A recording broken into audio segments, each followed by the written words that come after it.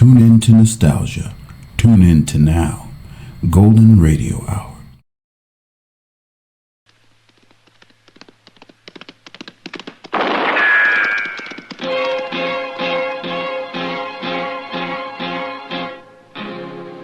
Gunsmoke, brought to you by L&M Filters. This is it. L&M is best, stands out from all the rest. Around Dodge City and in the territory on West, there's just one way to handle the killers and the spoilers, and that's with a U.S. Marshal and the smell of Gunsmoke.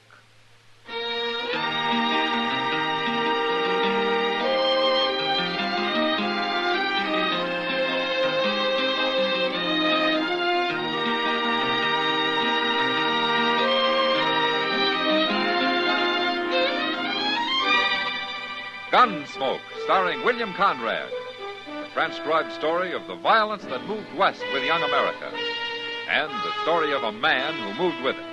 I'm that man, Matt Dillon, United States Marshal. The first man they look for and the last they want to meet. It's a chancy job, and it makes a man watchful and a little lonely.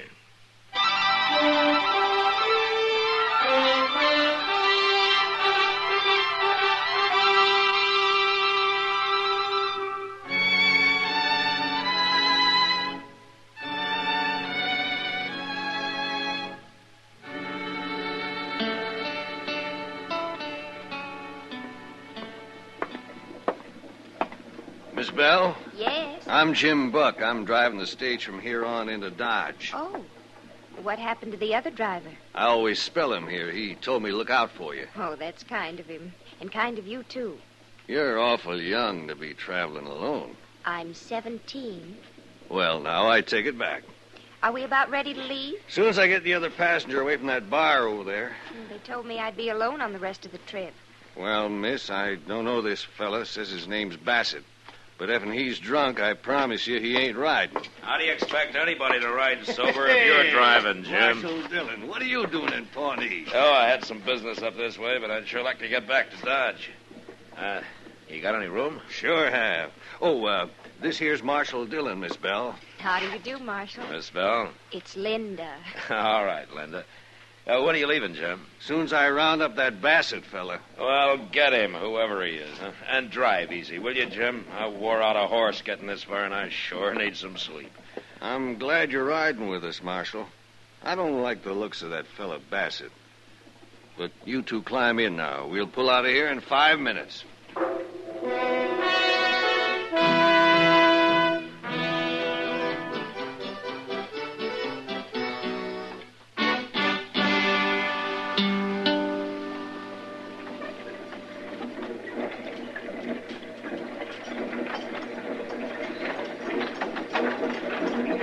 Nice day. The lawman's asleep. It's you I'm talking to, Missy. It's a nice day, ain't it? Yes. That's better. As long as we're riding the Dodge together, we better get acquainted. My name's Joe Bassett. How do you do? Well, there's no cause to be bashful, Missy. I ain't gonna hurt you. You staying in Dodge? Yes. Well, now, that's just fine. Please, I'm rather tired. Oh, you are. You have, dancing girl or something? Ah, you're too young for that, ain't you? Ain't you? Please. Hey, I know. I got a bottle here. Here, have a drink. No, Say, mister, What do you want? you're making it awful hard for me to sleep. Oh, I am, huh? And I'm pretty tired. Well, that's too bad. Now, it's going to be a long ride, so why don't you just sit there and look out the window, huh? Because I'd rather look at this pretty little girl here. Now, come on, honey, have a drink. No, I... Hey, Jim. Jim, pull up, will you? What for? You heard me. Pull up. Okay, Marshal. Whoa. What do you think you're doing? What's your trouble, Marshal? There's no trouble. Your friend Bassett here wants to ride up on the box with you. What? He wants somebody to talk to, Jim. Are you crazy? He's waiting for you, Bassett. I'm staying where I am. You're holding us up. Now you get moving. All right. I will. You're like you broke my arm. You should have left your gun where it was. All right, now get outside. Hurry it up. I'm going. But you're gonna wish you'd never seen me. I'm wishing that already. Give me a hand, driver. All right. My arm's all numb where to kick. I'm sorry for the delay, Linda. Marshal. It was worth it, though. Maybe now we can both get a little sleep, huh? Well, I can certainly use... What'd you say?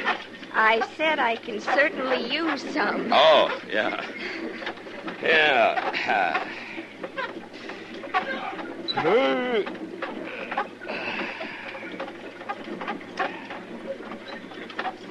You know, I feel as though I hadn't slept since I left St. Louis. Oh, you've come a long way, huh? Oh, it'll be worth it once I reach Dodge. How's that so? I'm meeting my fiancé there, Marshal. Oh, well, maybe I know him. Oh, he hasn't been there long. His name's Lou Paxson. Lou Paxson, huh? Yeah, well, what does he do? Well, I don't really know. I met him in St. Louis. It was only for a few days. Uh-huh. I see.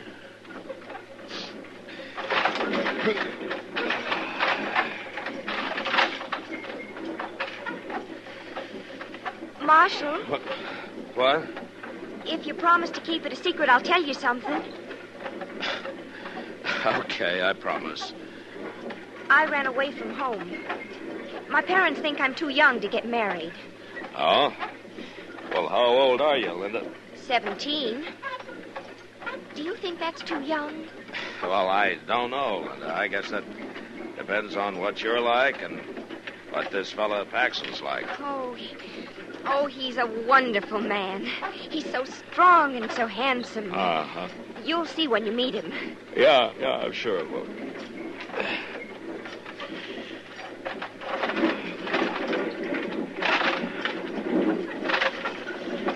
Marshal, Yeah. are there a lot of men in Dodge like that man, Bassett? Oh, why do you ask, Linda? Well, he frightens me. He's not going to forget what you did to him just now. Oh, well, you let me worry about Bassett, huh? I don't like him. Well, I don't like him either, but why don't we forget about him and try to get a little sleep, huh?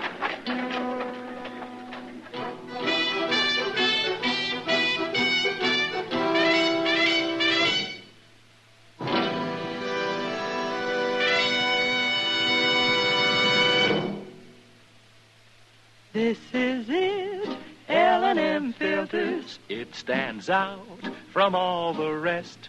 Miracle tip, much more flavor. L&M's got everything. It's the best. Yes, L&M's got everything. Superior filtration, superior taste. Superior filtration because of L&M's superior filter. White. All white. Pure white. The purest tip that ever touched your lips. Superior taste because of L&M's superior tobaccos. Tasty, full of flavor, and light, and mild. No doubt about it. L&M is America's best filter tip cigarette. This is it, L&M filters. L&M's got everything. It's the best.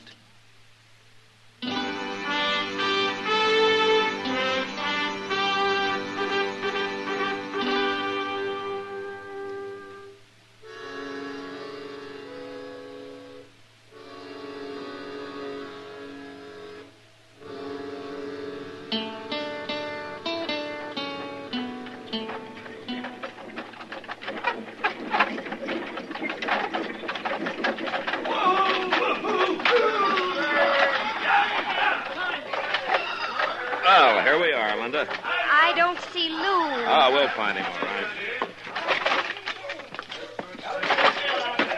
You want me to give you a hand? Yes, thank you. Okay. There we go. Come home, Mr. Dillon. Oh, hello, Chester. Oh, Linda, this is Chester Proudfoot. How do you do, Chester? Well, how do you do, Miss? It's Linda Bell, Chester, but she likes it simple. Oh, you look good. There he is, Marshal. There he is. Huh? Lou! Lou! Hey, how come she knows him? Why, do you? Yes, sir, Lou. Oh, Lou, I made it, and I never thought I would. Oh, I knew you would. No, it might have been bad, too, except for Marshal Dillon here. Well, you're Marshal Dillon. Yeah, that's right. Lou, it was that man right over there. He was What? trying to make me drink with him and everything. Which man? He's coming this way. Him. Marshal? Where? His name's Bassett, Lou. He was annoying me. Don't you worry about him, Linda. So this is who the little girl was coming to see.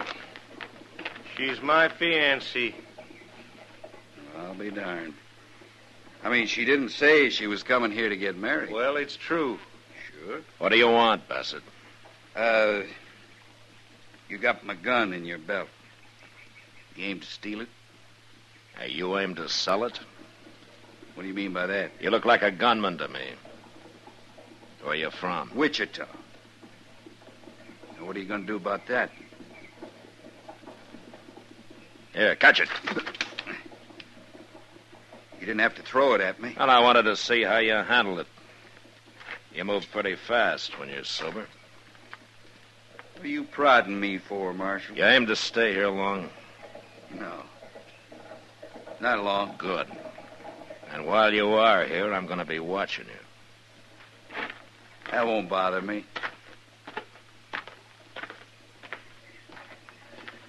Well, Marshal, I got to thank you for taking care of Linda. Yeah, sure. Now, I don't know who that Bassett fella is, but he shouldn't have been bothering her. No, that's right. Well, come on, Linda, we'll get your stuff. They got a room for you over to the Dodge House. All right, Lou. Marshal, I hope I'll see you again. You too, Chester. Yes, thanks, Linda. We'll see you. So long, Linda. Come Bye. on, Linda. My, that Paxton acts kind of funny, don't he? He's trying to hide something, Chester. He is. He and Bassett didn't handle that very well. What do you mean? They know each other. You think so? And it was pretty clear that they don't want anybody to know it. Well, why? What do you know about Lou Paxton, Chester? Nothing. I just seen him around. Uh-huh. Any idea what his game is? No, sir. I don't. None at all. Well, maybe we'll find out now. I expect he's just been waiting for Bassett to get here.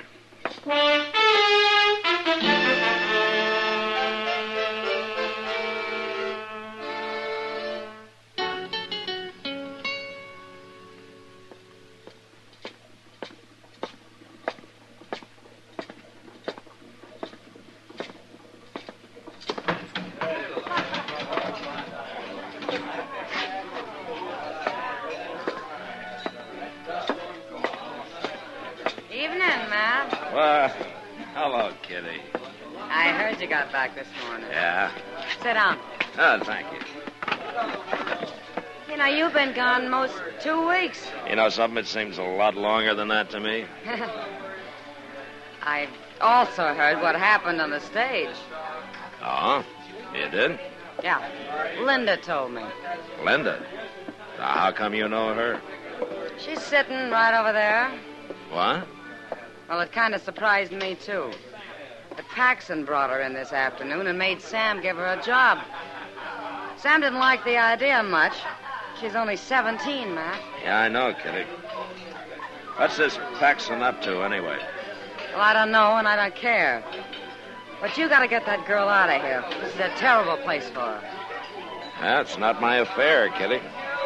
Since you're the only one who can do it, it is your affair. Now, Kitty, I can't interfere in a thing like this. Why? Because nobody's stolen anything or killed anybody? Because there isn't a law against it? that why? No, that isn't why, but... But nothing. You know what can happen to that little girl. Look at her, Matt. She's scared half to death right now. You wait till midnight. Wait till it starts to get really rough in here. You know what some of these horn-handed, drunken wild men are likely to do? You can't let it happen, Matt. You gotta get her out of here, and if you're any kind of a man at all, you do it right now. Well? Well, Kitty, All right, ask her to come over here, huh? Sometimes I get a feeling that maybe you're not all bad, Matt Dillon. Yeah, I'll bring it back.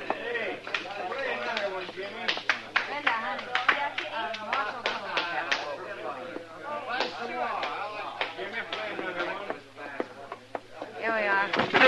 Ah, hello, Linda. Kitty said you wanted to see me, Marshal. Yeah, that's right. Sit down, won't you? All right. You don't have to be scared of the marshal, Linda. Oh, I'm not really.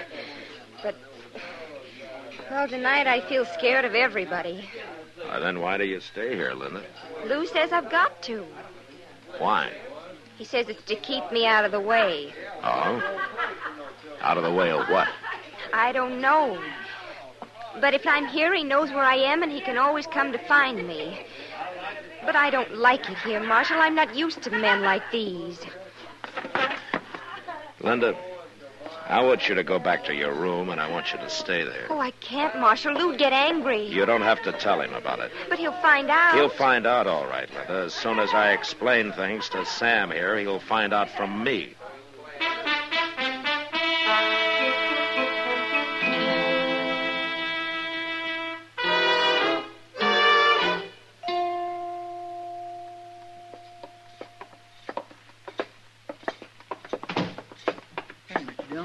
Down at the end of the hall, there goes that fellow Bassett. Yeah. I didn't know he had a room here. Well, that could be Paxton's room he came out of. Number 12, ain't it? By golly, you're right, it is.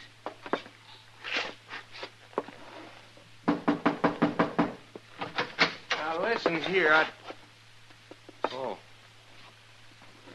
Thought it was someone else. Bassett's gone, Paxton. What do you want, Marshal? I want to talk to you. Oh. What about? Why did you pretend you didn't know Bassett at the stage this morning? I don't know him. Well, he just walked out of your room. I mean, I didn't know him. I didn't know him this morning. You're lying. Now, Bassett's a gunman, Paxton. What's your business with him? I got no business with him, Marshal. We were talking, is all. Uh-huh. About how much are you going to pay him? I got nothing to do with him, I tell you. All right. Now, I don't know who you're after, but this time I'm going to stop the trouble before it starts. Chester, when's the next stage leave? Not till day after tomorrow, Mr. Dillon. But there's a Santa Fe out in the morning. I'll be there to see that you're on it, Paxton. I can't leave, Marshal, you've got no right to make me... You're leaving, and you're leaving alone. What? A man who'll put an innocent 17-year-old girl to work in the Long Branch isn't going to keep her if I can stop it. I got her out of there, Paxton, and I told Sam she's not to come back. Well, I got good reason for her being there. Oh, and what are they? Well, it's none of your business. Marshal, you're interfering in something you got no right. As far as Linda's concerned, maybe I am, but I'm doing it anyway. That you and Bassett are different. And I'm going to run him out of town tomorrow, too. You're making a mistake, Dillon. If I am, you can stop it. What's that mean? Start talking. No. Okay. Come on, Chester.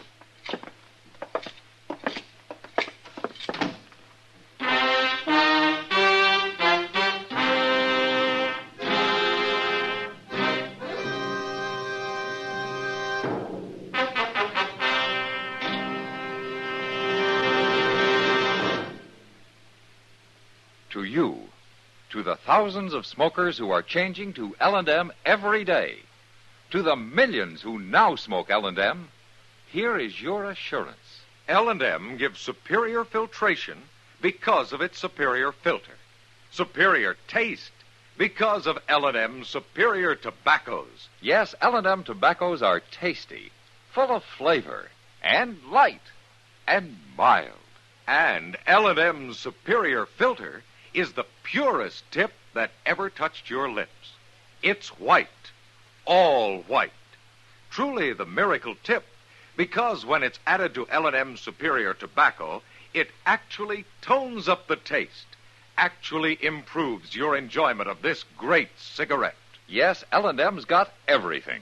Superior taste, superior tobacco, superior filter. That's why it's America's best filter tip cigarette. Try L&M today.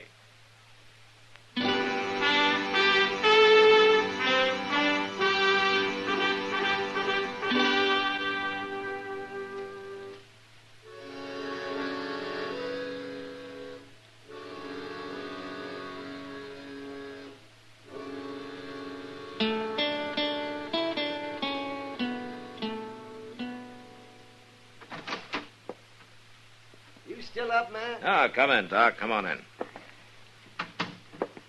Said, you know it's nearly midnight? Well, now, when did I start going to bed at midnight? Well, you should. A man needs to sleep. Then what are you doing up? I'm looking for somebody to argue with. Well, I'm your man. Start up. Yeah, What? Sounds like somebody beat us to it. Yeah, come on. Yeah. That came from right down the street. Down by the Alfraganza. Yeah, it sounded like it.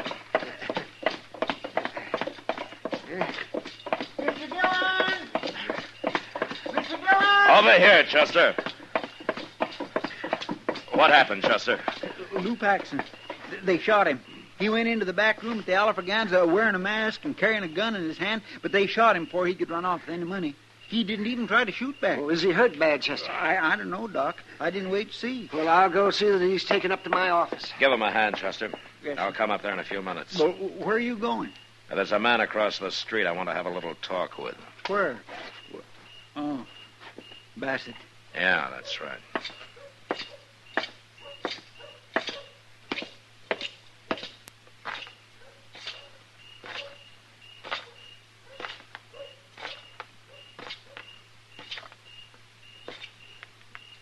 Evening, Marshal. What are you doing here, Bassett?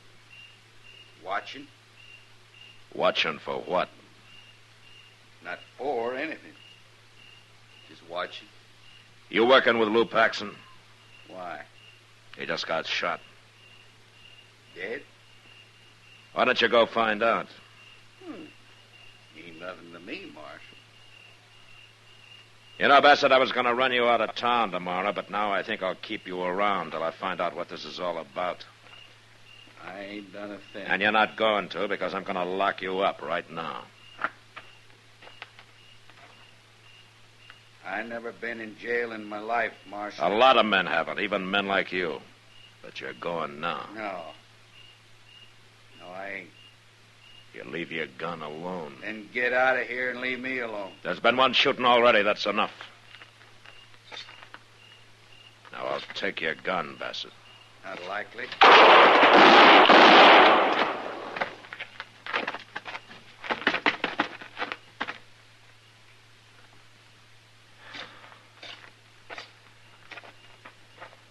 He missed you, Mr. Dillon.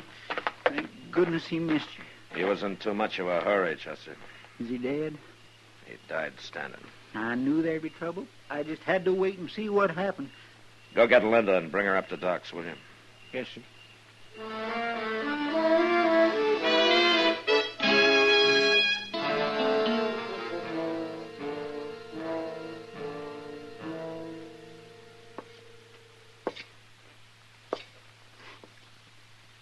How is he, Doc? He's not good, man. One bullet in the neck, another in the chest. I'm sorry, Paxson. There isn't much I can do for you. No. No, I can't live this way. Not for long. Paxson, Chester's gone for Linda. She'll be here directly. That poor little girl. How did you expect to hold up the Alafraganza like that? Was Bassett supposed to help you? Him? No. He was just waiting for the money. What? I tell you, it don't matter.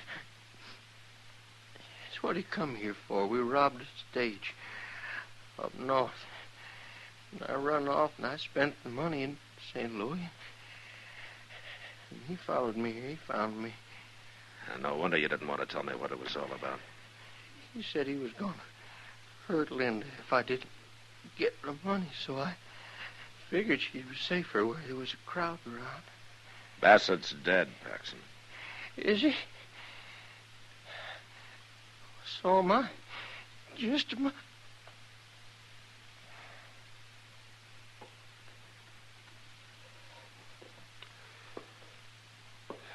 He's gone, Matt. Oh, that's probably Linda. You better keep her out of here. Yeah. Chester, wait in there, will you? Yes, sir. What are you going to tell her, Matt? I'm going to tell her the truth, Doc. The whole story. Oh, that would be awful hard on her, wouldn't it? Finding out what kind of a man Paxson was? No, you could spare her that. Linda got off easy, Doc. Married to an outlaw, she'd have been in real trouble. But all this won't do her any good at all if I don't send her home a lot smarter than she left. And that's what I'm going to do.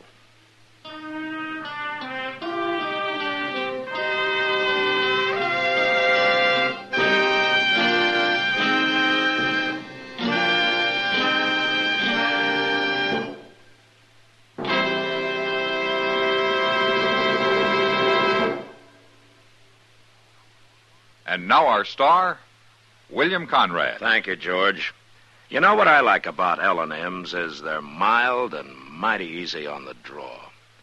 When you get right down to it, no filter stacks up with L&M's pure white miracle tip for quality or effectiveness. Darn good smoke. See for yourself.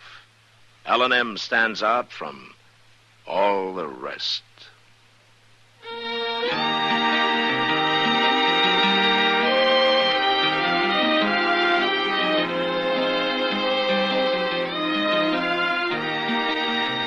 Gunsmoke, produced and directed by Norman Macdonald, stars William Conrad as Matt Dillon, U.S. Marshal. Our story was specially written for Gunsmoke by John Meston, with music composed and conducted by Rex Corey. Sound patterns by Tom Hanley and Bill James. Featured in the cast were Eleanor Tannen, Vic Perrin, Lawrence Dobkin, and Paul Dubois. Parley Bear is Chester, Howard McNear is Doc, and Georgia Ellis is Kitty.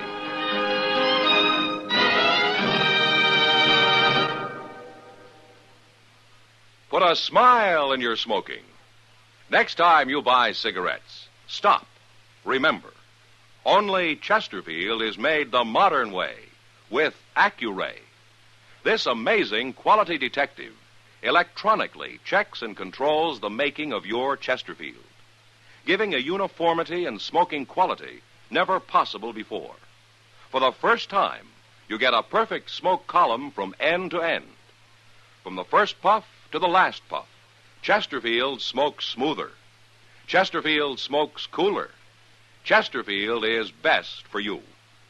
Next time you buy cigarettes, stop. Remember, Chesterfield is made the modern way with Accuray. Put a smile in your smoking, just give 'em a try. Light up a Chesterfield, they satisfy. Remember, listen again next week for another transcribed story of the Western frontier. It's America growing west in the 1870s. It's Gunsmoke, brought to you by L&M Filters.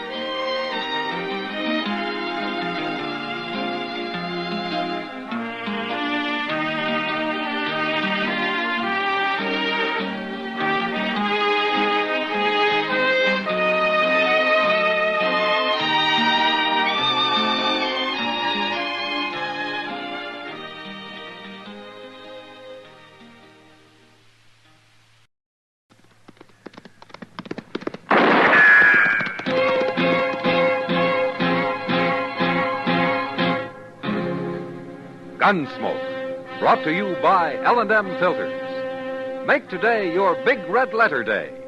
Change to L&M. Superior taste, superior filter. America's best filter tip cigarette. Around Dodge City and in the territory on West, there's just one way to handle the killers and the spoilers, and that's with a U.S. Marshal and the smell of gun smoke.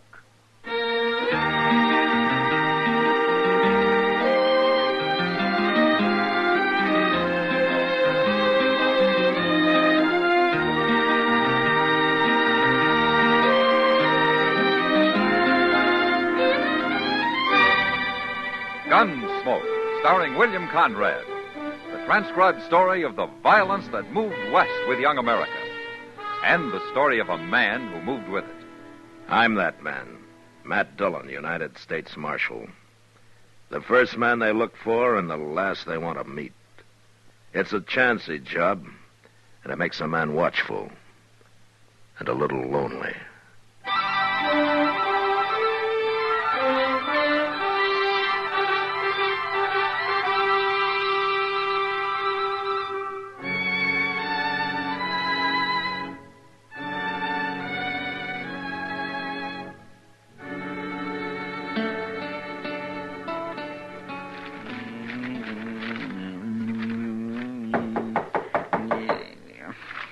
Who's that? Oh, why don't you open the door? Maybe you'll find out, Chester. I never heard of nobody knocking on this door before. It's Major Harris, Mr. Dillon, from Fort Dodge. Come in, Major. Marshal Dillon. Sit down. I'll stand, thanks. Marshal, last Saturday, 2 United States Army soldiers were murdered while driving a supply wagon from here to Fort Dodge. Government payroll was stolen, and you seem to have taken no interest whatsoever in the matter.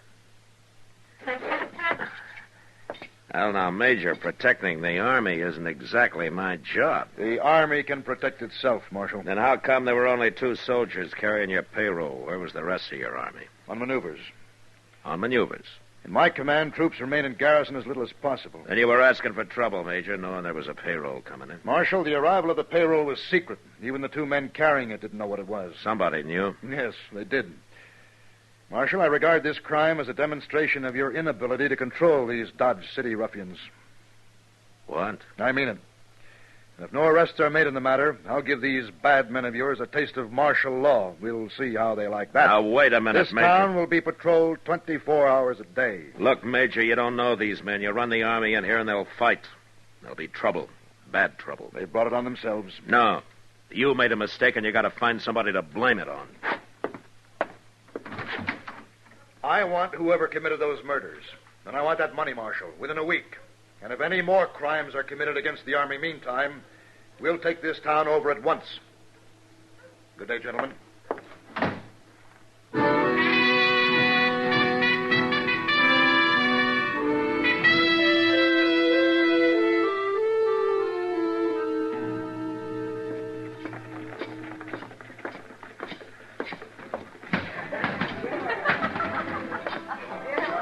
Hello, Matt. Evening, Kitty.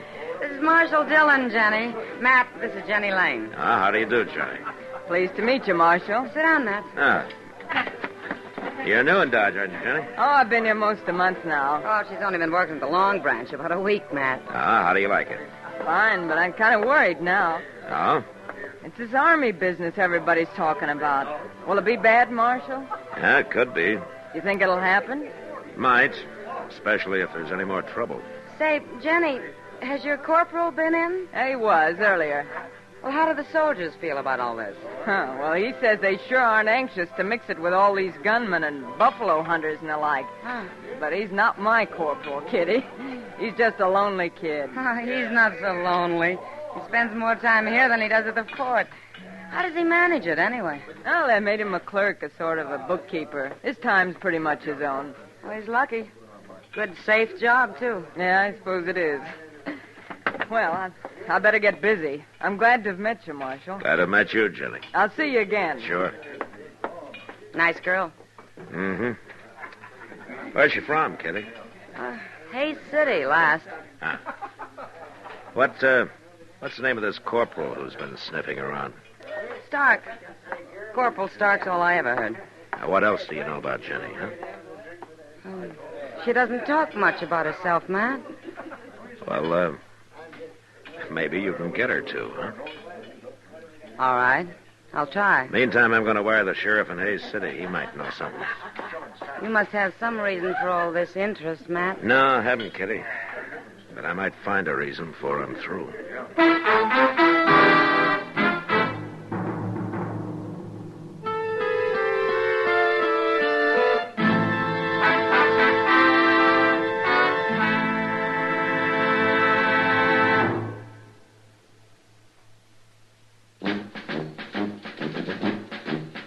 Make today your big red letter day, your L&M red letter day. Superior taste and filter, it's the miracle tip. Make today your big red letter day. Change to L&M today. L&M's got everything. Superior taste. And superior filter. Get L&M today. This is it. L&M, superior taste and filter. Superior taste from tobaccos especially selected for filter smoking. Tobaccos that are richer, tastier, light and mild. And L&M's superior filter is white, pure white. Truly the miracle tip, because when it's added to L&M tobaccos, it actually improves your enjoyment of this great cigarette. Next time you buy cigarettes, look for the big red letters L&M. Smoke L&M filters, America's best filter tip cigarette. L&M's got everything. Get L&M today.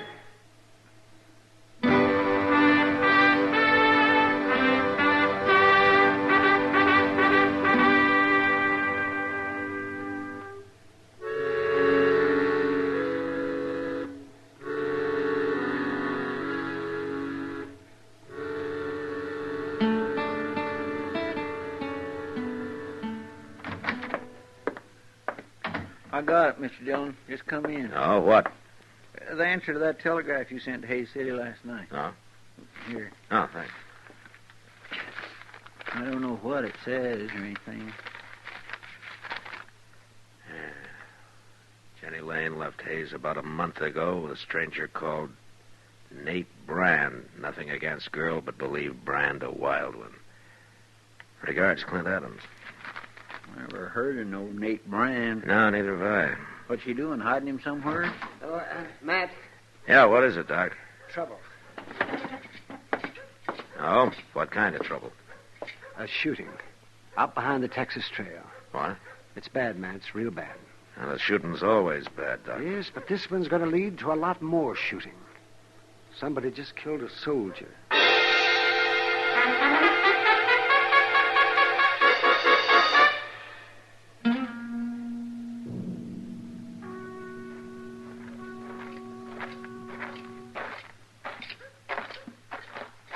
There he is, Mr. Dillon. Laying in them weeds over there. How come there's no crowd around here? There isn't a man in sight. No. Who told you about this, Doc? The bartender. He said he heard a shot and went out back and found him. He sure looks dead, all right. He's dead. Is that all the bartender had to say? That's about all. Except that when he went back into the saloon and told everybody there about it, they didn't move a hair. Well, I guess maybe they was thinking about the Army taking over Dodge. Yes, Why didn't the bartender come to me first? Well, I don't know, Matt, but I've got the feeling that maybe nobody knows whether you're going to be on their side or the Army's. Yeah, they never do trust me, do they? Chester. Yes, sir? Give Doc a hand here. I'm riding out to Fort Dodge.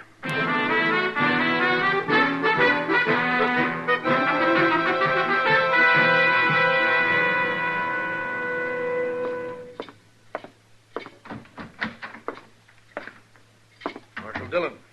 Hello, Major. What brings you to Fort Dodge, Marshal? Murder. What? Murder. A soldier? Uh-huh. Who? I don't know. Some private. In Dodge City, of course. That's right. Have you arrested the murderer? Nobody saw it happen, Major. I see. Well, Marshal, you leave me no choice. Wait a minute, Major. I didn't ride out here just to bring you the news. I want something from you.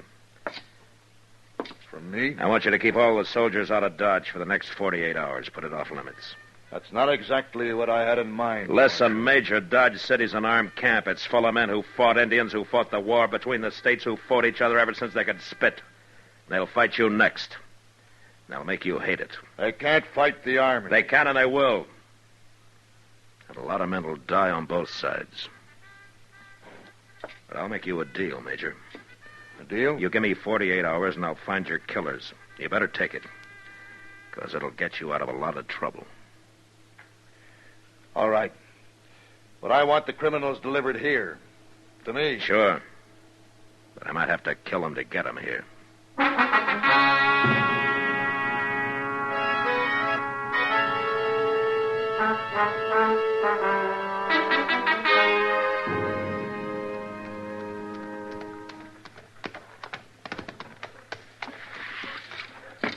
Matt! Oh, Matt. Hello, Doc. I've been waiting for you to get back. Oh, anything more happened? Not yet, but I found a letter on that soldier. His name was Ravitch. Oh, anything else? Yes. I dug the bullet out of him, Matt. And you know something? I haven't seen lead like that since I mustered out in 65. Oh, what do you mean, Doc? That soldier was shot with a cavalry pistol. He was? I'd swear to it. Thanks, Doc. I'll see you later. Well, now, where you going? Into the Long Branch. I want to talk to a friend of mine.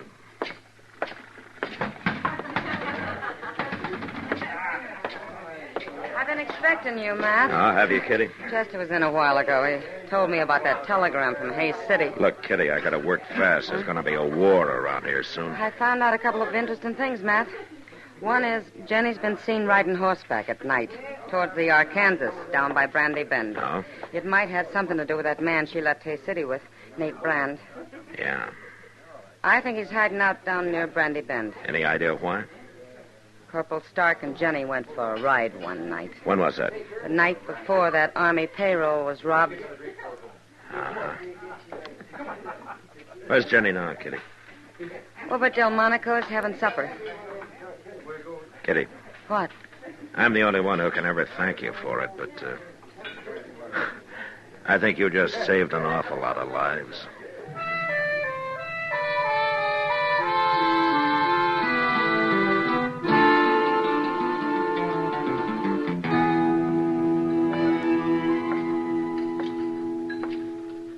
Evening, Jenny. Well, hello, Marshal. Won't you sit down? You sure Corporal Stark won't mind? Don't be silly. Besides, he's out at the fort. When'd you see him last? Oh, about noon, I guess. Uh-huh. Anybody with him? Private Ravitch. Corporal Stark didn't shoot him, Marshal. They were good friends. They worked together in the bookkeeping office. I see. That's a pretty good job, isn't it? Handling expenses, figuring out the payroll, things like that. Oh, I don't know. He never talked about it much. Also, he'd be in a good spot to know when to expect payroll money in, wouldn't he? Even when it was kept secret? You'd have to ask him, Marshal. But, this isn't why you found me here, is it? No, of course not, Jenny. I'm sorry. You look real pretty tonight. Thank you, Marshal. You really mean that? Sure, I mean it. Marshal, I have to work late tonight, but I can get off tomorrow. I know it's bold of me, but couldn't we maybe take a ride together? There'll be a moon. Oh, where would we ride to, Jenny? Oh, I don't know. Anywhere. Maybe down along the Arkansas. I know. Let's ride down toward Brandy Bend. All right, Jenny. We'll ride down toward Brandy Bend.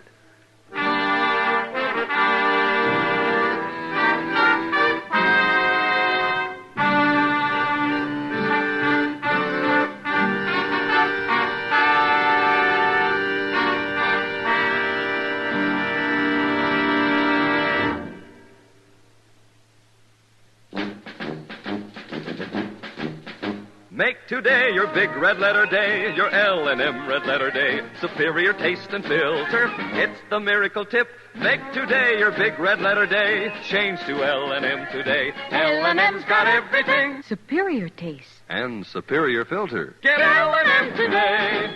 This is it. L&M, superior taste and filter. Superior taste from tobaccos especially selected for filter smoking. Tobaccos that are richer, tastier, light and mild. And L&M's superior filter is white, pure white. Truly the miracle tip, because when it's added to L&M tobaccos, it actually improves your enjoyment of this great cigarette. Next time you buy cigarettes, look for the big red letters L&M. Smoke L&M filters, America's best filter tip cigarette. L&M's got everything. Get L&M today.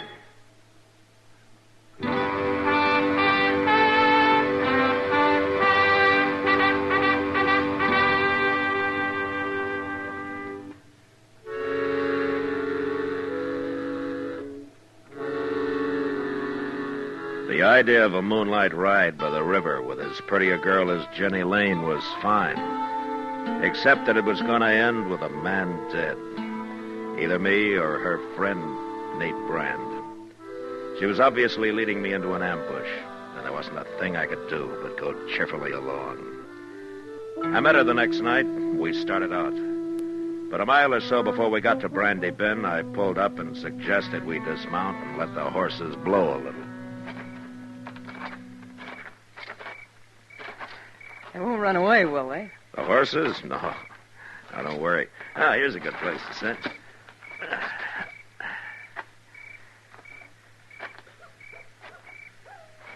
What's the matter? You nervous, Jenny? No. No, of course not. Sit down. Take it easy, then. All right.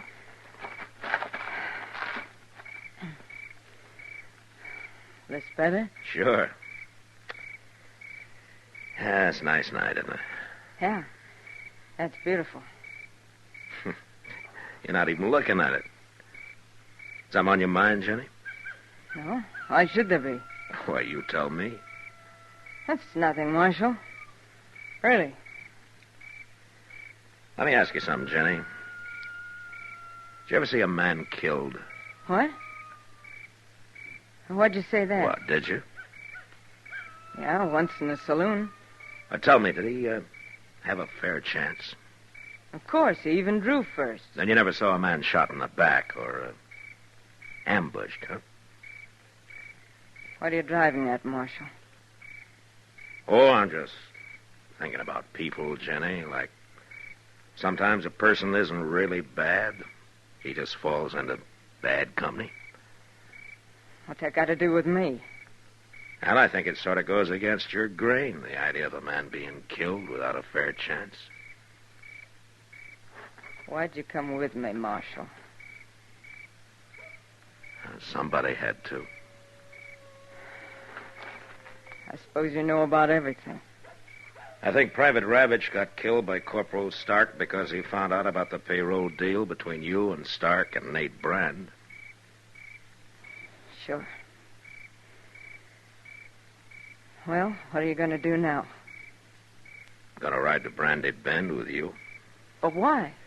Because I'm gambling that you're still decent enough inside to let me have that fair chance I was talking about. That's quite a gamble, Marshal. Yeah. But we'll ride slow. And you'll have a little time to think about it.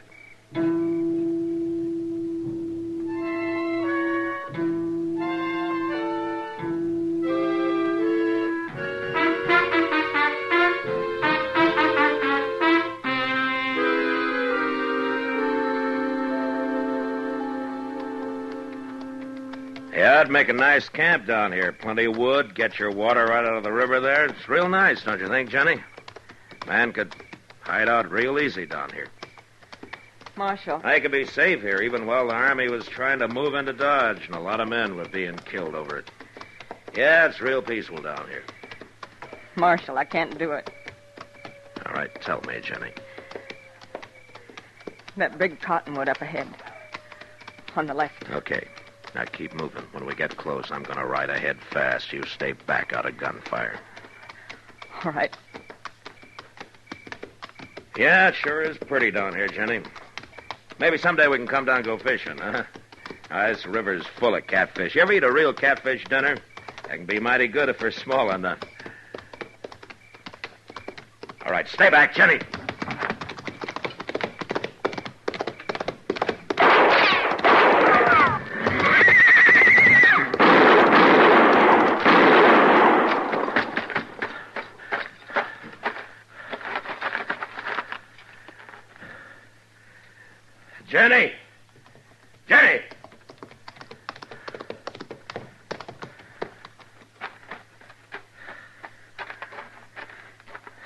He's dead, Jenny.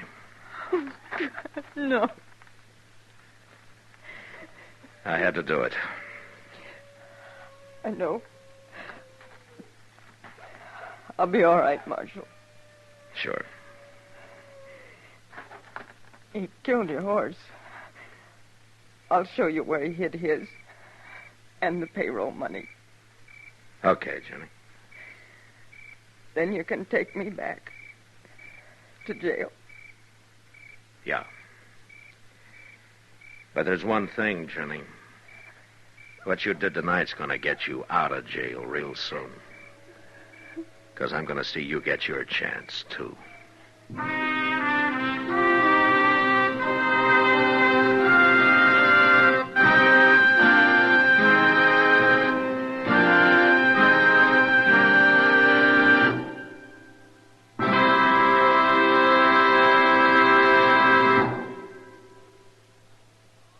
And now our star, William Conrad.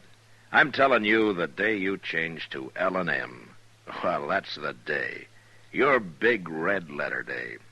No filter stacks up with L&M's pure white miracle tip.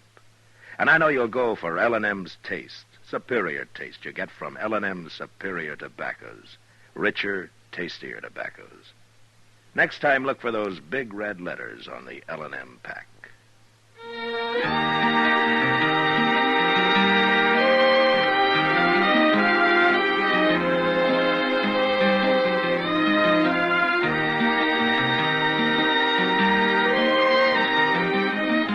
Gunsmoke, produced and directed by Norman MacDonald, stars William Conrad as Matt Dillon, U.S. Marshal. Our story was specially written for Gunsmoke by John Meston, with music composed and conducted by Rex Corey.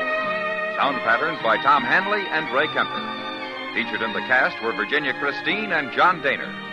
Harley Bear is Chester, Howard McNear is Doc, and Georgia Ellis is Kitty.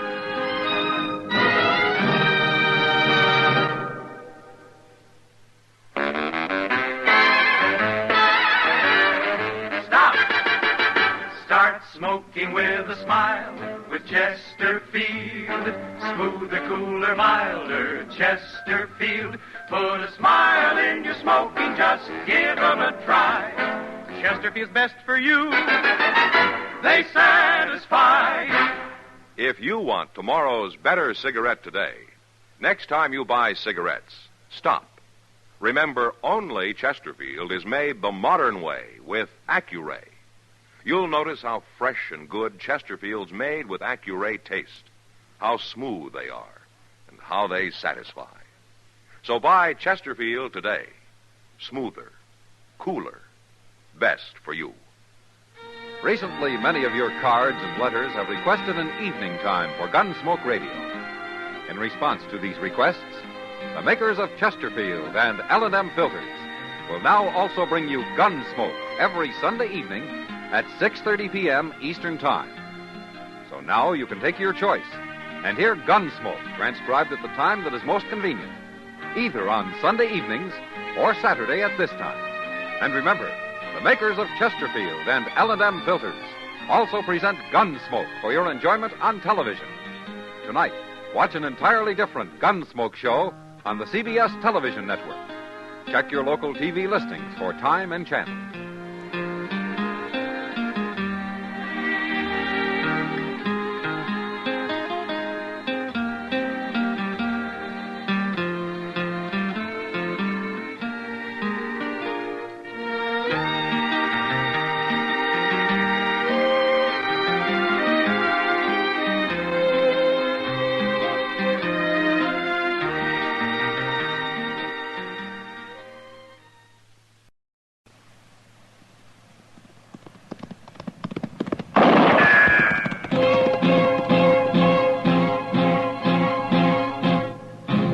Gunsmoke, brought to you by Chesterfield, made the modern way with Accuray. Smoother, cooler, best for you. Around Dodge City and in the territory on West, there's just one way to handle the killers and the spoilers, and that's with a U.S. Marshal and the smell of Gunsmoke.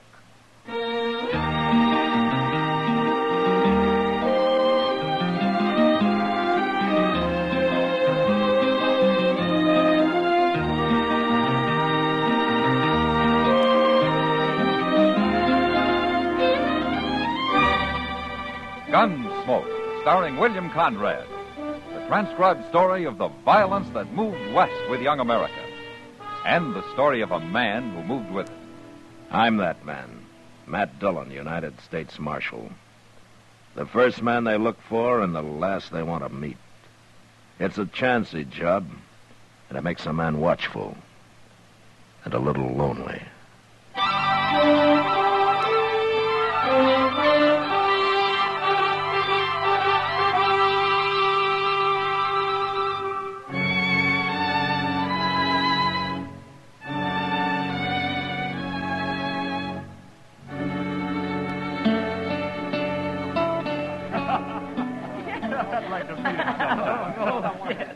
Oh, wait a minute. Chester?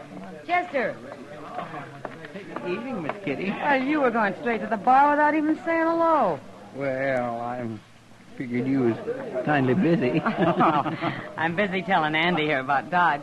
Andy, this is Chester Proudfoot. He's one of the people you ought to know. This is Andy Hill, Chester. Pleased to meet you, Chester. Well, sit down. Thank you. Chester works for Marshal Dillon, Andy. Well, that ought to be a good job. Oh, it's a fine job. If you like long hours and poor pay. He spends quite a few of those long hours sitting around the depot waiting for the Santa Fe to come in, Andy. Well, that's just so Mr. Dillon will know where I'm at if he wants me for anything, Miss Kitty. Your name, Kitty? I'm busy, mister. They told me your name. Now I'm going to buy you a drink. Come on over to the bar. Back to your hogs, mister. You're spoiling the air. I'll have no talk from a woman of your kind. All right, you get out of here, mister. Get out. You putting me out? You ain't even armed. Well, I'll find me a gun quick enough. Hey, mister. How about me? I'm armed. You're too young to be wearing a gun. Take it off. You do it. You take it off. I sure will. From there. You want to die, don't you? No. I don't want anybody to die. Now, you get out of here. I'm going to put a bullet in you. You can't do it, mister. Don't try. I'll show you. I told him he couldn't do it. You killed him, Andy. He was looking for a fight. I don't even know who he is. I never seen him before. But there's Matt. Who? Marshal Dillon, Andy. Oh. Did you kill this man? I did it. It was self-defense, Matt. Andy had to shoot him. That's the truth, Mr. Dillon. That man was treating Miss Kitty awful bad, and I didn't have no gun, and Andy stood up to him. Get some help and carry him out of here, Chester. Yes, sir. A couple of you men give me a hand here. Kitty, let's step over here. Yeah. You and Andy, is it? Andy Hill, Marshal. You should have seen it, Matt. That man had his gun almost out before Andy even started to draw. So you're pretty fast, huh, Andy? I'm alive. Where you from? I told you my name. It don't matter where I'm from. What are you doing in Dodge? Marshal, I come here looking for a job, an honest job. He told me the same thing, Matt. I believe him. Why would I be lying? Well, the way Kitty described it, you're mighty handy with a gun for a man who's looking for an honest job. All right, I'll move on. I wouldn't have a chance here with you against me. Matt. Don't worry about it, Miss Kitty. I'll make out someplace else. Wait a minute, Andy. Yeah? Go over to the stage office. Ask for Jim Buck. What for? He's a driver. He's looking for a man to ride shotgun. Tell him I sent you. Thanks, Marshal. I'll go over right away. So long. You see, Matt? He did mean it. Yeah, he wants a job, all right. But he's hiding something, Kitty. When a man hides something, it's usually bad. But I got a feeling about him, Matt. I think he's all right. Well, I hope so, Kitty. Won't be so good if I recommended an outlaw to protect the stage.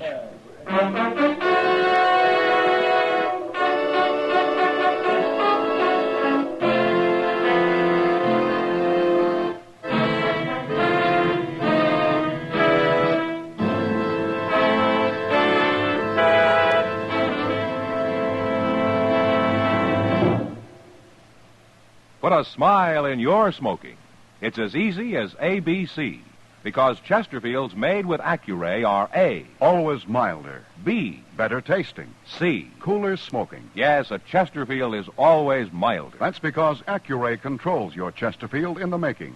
gives it a more even distribution of fine tobaccos that burn more evenly, smoke much milder. A Chesterfield is better tasting. That's because an Accuray Chesterfield draws more easily, lets you enjoy all the wonderful flavor. And a Chesterfield is cooler smoking. 14% more perfectly packed than cigarettes made without Accuray. You enjoy cooler smoking pleasure. No hot spots, no hard draw. So the next time you buy cigarettes, stop. Remember, an Accuray Chesterfield is A, always milder. B, better tasting. C, cooler smoking. Put a smile in your smoking, just give 'em a try. Chesterfield's best for you. They satisfy.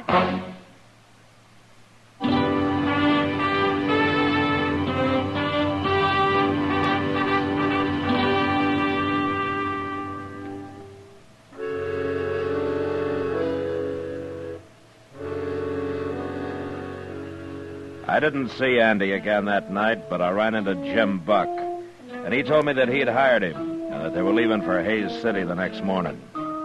It was 2 days before they were due back, before I'd find out if I'd made a mistake or not. And I waited.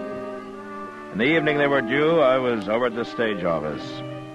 Of course, the stage was late, over an hour late, but it finally came. And Andy was up on the box next to Jim. They pulled up, and Jim jumped down and ran over to me. Marshal, you arrest him. Arrest who? Andy Hill, that's who. If I hadn't heard how good he is with a gun, I'd have taken him myself. I'd have shot him dead. Now, wait a minute, Jim. What's the trouble? He's mad at me, Marshal. Mad at you? You ought to be tarred and feathered. Why don't one of you tell me what this is all about? We was held up, Marshal. Held up, by heaven, and this so-called shotgun man sat there like a owl on a rafter. Sat there and did nothing. Is that true, Andy? Why kill a man for nothing, Marshal? For nothing? The treasure box was empty and we carried no passengers this trip. He didn't get a thing. You didn't know that box was empty till I told you afterwards. I knew it before we left Hayes City, Jim. I figured I ought to know what I was guarding, so I found out. Sure. And for all I know, you was in cahoots with that bandit. Maybe you and him were partners. There's no proof of that, Jim. Well, I ain't hiring a man who won't fight. You're fired, Andy. I never want to see you again. I'm sorry, Marshal. I guess I've disappointed you. Because you didn't want to kill a man for nothing. That's right. There, wasn't any other reason, was there, Andy? You think I was in on it, too. I didn't say that. Good night, Marshal. Andy. Andy. Yeah, maybe I did make a mistake.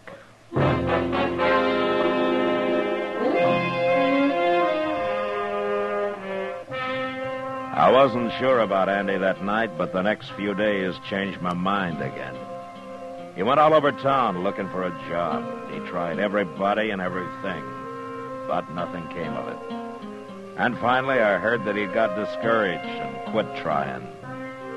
I had a long talk with Jim Buck, and at the end, he said he was sorry he'd lost his temper, but he still wouldn't rehire Andy. And that was that. Until one night about a week later, Doc and I were having a beer over at the Texas Trail. From what I've seen of him, Matt, Andy's got a lot of pride. Maybe too much pride, Doc. No, he's young. He's feeling his blood. Oh, my, we were all like that once. Ah, there's more to it than that. Well, what? I don't know, Doc. Andy doesn't talk much, especially to me. Well, maybe he doesn't trust the law. Well, most people around here don't. Yep. Get away from him. Oh, now what? That's Andy. He's drunk. Who's that following him? Who is that, man? I'm trying to think, Doc. I've seen his face. Maybe it was his picture. I said I don't want to drink with you. No drink. Oh, there's going to be a fight, man. Yeah, stick around, Doc. We may need you. A man won't drink with Take it any way you like. Andy, I could kill you. You know, you're drunk. Try it. Hold it, Andy. Stay out of this, Marshal. He's right. You're too drunk to fight. Am I? Watch me. No. Hey. What'd you do that for, Marshal? They keep you from killing him, Carrick. Know my name? I heard Andy say it, but I don't want to hear it again. And I don't want to see you again. You find your horse and you ride him out of town, Carrick, and you keep on riding him. Now, you get moving while you got a chance.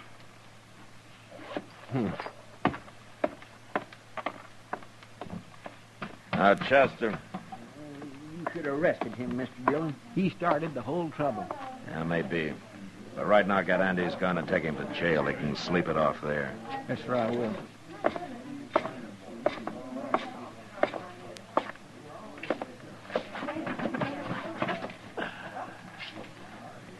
Well, you didn't need me after all, man. Doc, that's the first time I ever turned an outlaw loose. What's that? Carrick. I saw his picture the other day on some news circulars. The law in Oklahoma Territory. I'd like to have him back. Well, then why didn't you arrest him? Andy's wanted with him. There's no picture, but I remember the description now. Carrick for murder, Andy for robbery. They were partners. You let a murderer go? No, not exactly, Doc. Carrick needs Andy for a partner. That's why he came here. And that's why he'll come back. If he comes back, you're going to have two outlaws to deal with. Yeah, maybe. But it's Andy who's going to have to decide that. He's still got a choice to make, Doc. So all I'm doing is giving him the chance to make it. Why should you risk facing a pack of trouble to help a man you hardly know, man? A man who hardly knew me went out of his way once, Doc. Maybe I'm kind of paying him back. Oh. Well, I still say you must have a lot of faith in Andy. No, not a lot, Doc. Just enough to take a gamble.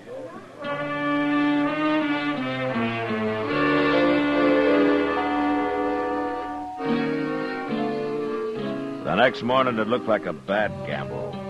Andy came out of his cell sullen and angry. And when I gave him his gun back, he took it and left without a word. Later, Chester reported that he'd ridden out of town.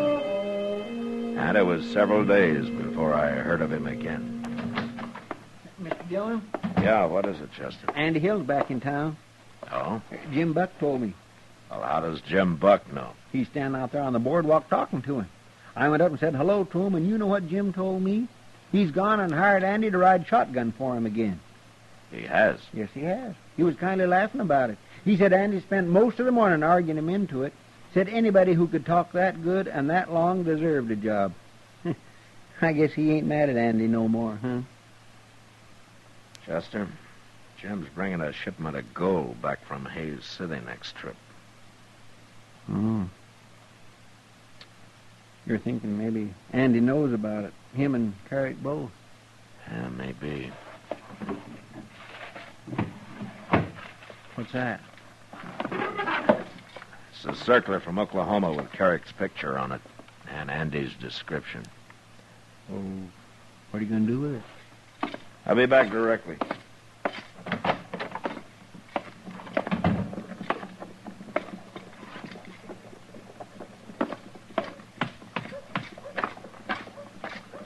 Hello, Andy. What do you want, Marshal? Where's Jim Buck? He went over to the stage office. I hear you're riding shotgun for him again. Any objections, Marshal?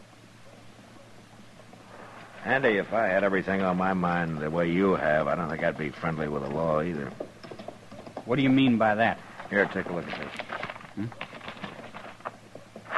Now, wait a minute, Andy. I didn't come to arrest you, so don't make me kill you. What? I wanted you to see that circular. I didn't think you and Carrick knew it was out. I don't understand you, Marshal. It was Carrick who held up the stage last time when you were riding shotgun. Wasn't it? It had nothing to do with me. I didn't know he was in the country. But you didn't shoot because you didn't want to kill a man for nothing, especially a former partner, huh? Okay, Marshal. I think you're partners again, Andy. I think you got this one planned. You won't take me alive, Marshal. I told you I didn't come here to arrest you. Why not? Because I think a man who wants it deserves a chance, Andy. You haven't had yours. Not yet. Well, maybe I'm wrong giving it to you, but I'm going to do it. What do you mean? The stage goes to Hays tomorrow. It'll be back Thursday. I'm going to be waiting for it, Andy. Waiting real hard.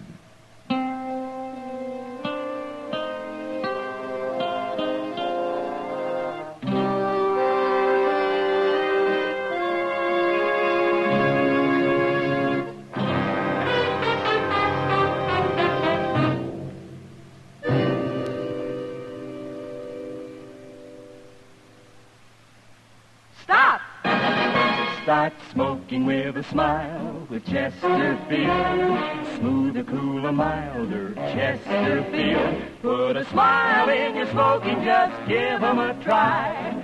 Chesterfield's best for you. They satisfy. Yes, put a smile in your smoking. It's as easy as ABC. Because Chesterfield's made with Accuray are A. Always milder. B. Better tasting. C. Cooler smoking. Yes, a Chesterfield is always milder. That's because Accuray controls your Chesterfield in the making. Gives it a more even distribution of fine tobaccos that burn more evenly, smoke much milder. A Chesterfield is better tasting. That's because an Accuray Chesterfield draws more easily. Lets you enjoy all the wonderful flavor. And a Chesterfield is cooler smoking. 14% more perfectly packed than cigarettes made without Accuray. You enjoy cooler smoking pleasure. No hot spots. No hard draw. So the next time you buy cigarettes, stop. Remember, an Accuray Chesterfield is A. Always milder. B. Better tasting. C. Cooler smoking. Put a smile in your smoking, just give 'em a try. Chesterfield's best for you. They satisfy.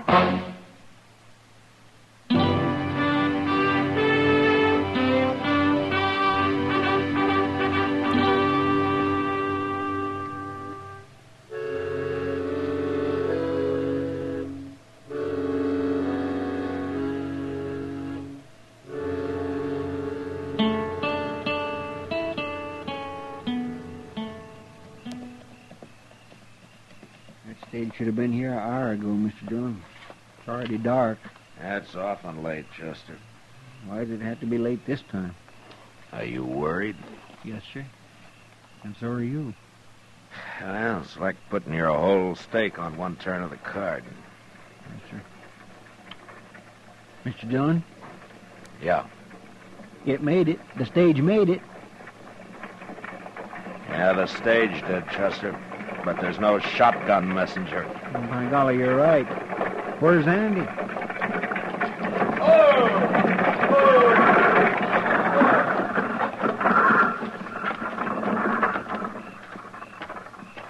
Where's Andy, Jim? I don't know where he is. I ain't seen him since we got to Hayes. You mean he quit, Jim? I'd call it that. Well, did he tell you he was quitting? He told me nothing. He just disappeared. Serves me right for hiring him again. I got work to do. I guess he figured he'd get as far as Hayes without you after him, and then him and Carrick could run from there. What are you looking That at? rider coming up the street, Chester. Leading that pack horse? It's not a pack horse. There's a body tied across the saddle, and that's Andy leading it. By golly, you're right. Now what's he gone and done? Now, we'll ask him.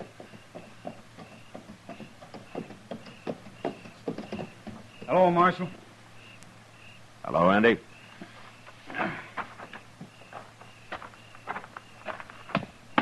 That's Carrick I got there, Marshal. You kill him? I killed him. No witnesses. No way to prove who drew first. Jim Buck told me you ran off up in Hayes City. Jim might have got shot if I hadn't. Oh? Carrick was going to hold up the stage again, Marshal, and I decided not to let him do it. But I figured if I tried to fight him while I was sitting up there next to Jim, it'd go bad. So you rode back to meet Carrick alone, huh? Yeah. I left the night we got to Hayes. I found him and told him I was through for good. He got scared and went for his gun. But, like I say, I can't prove it was self-defense. Maybe I shouldn't have come back. Nobody's going to believe an outlaw. Chester. Yes, sir? Give Andy a hand with Carrick's body. I got some work to do. Where are you going? I'm going to write to the law in Oklahoma Territory. I'm going to let them know they can withdraw that wanted circular on Carrick. But what about Andy and that robbery charge? After I tell him how he brought in Carrick and how hard he's trying to go straight, I think they won't be too hard on him.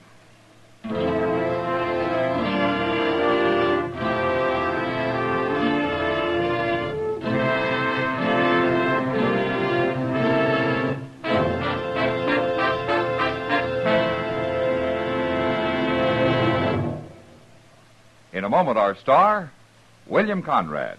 If you want tomorrow's better cigarette today, next time you buy cigarettes, stop.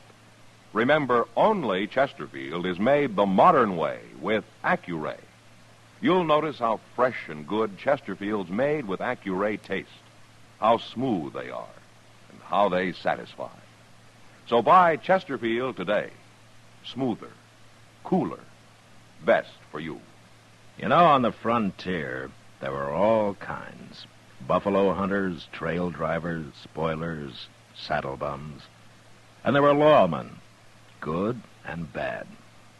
Well, our story next week concerns a lawman's death. Until then, good night.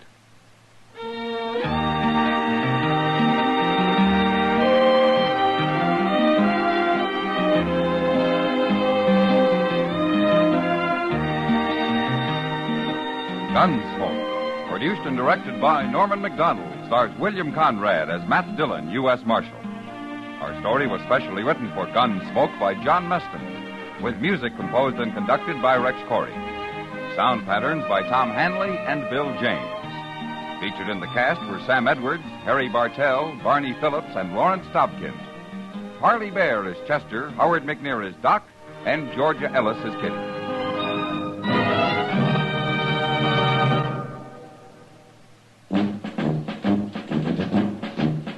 Make today your big red letter day, your L&M red letter day. Superior taste and filter, it's the miracle tip. Make today your big red letter day. Change to L&M today. L&M's got everything. Superior taste. And superior filter. Get L&M today. This is it. L&M. Superior taste and filter. Superior taste from richer tobaccos. Tastier, light and mild. Superior filter. It's white, pure white. Added to L&M tobaccos, this miracle tip actually improves your enjoyment. Look for the big red letters. Smoke L&M, America's best. L&M's got everything. Get L&M today. Be sure and listen to another transcribed story of the Old West on Gunsmoke next week at this same time.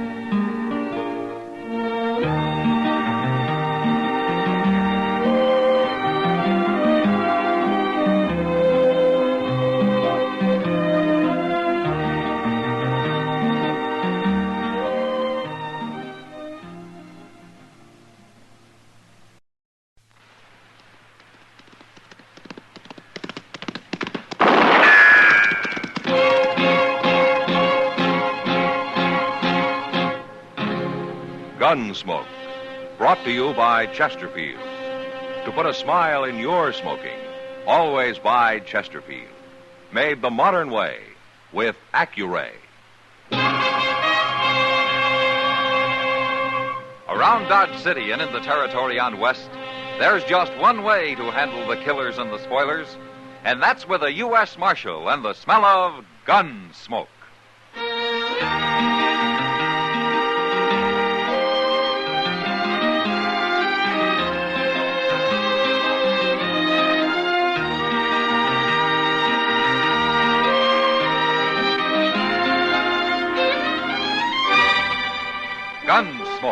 starring William Conrad.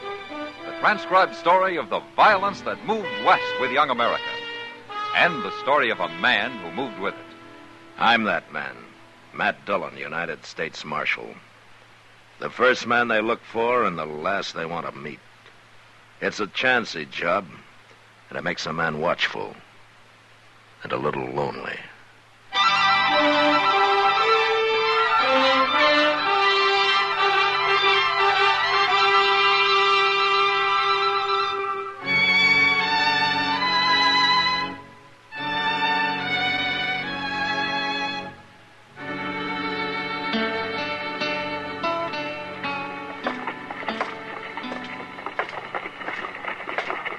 Hello, Kitty.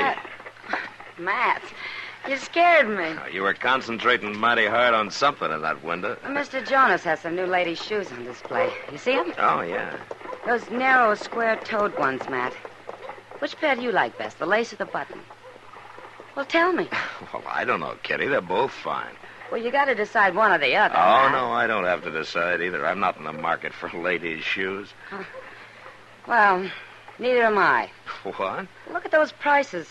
$2.65 for a pair of shoes. Did you ever hear of such a thing? Kitty, I only stopped to say hello, not to argue about ladies' shoes. Well, I still think somebody ought to complain to Mr. Jonas. Well, it's not my job. I got enough trouble as it is. Well, I'm going in and tell Mr. Jonas what I think of his prices. Have a good time, Kitty. You bet I will.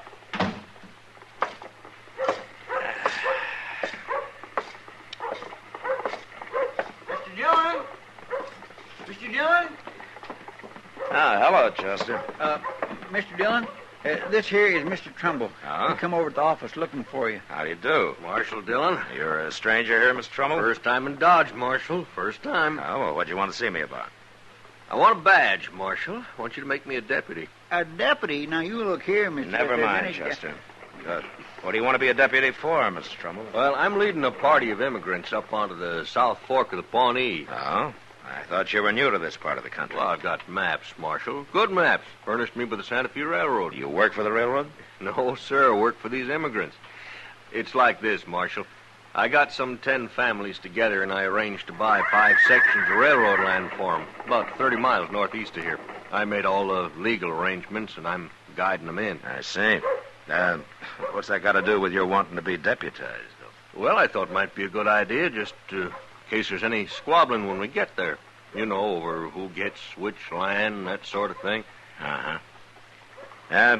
Most parties draw straws before they ever see the land, Mr. Trumbull. Haven't yours? Well, yes. Sure, of course. Well, then why should there be any trouble? Well, one of the men's having a little wife trouble, Marshal. You know how it is. Well, maybe I better ride out with you. No, that won't be necessary. Everything will probably work out fine. Yeah, sure. Where are these pilgrims of yours? Well, we're in camp down by the Arkansas. We're pulling out in the morning. Well, I thank you anyway, Marshal. Goodbye, Chester. Goodbye. Well, that man sure has got a lot of gall. Yeah, he's some confused, Chester. How do you mean? He can't seem to decide if there's going to be any trouble or not. Yeah, maybe we can find out for him. Come on.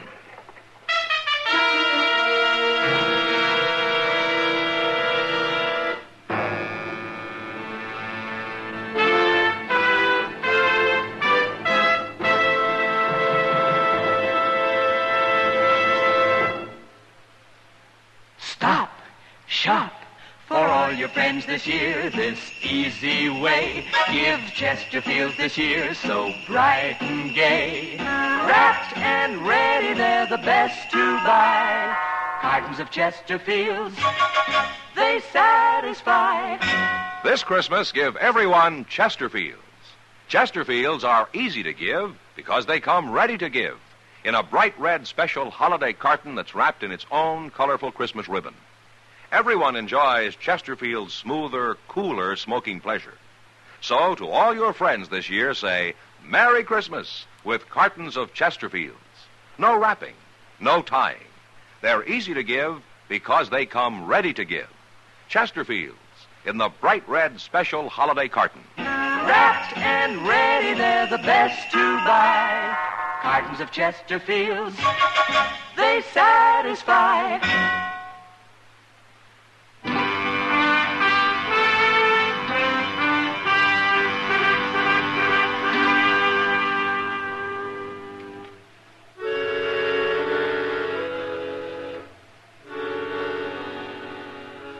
Chester and I saddled up and rode down to the Arkansas. It was easy to find the immigrant camp. A dozen wagons were scattered through the cottonwoods, and there were campfires everywhere. But the people themselves were all gathered together in a big circle. We rode up to them, but nobody paid any attention to us. And then I saw why. In the middle of the circle stood two men and a woman. The men were bare to the waist, and each was pressing his left forearm against the other's, while the woman was binding their arms tightly together with a stout piece of cloth. In their right hands, the men held bowie knives. What in the world are they up to, Mr. Dillon? Now, that's a way of fighting, Chester. Tied together like that, one of them has to die, maybe both of them. Hey, you stay here with the horses. All right, sir. Will you stand aside, please? Let me through here, huh? Make that knot tight, Signet. Do you have to go through with this? No man messes around with my wife. He didn't mean nothing by it. We was talking, that's all. Now get out of the way, Sidney. You ready, Keppert? You're a fool, Calhoun. But I'm ready. All right, hold it, you men. Stay out of this, mister. I'm a lawman, Calhoun. I don't like this kind of fighting. Now drop those knives. Both of you. I mean it. Here's mine, Marshal. All right, now yours, Calhoun. Well, can't fight an unarmed man. All right, you, Sidney. Take one of those knives and cut him loose. All right. Next time, I'll shoot you on sight, Keppert. I told you you're a fool, Calhoun. For keeping you away from my wife? Why don't you find one of your own? Wait a minute, Calhoun. I don't want any shooting. Now, I'm warning you. 30 miles isn't far from Dodge, and I'll come take you both back to jail if I hear any more about this. Now, you get back to your own wagons. All of you get back to your wagons. The party's over. Chester. Chester! Yeah, now where did he go to? Chester! Yes, sir, I'm coming, Mr. Dillon. Now, where have you been? Nowheres? Nowheres, huh? Well, I was only talking to a fellow over there. Huh? Now, that's Trumbull. Yes, sir. Now, what were you talking to him about? Nothing. I was just finishing a little talk we started the other day. It wasn't nothing important. No? Now, you hiding something, Chester? Why, what would I be hiding? I don't know. But I guess you'll tell me when you want to. Yes, sir. All right, let's get back to Dodge.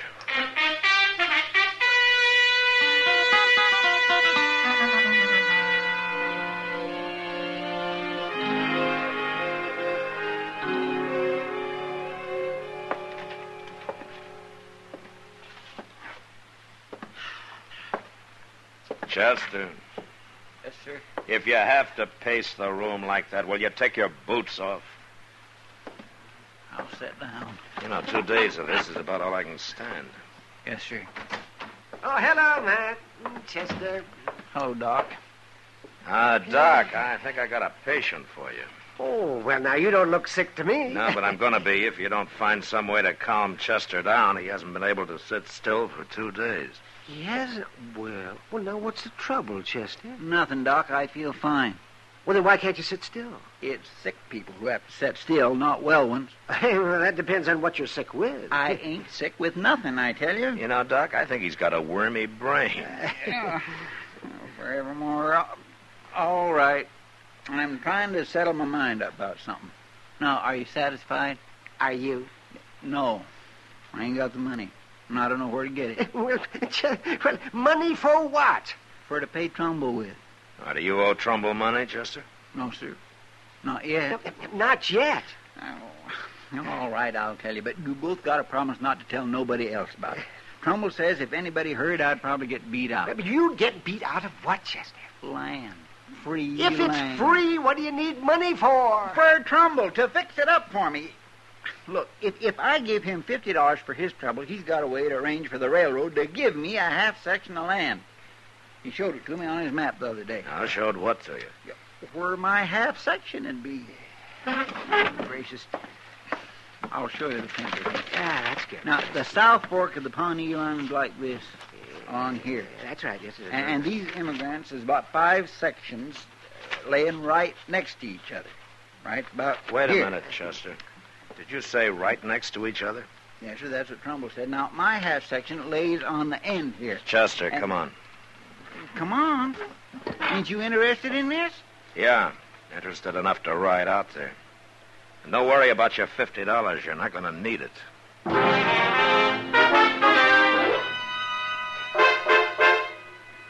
It was just after sunset when we hit the South Fork of the Pawnee, and a half hour later we spotted the first immigrant wagon.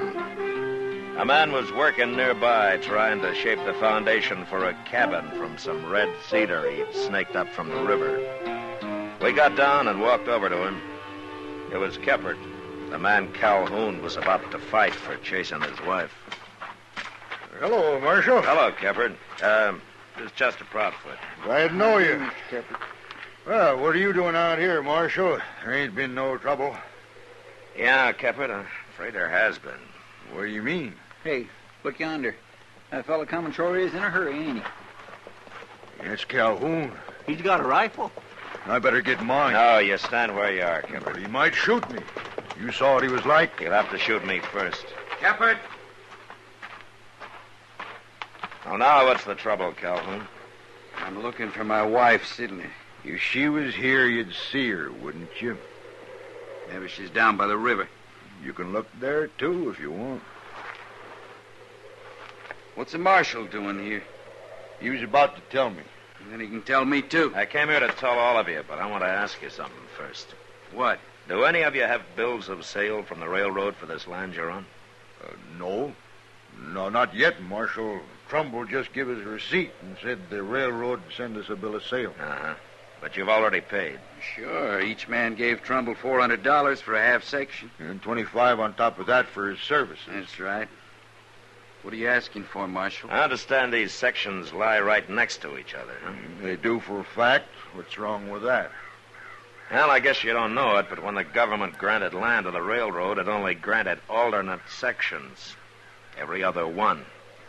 So the railroad couldn't sell sections lying right next to each other, could it? No. No, it couldn't. Maybe that's why Trumbull hasn't given you any bills of sale. There aren't any.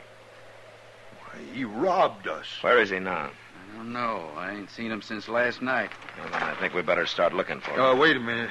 Yeah, what is it, Keppert? I got something to say. It's mostly to Calhoun. Oh, you two can settle your problems later. No, Marshal, we gotta settle them right now. You'll see why. Now listen to me, Calhoun. I ain't a man for much talking, especially about women. But the way things are, I gotta say it. Say what? Your wife, Sidney. I never went near her. Never once. Now, that's a lie. No, it's the truth. I hate to tell you this, Calhoun, but it was her that come after me. What? I told her not to. I told her to stay away. I even said I'd show her up for what she is if I had to, but I didn't do it. Not till now, I didn't. What are you saying? When did you see her last, Calhoun? At noon, when I come in from my dinner. Yeah. I saw her about 2 o'clock. Where? I was downriver about a mile, sitting quiet in a clump of elder, taking a little rest. Your wife rode by on the other bank. She was headed in the direction of Dodge.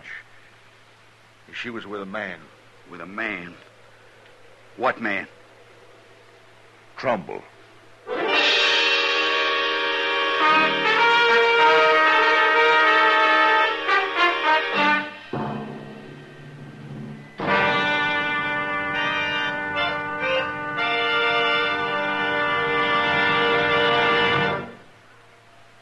Stop! Start smoking. smoking with a smile with Chesterfield. Yes, put a smile in your smoking. It's as easy as ABC. Because Chesterfields made with Accuray are A, always milder, B, better tasting, C, cooler smoking. Yes, a Chesterfield is always milder. Accuray controls your Chesterfield in the making, gives it a more even distribution of fine tobaccos that burn more evenly, smoke much milder. A Chesterfield is better tasting. An Accuray Chesterfield draws more easily, lets you enjoy all the flavor. And a Chesterfield is cooler smoking. 14% more perfectly packed than cigarettes made without Accuray. You enjoy cooler smoking. No hot spots. No hard draw. So always buy Chesterfield. Put a smile in your smoking, just give 'em a try. Light up a Chesterfield, they satisfy.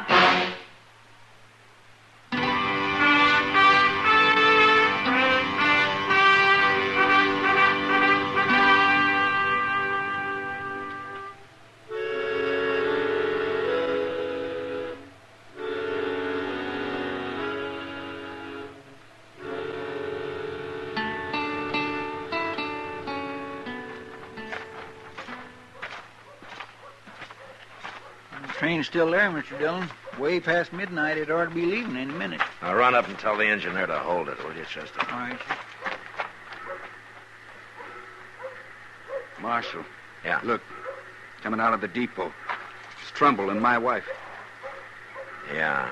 They don't see us.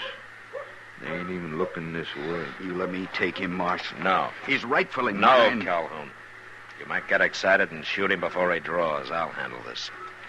Now, you two stay back out of the light.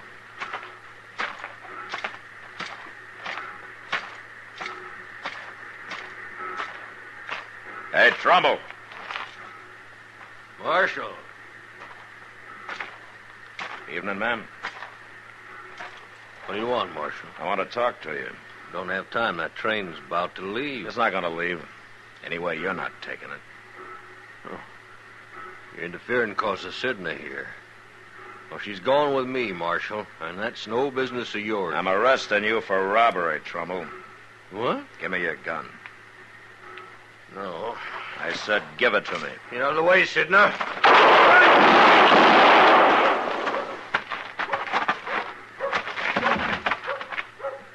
You killed him. You killed him. Jim! Is he dead, Marshal? Yeah. Keppard, see if he's got the money on him, huh? I sure will, Marshal. I didn't mean nothing, Jim. He made me go with him. It wasn't my fault. You believe me, don't you, Jim? I don't even want to talk to you. But it's true. I found it. Here it is, Marshal. Yeah. Should be over $4,000 there. Good. We'll count it later and give it back to everybody. Marshal, Yeah, what, Calhoun? I'd like mine now. Yeah, all right.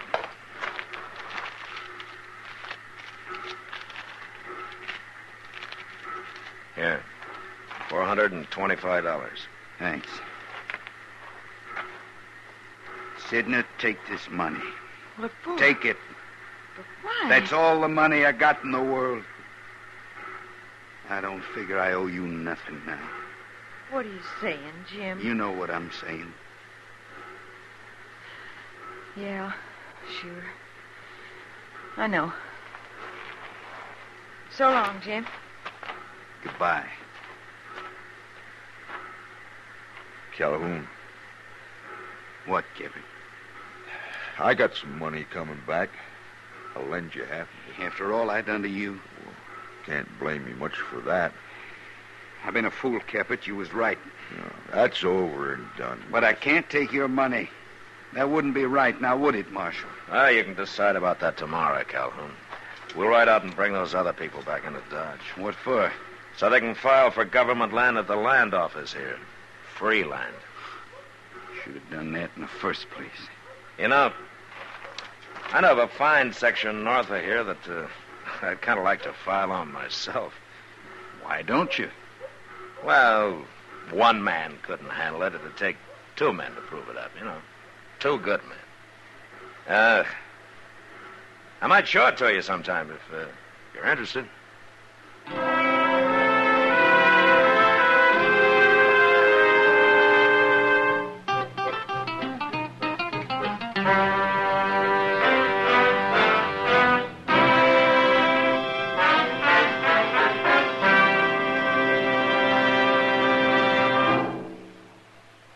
In a moment, our star, William Conrad.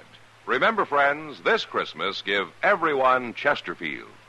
Chesterfields are easy to give because they come ready to give in a bright red special holiday carton that's wrapped in its own colorful Christmas ribbon.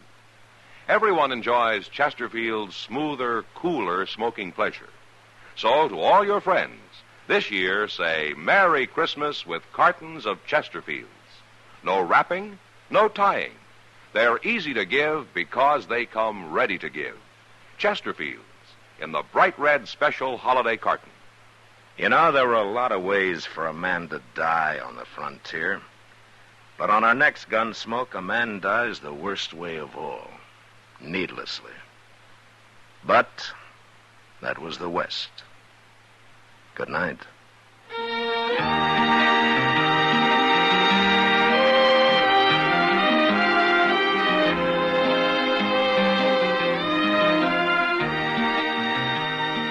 Gunsmoke, produced and directed by Norman McDonald, stars William Conrad as Matt Dillon, U.S. Marshal. Our story was specially written for Gunsmoke by John Meston, with music composed and conducted by Rex Corey.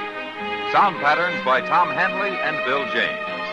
Featured in the cast were Lawrence Dobkin, Vivi Janis, Vic Perrin, and John Daner.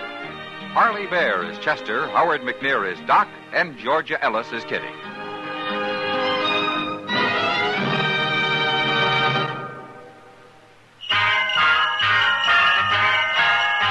Make Christmas their red letter day, their L&M red letter day. Give 'em the Christmas carton full of America's best. Yes, give L&M's on Christmas Day to friends who smoke the Builder way. L&M's got everything, the gift for Christmas Day. This is it. For Christmas, L&M filters and the handsome Christmas carton. No fuss with ribbons or paper. It's all wrapped and ready to give. This Christmas, give L&M Christmas cartons. Join us again next week for another specially transcribed story as Matt Dillon, U.S. Marshal, fights to bring law and order out of the wild violence of the West in Gunsmoke.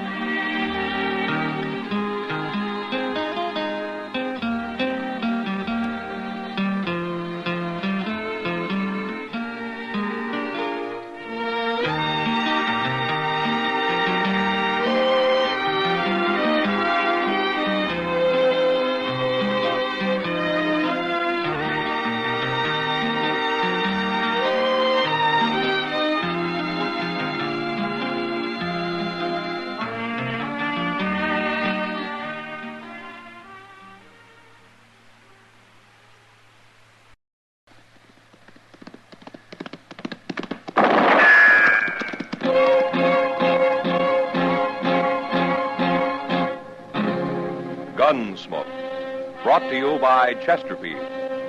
Chesterfield packs more pleasure because it's more perfectly packed, thanks to Accuray. They satisfy the most. Around Dodge City and in the territory on West, there's just one way to handle the killers and the spoilers, and that's with a U.S. Marshal and the smell of Gunsmoke.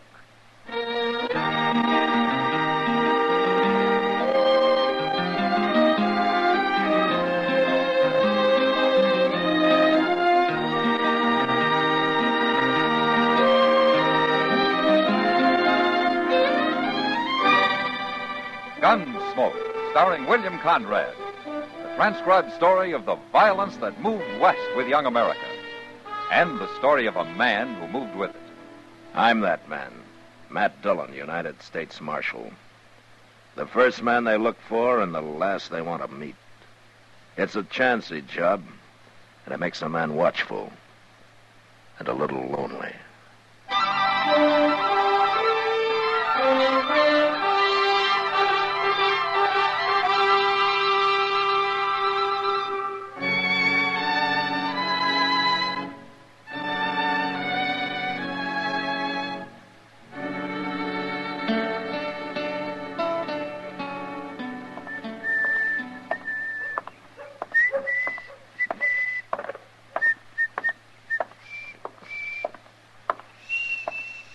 Well, hello, Doc. Chester? You going out on a sick call? I don't usually carry my bag when I'm going for a beer. Oh, no. Why, did you want something? Oh, no. I just thought I'd stop by. Well, you can walk with me at the stable if you want to. I'm going out to Jake Morrison's. His boy has the ague. Oh, now, ain't that a shame? Seems like everybody's getting the ague these days. Had a touch myself last week. Oh, that's so? You know, most folks swears by Osgood's Calagogue. But I found me some new stuff. Professor Curtis's original Mameluke liniment. Mameluke? Look, it says right here on the bottle what it's good for. Guaranteed to cure cramps, pains in the joints, sore throat, frosted feet, rheumatism, lumbago, old sores, bites of insects and reptiles, mange, salt rheum, dysentery, diarrhea, and cholera. Well, a regular medical arsenal all in one bottle. And it's doing you good, is it?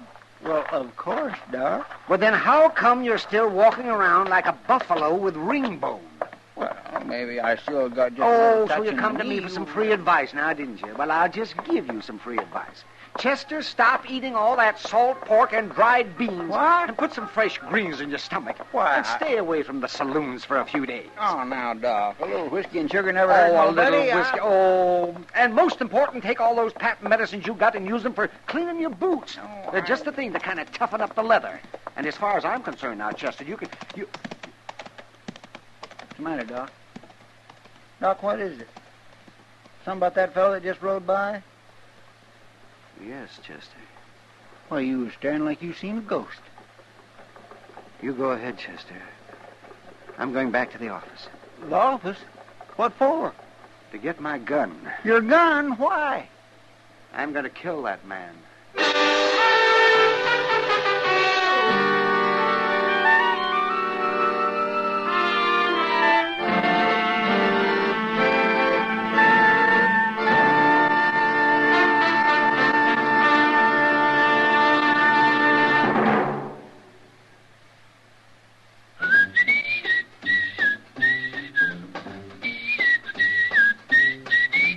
Packs more pleasure, packs more pleasure. Chesterfield packs more pleasure because Chesterfield's more perfectly packed. The more perfectly packed your cigarette, the more taste and mildness are released for you. Chesterfield, made by exclusive Accuray, has an open, easy drawer that unlocks all the pleasure of fine tobaccos. Now, Accuray ensures an even distribution of tobacco from one end of your Chesterfield to the other. Chesterfield is firm and pleasing to the lips, mild yet deeply satisfying. Chesterfield packs more pleasure because Chesterfield's more perfectly packed. To the touch, to the taste, Chesterfield packs more pleasure because it's more perfectly packed. Buy Chesterfield, mild, yet they satisfy the most.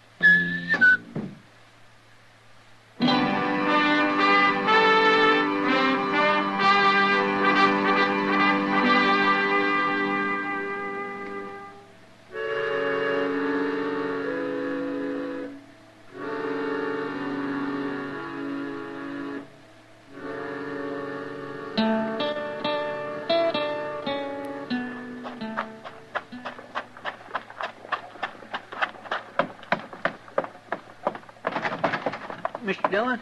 Mr. Dillon? Yeah, what's the trouble, Chester? You better come on out the plaza. Maybe you can stop him. I'll stop who? Doc, he's going to kill a man. Doc? Doc, yes, sir.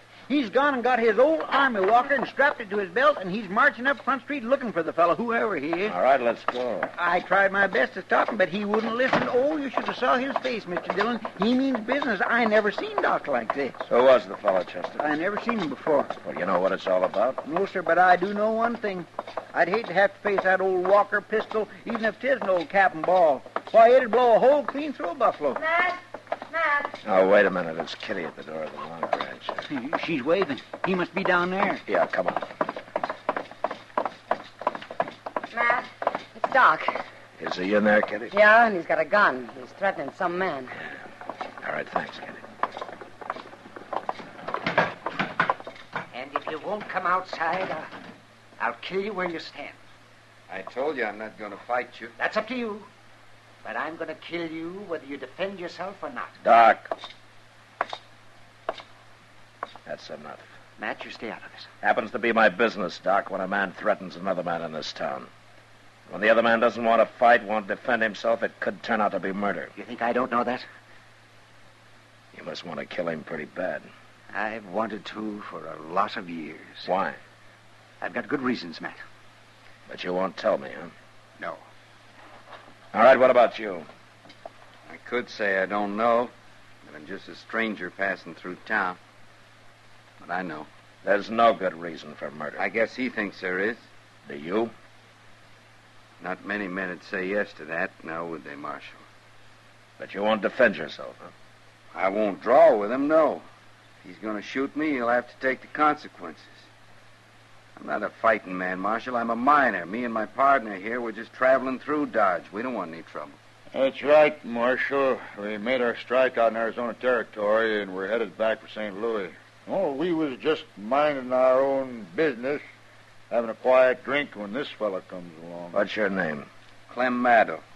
This is Ben Bartlett, my partner. We don't want no trouble. You won't have any. Go on back to your drinks. I'm going to kill him one way or the other, Matt. And you can't stop me. Look, Doc, you're taking an awful lot for granted. Maybe you think I won't throw you in jail for threatening murder. Maybe you think because you're the town's only doctor that you can get away Matt, listen. No, you listen to me. You're forgetting a lot you ought to remember, Doc. For instance, your position in this town. You ought to be setting an example instead of acting like an ordinary gun hand. And more important, your responsibility. Another man's life may be his own risk, but yours belongs to this whole town. And a good many lives depend on you. So you calm down and you put that gun away.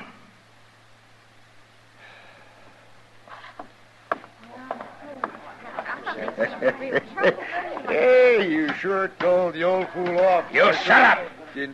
Huh? Maddow, I don't know anything about you. Maybe you're what you say, but if Doc doesn't like you, that's good enough for me. So you get out of Dodge while you got a whole skin. And you stay out. Why should we? We got a right... And you take your partner with you, Maddow, because I don't like him. Sure, Marshal. We was going on tomorrow anyways. We're right on tonight, as soon as we stock up on some grub. All right. Where did Doc go, Chester? Well, up the street, probably back to the office, like you said to Matt, the look on his face when he went out. Yeah, I know, Kitty. Well, I'm going up there. Matt, you had to do it. Yeah. I'll see you later, Kitty. Yeah, sure.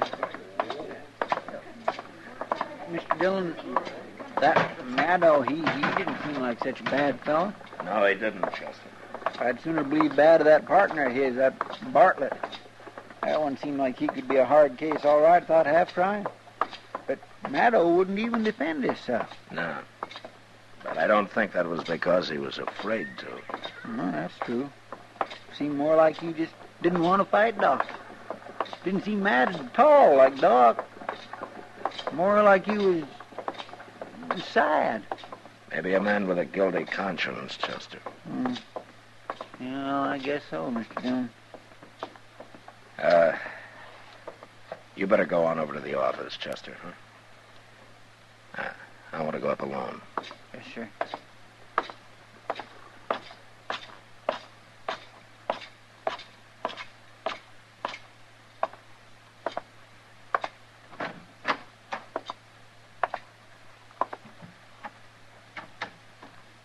Doc.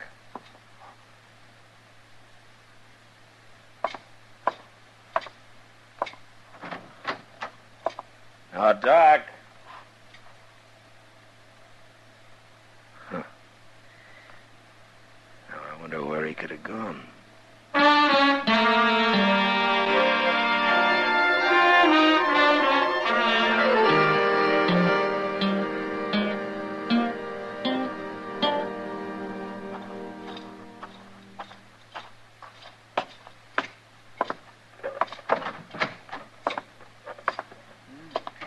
Did you find him, Mr. Dillon?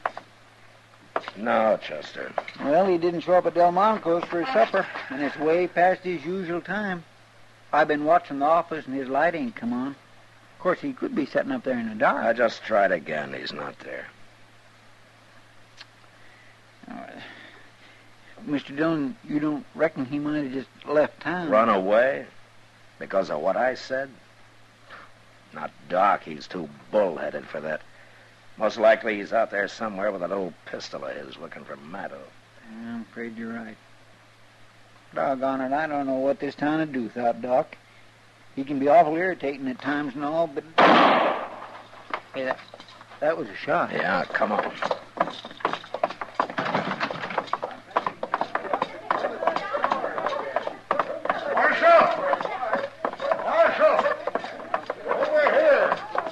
It's that Bartlett, Mr. Dillon. It's Clem, Marshal. I think he's dead. All right. Everybody stay back. Give me that lantern, will you? He was shot in the back, Mr. Dillon. Yeah. It looks mighty bad. He said he'd kill him, and he's done it. Did you see who did it, Bartlett? No. We was loading horses, and I just turned to go back into the store for another load when I heard the shot. Anybody else around to see it? Why, no, but after all, Marshal, can't be much doubt who did it, can there? Everybody in town heard him threaten to kill Clem. Just because the man's a doctor doesn't give him any right to go around murdering people. That's enough, Bartlett. The important thing right now is to try to save this man's life. Where will we take him at, Mr. Dillon? There's only one place, Chester. Yes, sir.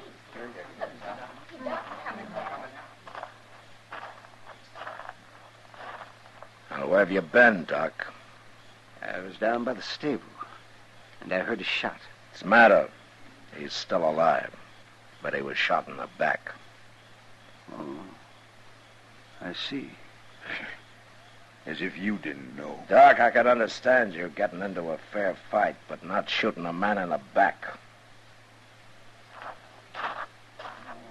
Why, you just gonna let him walk away like that, Marshal? Doc! He's gonna die if he doesn't get attention right away, and you're the only doctor in town. You gonna let him die? Where do you think I was going, Matt? Bring him up to the office. I'll have everything ready.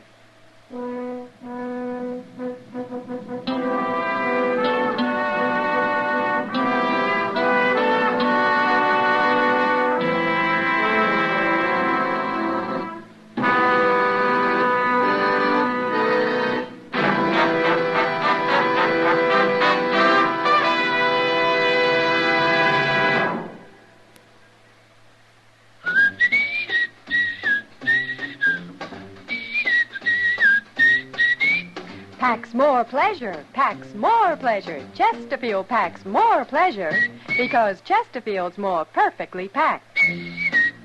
The more perfectly packed your cigarette, the more taste and mildness are released for you. Chesterfield, made by exclusive Accuray, has an open, easy drawer that unlocks all the pleasure of fine tobaccos. Now, Accuray ensures an even distribution of tobacco from one end of your Chesterfield to the other. Chesterfield is firm and pleasing to the lips, mild yet deeply satisfying. Chesterfield packs more pleasure because Chesterfield's more perfectly packed. To the touch, to the taste, Chesterfield packs more pleasure because it's more perfectly packed. Buy Chesterfield, mild, yet they satisfy the most.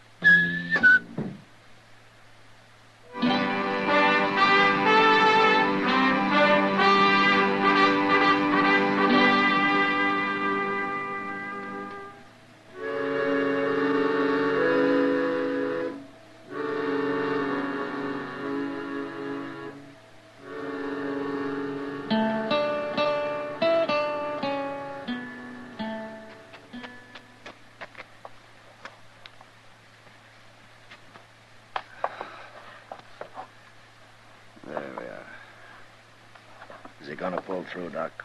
I don't know. I've done all I can. Ah, good. You really didn't have to stand here and watch, man. I know I didn't, Doc. That's not why I stayed. I thought maybe I could help. And I wanted this. The bullet? Yeah, that's right. You see, Doc, I knew you didn't shoot Maddo, but I had to be able to prove it. How did you know? Because Maddo was shot in the back. I tried to tell you out there, Doc, only you didn't understand. Oh. But you did have me kind of worried when you started to walk away from him. Why, it never occurred to me to walk away from him. I guess being a doctor's a lot more important than any personal grudge. Well, I reckon I'm under suspicion, aren't I? Doc, look at this .45 bullet. Took it out of Maddo's chest. Now, it couldn't have been shot from that old pistol of yours, could it? No. I guess it couldn't. And, well, then who did it? Well, that's not hard to figure. Oh, Bartlett, Chester, you can come in now.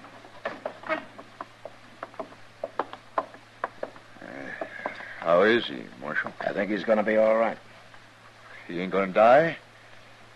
Say, that's mighty fine. Well, I was plenty scared with this man operating and all. You needn't have worried. He's a doctor and a good one. You see, he didn't shoot your partner. He didn't? No, we have the proof for that. Who did? Now, there's only one other man in town who'd have had any reason to. A coward who saw a golden opportunity to double his takings of a mining strike by shooting his partner in the back. You just keep your hands away from your belt, Bartlett. Well, want me to get his gun, Mr. Dillon? Yeah, Chester. Oh, you're crazy, Marshal. You can't prove this. I think we can, Bartlett. Anyway, we'll just wait and see. All right, take him down and lock him up, Chester. Yes, sir. Come on, you.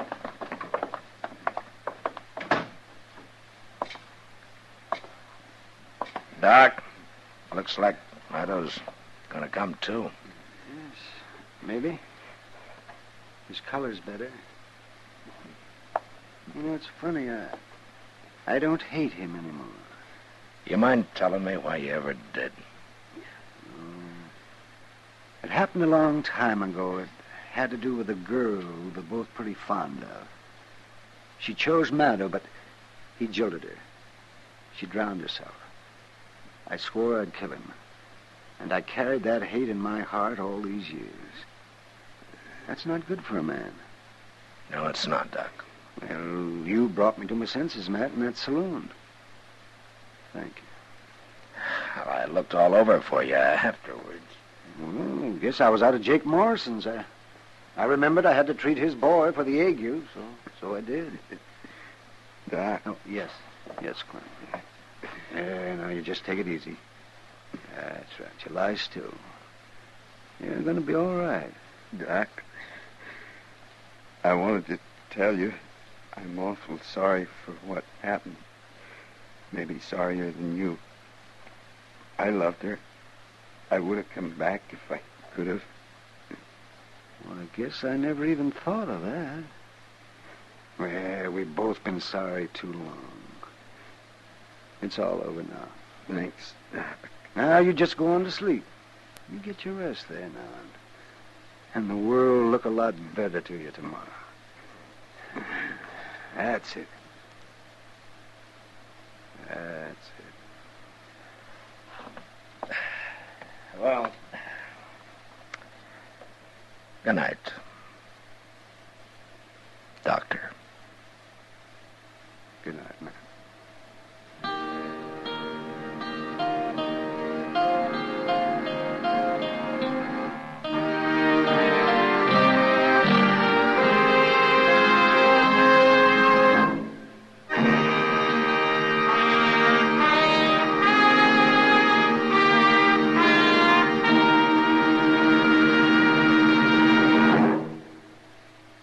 In a moment, our star, William Conrad.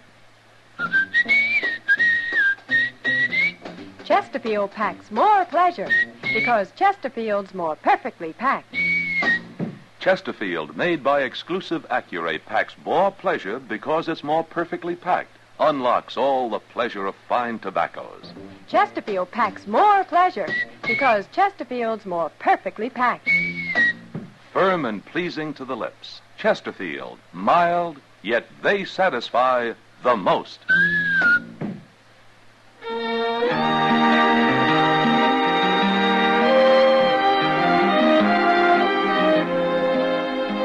You know, cowboys with 6 months trail pay made the frontier a good place for a crooked gambler. Next week, one comes to town and gets cured of his bad habits the hard way. And that was the West. Good night. Gunsmoke, produced and directed by Norman McDonald, stars William Conrad as Matt Dillon, U.S. Marshal. The special music for Gunsmoke was composed and conducted by Rex Corey. Sound patterns by Tom Hanley and Bill James. Featured in the cast were Vic Perrin and John Daner. Parley Bear is Chester, Howard McNear is Doc, and Georgia Ellis is Kitty.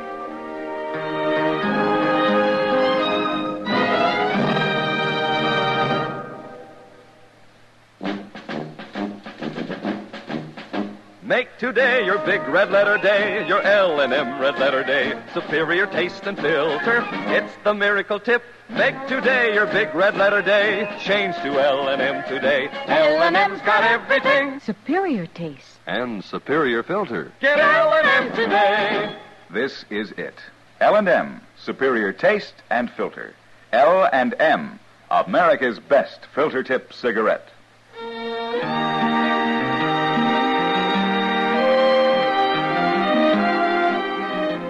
Join us again next week for another specially transcribed story of the Western frontier when Matt Dillon, Chester Proudfoot, Doc, and Kitty, together with all the other hard-living citizens of Dodge, will be with you once more. It's America growing west in the 1870s. It's Gunsmoke.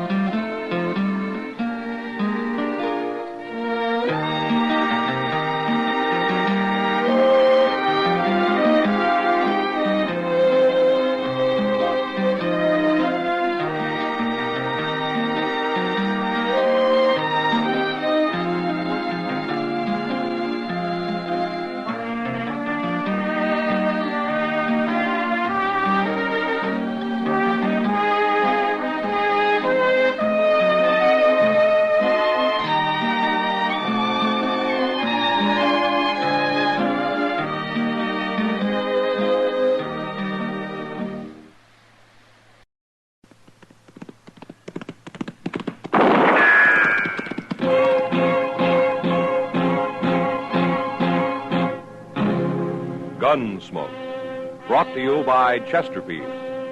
Chesterfield packs more pleasure because it's more perfectly packed, thanks to Accurate.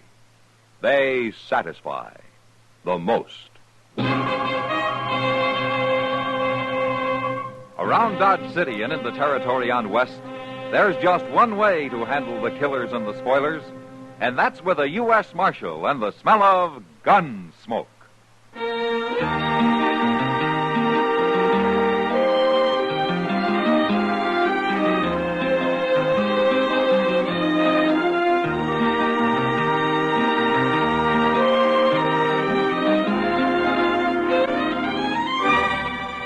Gunsmoke, starring William Conrad.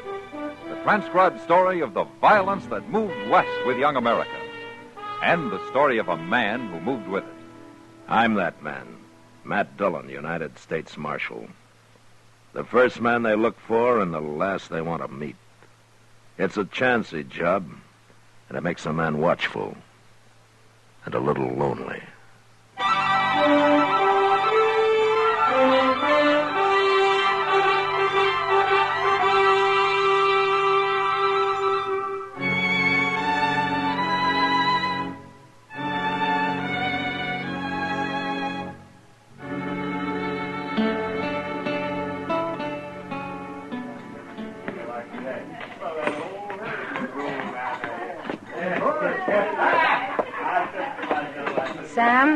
Kitty, what'll you have?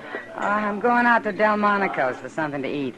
If Marshal Dillon comes in, tell him to wait, will you? I'll send him on to Delmonico's. No, he's to wait here. It's Doc who's trying to find him. Oh. You look tired, Sam. I ought to. I've been tending bar for 12 hours steady. Well, what happened to the help you hired last night? You had the wrong idea, Kitty. Huh? I'm in business to sell whiskey, not to give it away to anybody who needs a drink and can't pay for it. Is that what he was doing? Was till I caught him at it. Hello, Kitty. Sam. Oh, Marshal. Matt, you're to stay right here at the bar. What? I promised Doc if you came in, I'd keep you here. He's been looking all over town for you. Well, I thought Doc was delivering a baby down on Salt Creek. Well, he got back about a half hour ago. Oh, what does he want me for? It's about some trouble with a man and his wife called Tebbs. Tebbs? Well, not where he delivered the baby. This was in a sod hut about a mile above the crossing. Ah, well, what about him? Here he comes. He'll tell you. Here he is, Doc. Oh, fine. So you're a good girl, Kitty. Yes, you are. You're a good girl. I might never have found him. What's all this about these Tebbs people, Doc? Well, they're having trouble, Matt. Oh, what kind of trouble? Well, I stopped by to say hello and get acquainted, and, well, you know. Oh, sure. But the woman, she didn't act like she wanted anybody around. And then I heard the man yell at me from inside. She tried to stop me, but I went in anyways. He was lying there in a bed, Matt, with a bad knife wound in his leg. Oh? Yes. It's festered and it's given him a fever, and I don't think he can walk with it. Did he say what happened? Well, he claimed it was an accident, but he was holding a 6-gun under that blanket, Matt. Well, what for? For his wife. He's scared to death of her. I think she knifed him, and I think she's waiting for a chance to finish him off. You better get down there, Matt. Maybe too late already.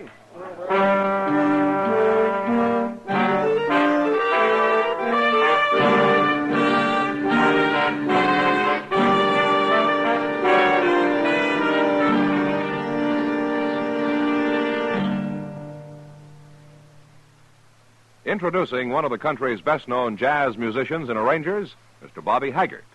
How about whistling along with him?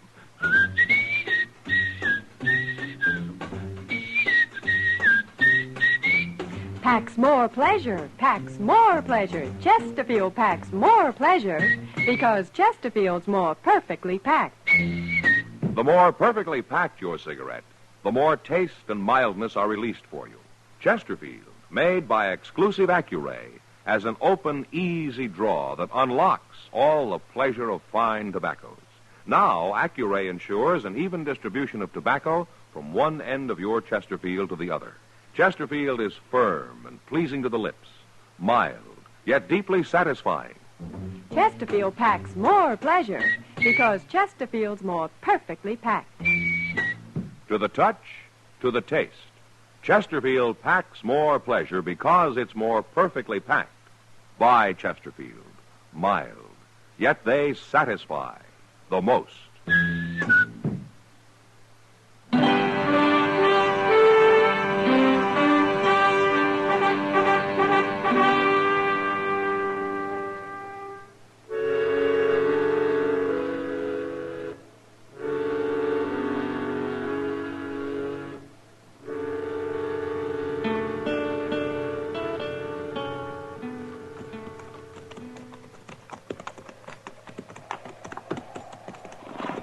I reckon this is Tebbs' place, all right, Mr. Dillon. That's the way Doc described it, all right, Chester.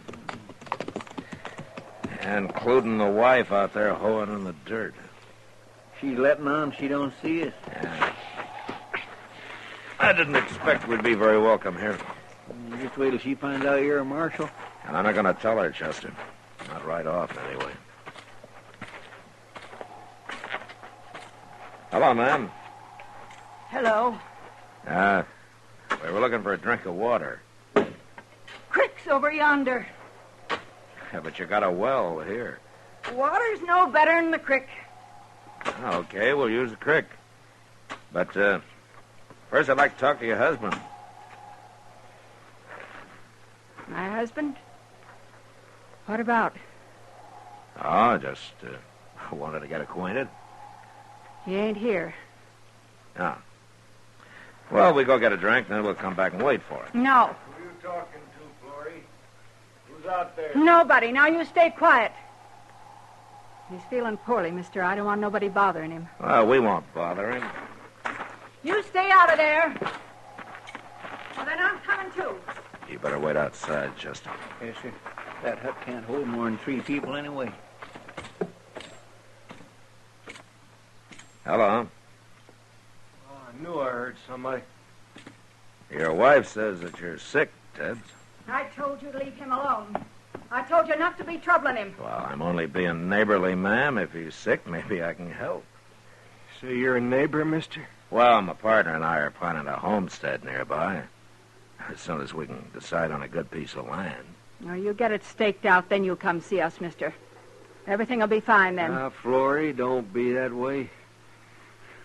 Me being sick and her having to do all the chores makes her kind of edgy, mister. And being up nights, that's what's hardest on her. I ain't complaining. Yeah, I know, Florrie, but I can tell. Mister, I got an idea. Said you wanted to help. Sure. Anything I can do. You willing to sit up with me tonight? No, Ben. You need some rest, Florrie. You see, I got a fever, mister. I get to tossing in my sleep. I throw off the blanket, all like that. You don't look like you've been sleeping at all. Huh. Will you do it, mister? Sit up with me? No. No, he ain't going to sit up with you. Oh, why not, ma'am? I don't mind. 'Cause I ain't going to sleep in here with no stranger about, that's why. Oh. Well, I didn't think she would. Look, I'll tell you what. I'll spend the night on the ground outside, if you don't mind. We do mind. Florrie, you ain't acting like a wife. You ain't acting like a wife at all. You can stay, mister. No, fine, good. Wait a minute, mister. Yeah, what? I was just wondering if maybe tomorrow, if you'd be willing. I ought to get into Dodge and see the doc. There's a wagon outside. No, you don't. Oh, shut up. Well, sure we'll take you in, mister. We'll be glad to.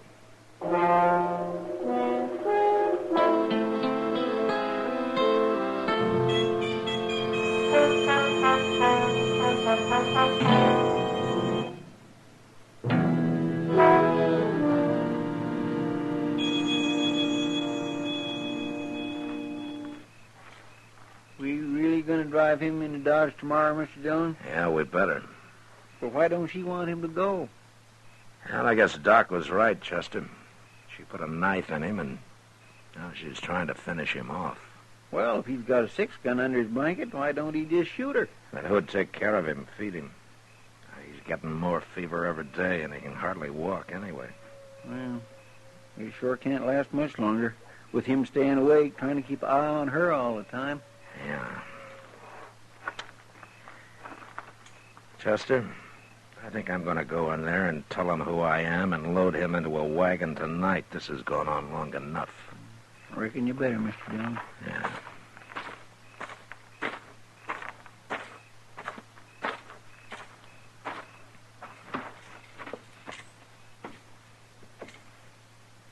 Where's your wife? She went around back, mister. Look, Tebbs. Hmm? I'm going to take you into Dodge tonight. You are? Oh, that'll be fine.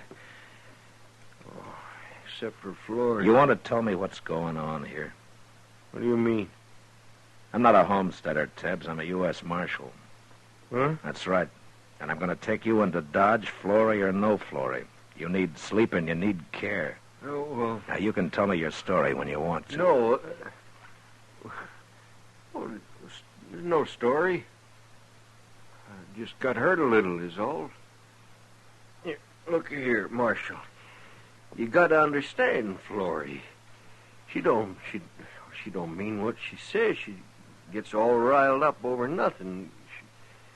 Well, you know how women are. What are you trying to say, Tebbs? Well, I'm fine right here. And Florrie, she's a good nurse, Marshal. You mean you don't want to go to Dodge? Oh, shucks, I'll be up and around in a couple of days. Don't you worry about me. All right. But I'll be back.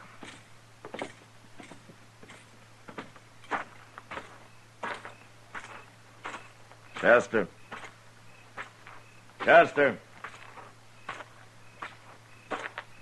Get your hands up and turn around, Marshal. She's got a shotgun, Mr. Dillon. And I'll use it, too. She was listening at the window.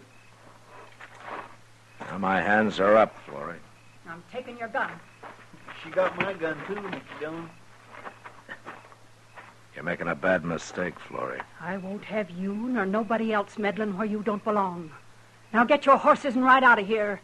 All right. But we'll be back. I'm going to be sitting right by that door, Marshal. First thing I see or hear gets a load of buckshot. It won't be us, Florrie. But we'll be close enough to hear if you do shoot somebody.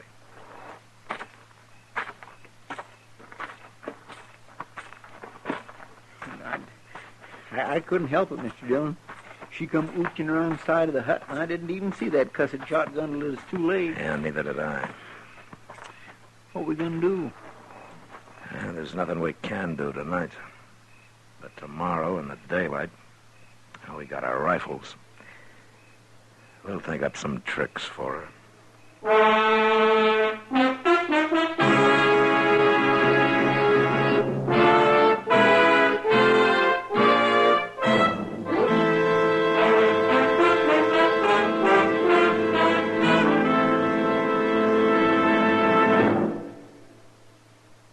Where are you listening to Gunsmoke?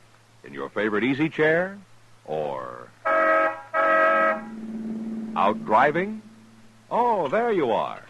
In the kitchen. Say, you want to make whatever you're doing more enjoyable? Have a Chesterfield. Enjoy Chesterfield's better taste and mildness. You see, Chesterfield packs more pleasure because it's more perfectly packed. A more perfectly packed cigarette gives you an open, easy draw that unlocks all the better taste and mildness of fine tobaccos. And Chesterfield, made by exclusive Accuray, is more perfectly packed, with an even distribution of tobacco from one end of your Chesterfield to the other. Firm and pleasing to the lips, mild, yet deeply satisfying. Remember, to the touch, to the taste. Chesterfield packs more pleasure because Chesterfield's more perfectly packed. Buy Chesterfield. Mild, yet they satisfy the most.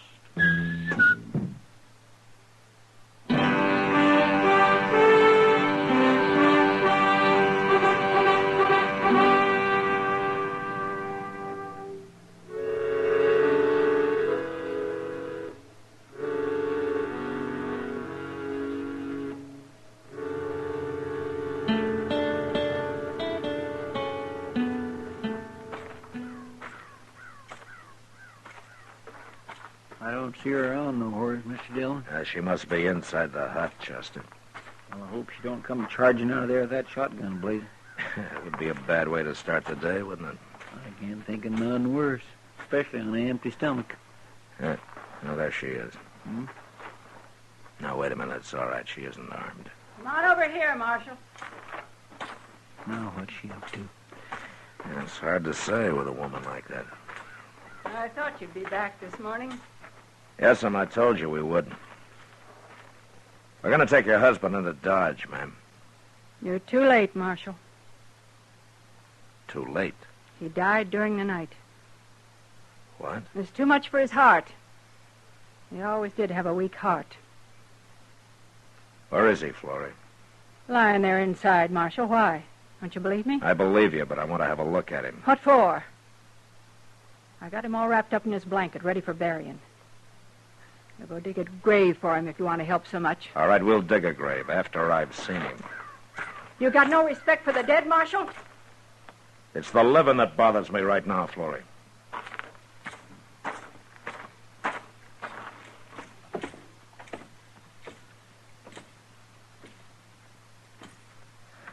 I'm going to have a look at him now, Florrie. You're no better than a coyote, Marshal. You don't have to watch. Oh, go ahead. I don't care.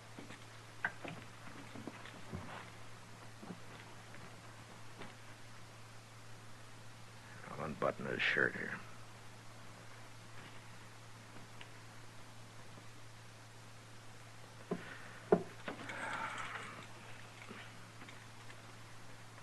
All right, what did you use, Florrie?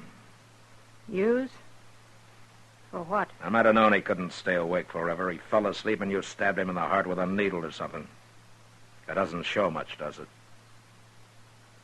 All right, I'll tell you.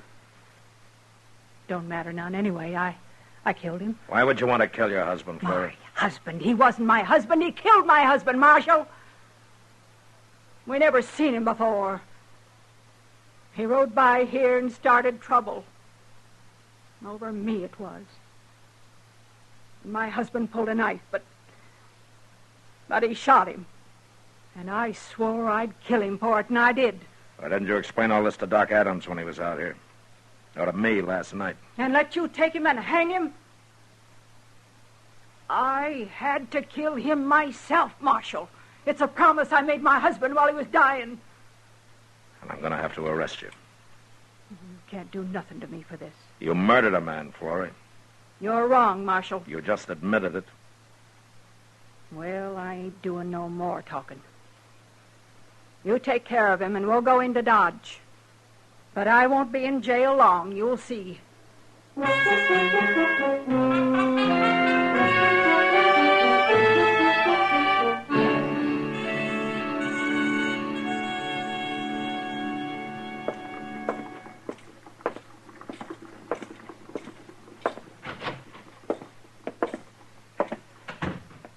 Good morning, Chester. Good morning, Mr. Dillon.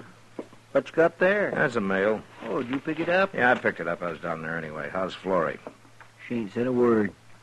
Go get her, will you? Go get... What for?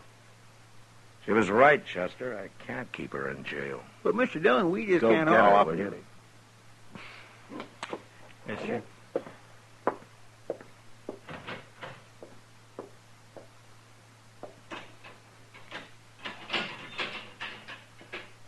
All right, come on out for it. You turning me loose?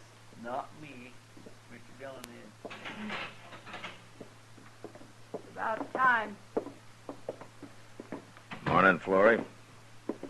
Not much of a jail you got, Marshal. Well, it's not strong enough to hold you. Of course it ain't. Florrie, the man you killed, you told me you've never seen him before, huh? I never had. What was his name? George Bassett. What else did you know about him? He was wanted. Dead or alive. He was wanted? I got a circular on him in the mail, Chester. It's there on my desk. A circular? Well, forevermore. How did you know he was wanted, Florrie? He said so. Now, that's hard to believe. Now, he told me. When he was bothering me. Before he killed my husband. He said one more wouldn't matter. I guess he planned to kill me, too, later. Only he hadn't figured on getting cut up.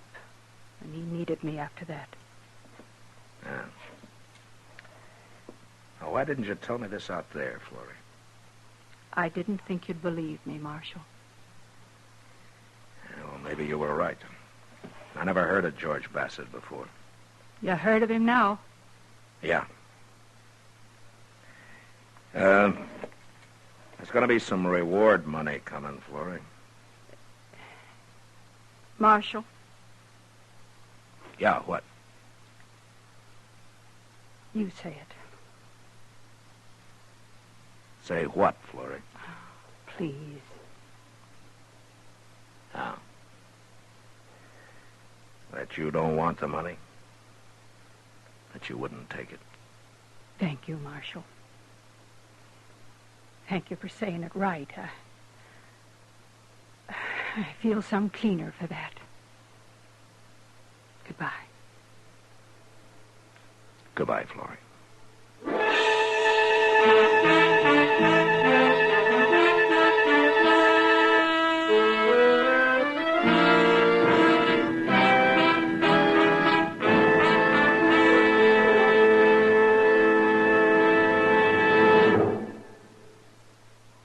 In a moment, our star, William Conrad. Chesterfield packs more pleasure because Chesterfield's more perfectly packed. Chesterfield, made by exclusive Accuray, packs more pleasure because it's more perfectly packed. Unlocks all the pleasure of fine tobacco. Chesterfield packs more pleasure because Chesterfield's more perfectly packed. Firm and pleasing to the lips. Chesterfield. Mild. Yet they satisfy the most. You know, on the frontier, almost anybody who had a few dollars could open a bank of his own. And by the same token, anybody who had a gun could try to rob it.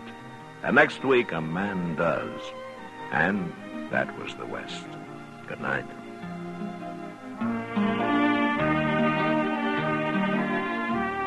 Gunsmoke, produced and directed by Norman MacDonald, stars William Conrad as Matt Dillon, U.S. Marshal. Our story was specially written for Gunsmoke by John Meston, with music composed and conducted by Rex Corey. Sound patterns by Tom Hanley and Bill James. Featured in the cast were Helen Klebe, Lawrence Dobkin, and Stacey Harris. Harley Bear is Chester, Howard McNear is Doc, and Georgia Ellis is Kitty.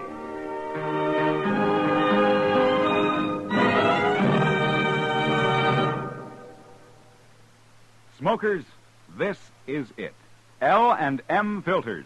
So good to your taste, so quick on the draw. Make today your big red letter day, your L&M red letter day. Superior taste and filter, it's the miracle tip. Make today your big red letter day. Change to L&M today. L&M, so good to your taste. So quick on the draw. Get L&M today. Relax with L&M. So good to your taste, so quick on the draw. Join us again next week for another specially transcribed story on Gunsmoke.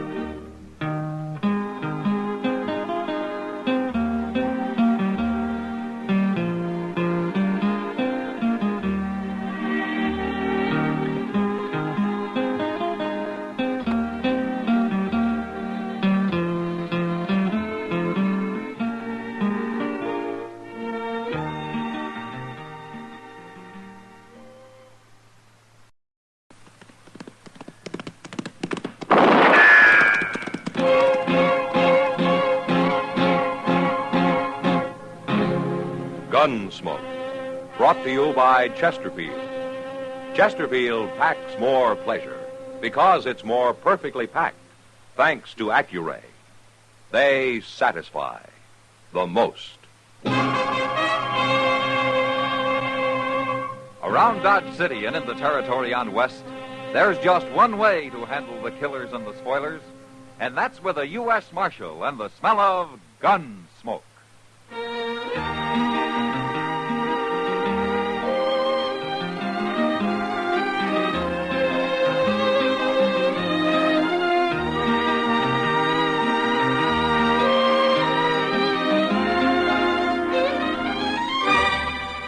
Gunsmoke, starring William Conrad. The transcribed story of the violence that moved west with young America. And the story of a man who moved with it. I'm that man, Matt Dillon, United States Marshal. The first man they look for and the last they want to meet. It's a chancy job, and it makes a man watchful and a little lonely.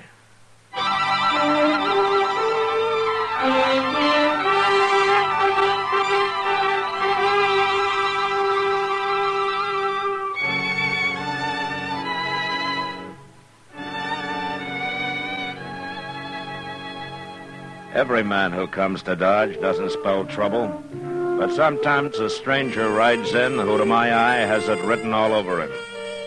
This one I first noticed walking slowly up and down the plaza, taking every detail in of the buildings, of the crowd, of the street. You might have thought he was figuring to buy the place. But after 2 days of his walking and sitting and watching, I decided that maybe that wasn't exactly what he had in mind.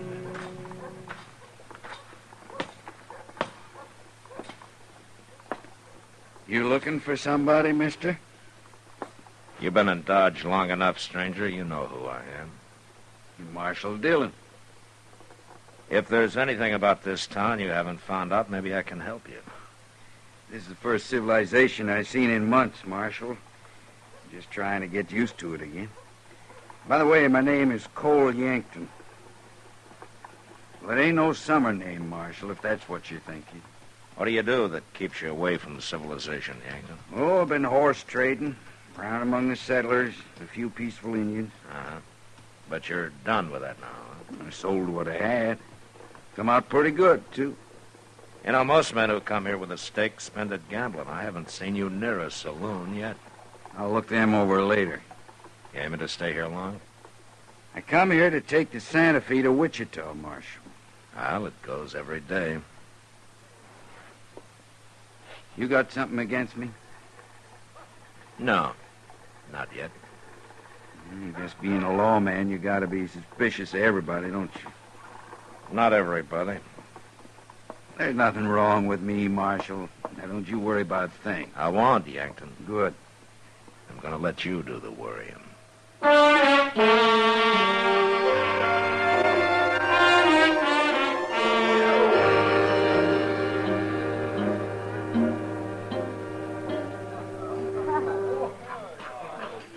Matt, I figure the saloon's about to go broke. Oh, why's that, Kitty? Well, they've almost stopped the water and the whiskey. Oh? I swear they're pouring at least half and a half these days. Kitty, Sam's got to make it last, you know. One barrel for the whole winter? Well, the less people drink, the less trouble they make for me. Ah, that's being selfish. Oh. Huh? I wondered how long he'd hold out. What? Who are you talking about? Now, the man at the door over there. He's been in town 2 days, and this is the first time I know he's come into a saloon. What? Kitty, what's the matter? Nothing, Matt. Nothing. Oh, you're staring at him like he was a ghost or something. A ghost. Well, what is it, Kitty? Do you know him? Cole Yankton. Well, who is he? Well, what do you know about him? He's coming over here. Excuse me, Matt. No, wait a minute, Kitty. What?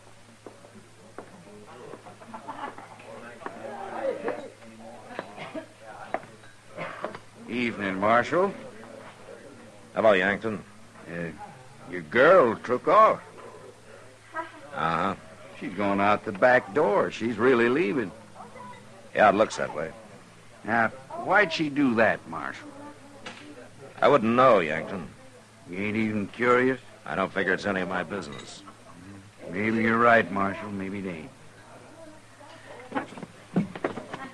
Like I said, Yankton, you worry about it. Good night. Good night, Marshal.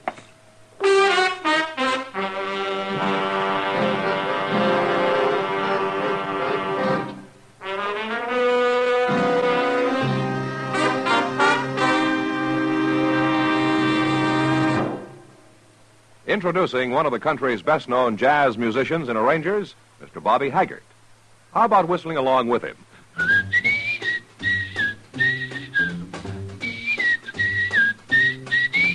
Packs more pleasure, packs more pleasure. Chesterfield packs more pleasure because Chesterfield's more perfectly packed. The more perfectly packed your cigarette, the more taste and mildness are released for you. Chesterfield, made by exclusive Accuray, has an open, easy draw that unlocks all the pleasure of fine tobaccos. Now, Accuray ensures an even distribution of tobacco from one end of your Chesterfield to the other.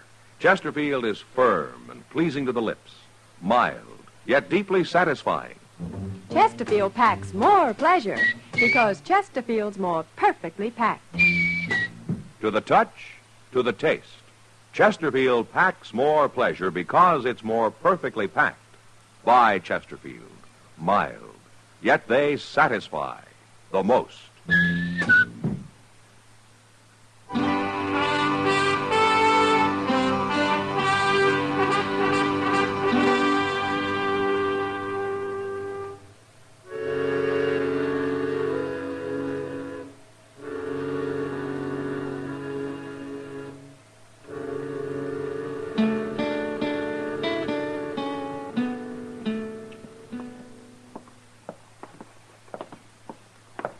Look at him, Chester. Sitting there half asleep in the sun, and crime is being committed all over town. Widows are being robbed, old men are getting their throats cut, little children are being sold into slavery. And there sits the law, sucking on a straw while he digests his dinner. My golly, Doc, he don't look none too lively. If I had a gun, I'd shoot his heels off. I'll lend you mine. Why don't you two sit down and quit bragging? Huh? Yeah. We better do it too, Chester. It'll make him look less conspicuous. You know, this is one part of my job I take pleasure in, Doc. You know something? I wouldn't hire either one of you to drive a tent peg in quicksand. Don't answer him, Chester. That's his bad conscience talking. Doc, did you ever hear of a man doing a little thinking once in a while? Always thinking. And what would you be thinking so hard about, Marshal? Well, I tell you, Doc. Cole Yankton over there. Oh? That's him standing right across the street. Where? Oh, yes, I know. I saw him this morning. This morning? Where? In the plaza. He was asking where he could find Kitty. Said he wanted to talk to her. Well. Now, that's all right, Chester. Why shouldn't he be talking to Kitty? Well, no reason, I guess. You don't fool me, Mad Dillon. You're wondering why as much as everybody else. Kitty knows lots of people, Doc. Oh, yes. People like Cole Yankton. Outlaws. Look, there's Miss Kitty. So she's going to run right into him. You stopped her. I guess he's going to get to talk to her, all right. But he isn't, Chester. He's just kind of smiling at her. Well, that sure didn't last long. Where's he going now? He's taking his horse. Looks like he's leaving town, Matt. Yonder he goes. Well, that's good riddance. You can forget about him, Matt. Yeah, maybe. Why don't you ask Miss Kitty about him, Mr. Dillon? You said you was having supper with her tonight, didn't you? Yeah, that's right, Chester. I'm having supper with her.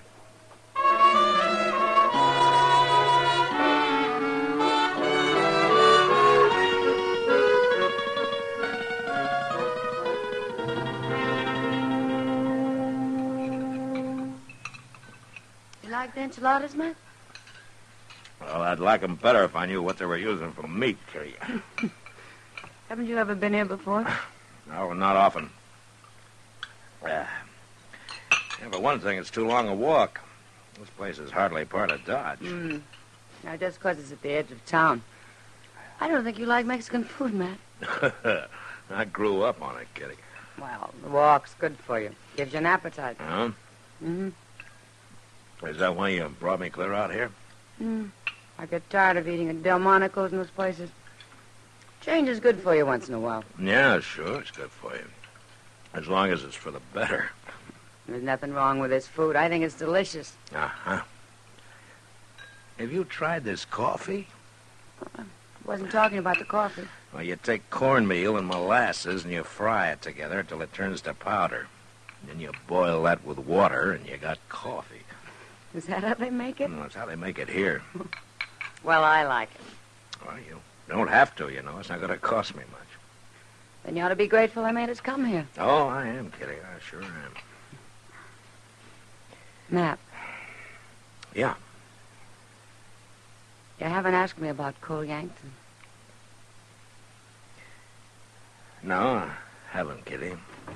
Why should I? Mr. Dillon, I swear I thought I'd never find you. What are you doing way out here? Is something wrong, Chester? Only the bank got held up. 3 men, they took over $10,000. When? A while ago. I've been looking everywhere for you. Was anybody hurt, Chester? There was a few shots fired, but nobody got hit, I know of. What, any idea who it was? Yes, sir. One of them, anyway. Well, who? Cole Yankton. Matt. We'll talk about it later, Kitty. I brought your horse, Mr. Dillon, and we better get going or we won't never find him.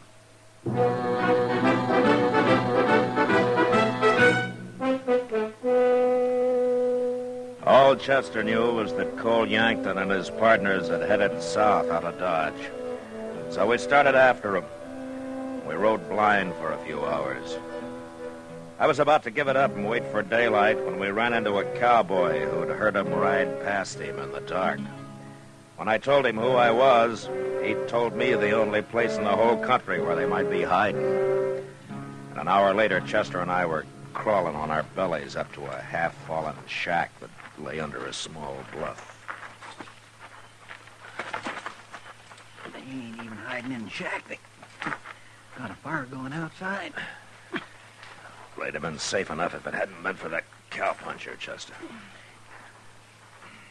Yankton's the one laying on the ground, ain't he? Yeah. Quiet now. Just hold it up, Chester, and listen. Don't worry. Won't nobody find us tonight. Come on, let's get a little closer.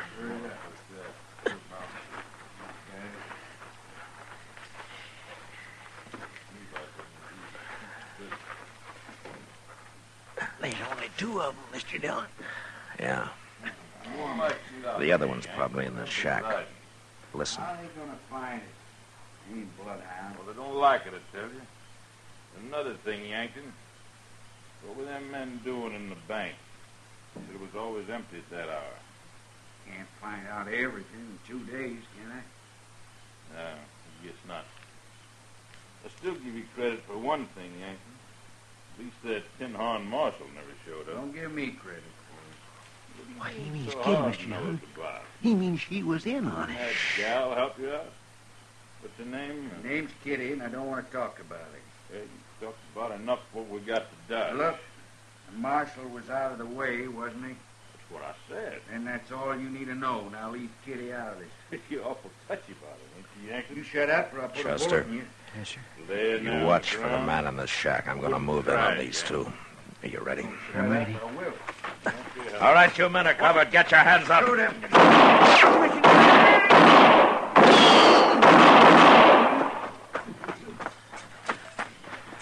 I got that fella in the door, Mr. Dillon. I gave up, Marshal. Don't shoot. Well, we got 'em all but him. All right, keep your hands up, Yankton. You're up. All right, get on your feet. No, I can't, Marshal. I'm too dizzy. What? I got hit. Marshal, I Got him, too, I guess, Mr. Dillon.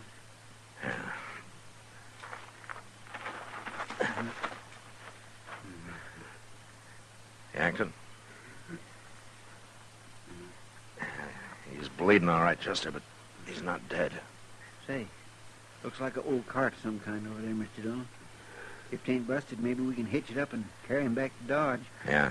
Well, let's find that money first, then we'll try it. All right. Mr. Dillon, Yeah. What, Chester? it's kind of bad about Miss Kitty, ain't it?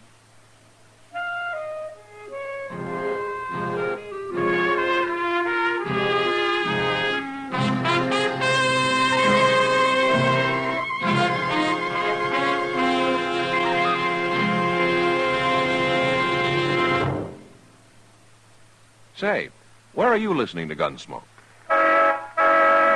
In your car? Getting ready for dinner? Oh, I see. Just relaxing in your favorite easy chair. I'd say you're in a good spot right now to really enjoy Chesterfield's better taste and mildness.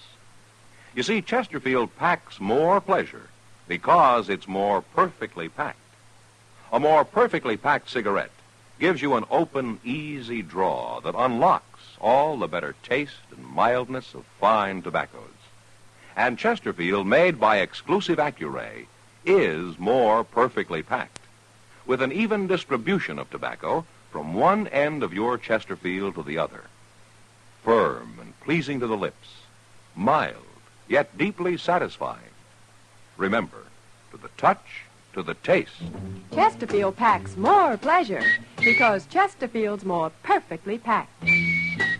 By Chesterfield. Mild, yet they satisfy the most.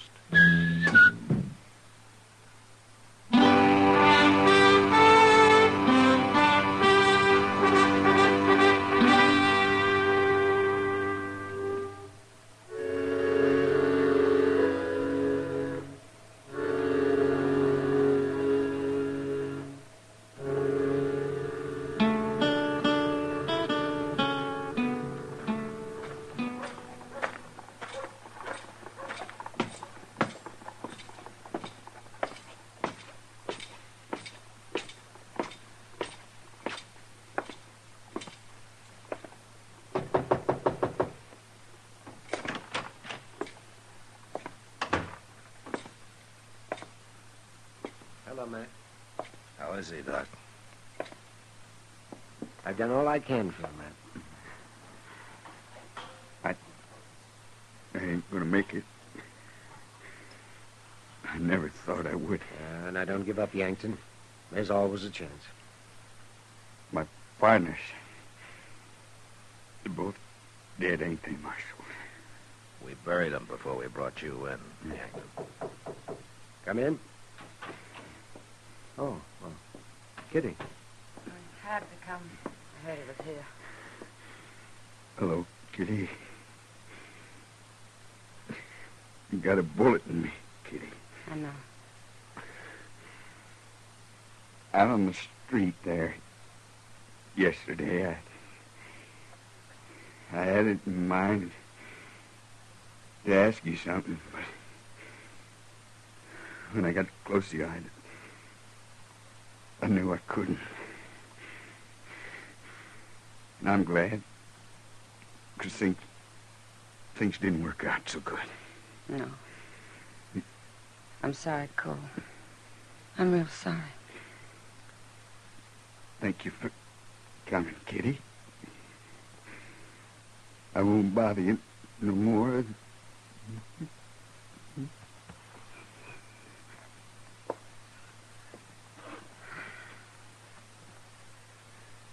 He's dead. Here, I'll cover him up. Matt. No, Kitty. You don't have to explain anything. Yes, I do. I want you to hear, too, Doc. I'm listening. You both think I tried to help him, don't you? Well, it sure looks like you did, Kitty. No. And I guess I'd have to hear you say it before I'd believe it. I stand with Matt, Kitty. Thanks, Doc. Matt. I'll tell you what, let's forget about it, Kitty, huh? No. I want to tell you something about Cole Yankton. He's been in California for years. That's why you never heard of him. Well, I've heard of him. I know what he's been doing. I think he came here because he thought I'd help him. But then he did a nice thing, Matt. He didn't ask me to. He didn't make me say no. Well, then I guess he wasn't so bad after all, Kitty. Cole Yankton, New Orleans. I was just a girl. He was the first man I ever knew. The first grown man.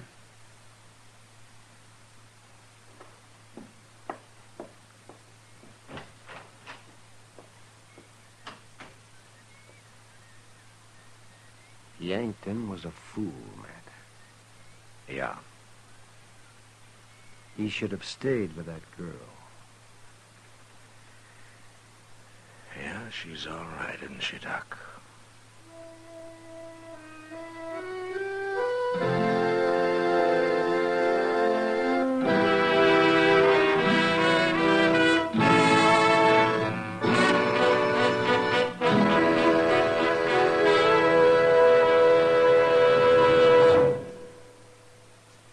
In a moment, our star, William Conrad. Chesterfield packs more pleasure because Chesterfield's more perfectly packed. Chesterfield, made by exclusive Accuray, packs more pleasure because it's more perfectly packed. Unlocks all the pleasure of fine tobacco. Chesterfield packs more pleasure because Chesterfield's more perfectly packed. Firm and pleasing to the lips. Chesterfield. Mild. Yet they satisfy the most. You know, to compliment a Westerner, you might say, he'll do to ride the river with. That means that he's courageous and honest. But next week, when a man rides the river, he dies. And that was the West. Good night. Gunsmoke. Produced and directed by Norman MacDonald, stars William Conrad as Matt Dillon, U.S. Marshal. Our story was specially written for Gunsmoke by John Meston, with music composed and conducted by Rex Corey. Sound patterns by Tom Hanley and Bill James. Featured in the cast were Vic Perrin and Barney Phillips. Parley Bear is Chester, Howard McNear is Doc, and Georgia Ellis is Kitty.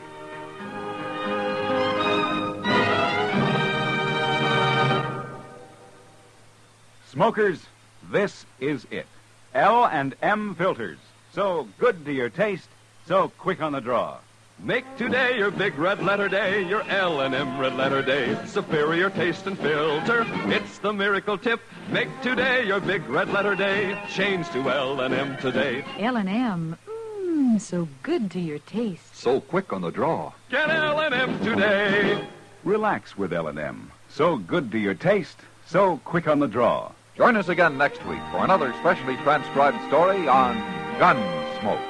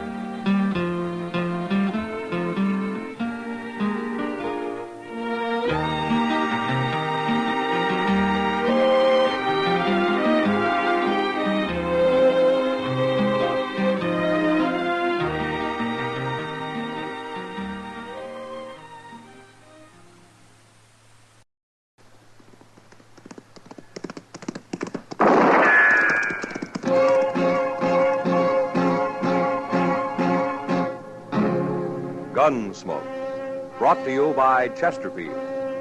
Chesterfield packs more pleasure because it's more perfectly packed, thanks to Accuray. They satisfy the most. Around Dodge City and in the territory on West, there's just one way to handle the killers and the spoilers, and that's with a U.S. Marshal and the smell of Gunsmoke.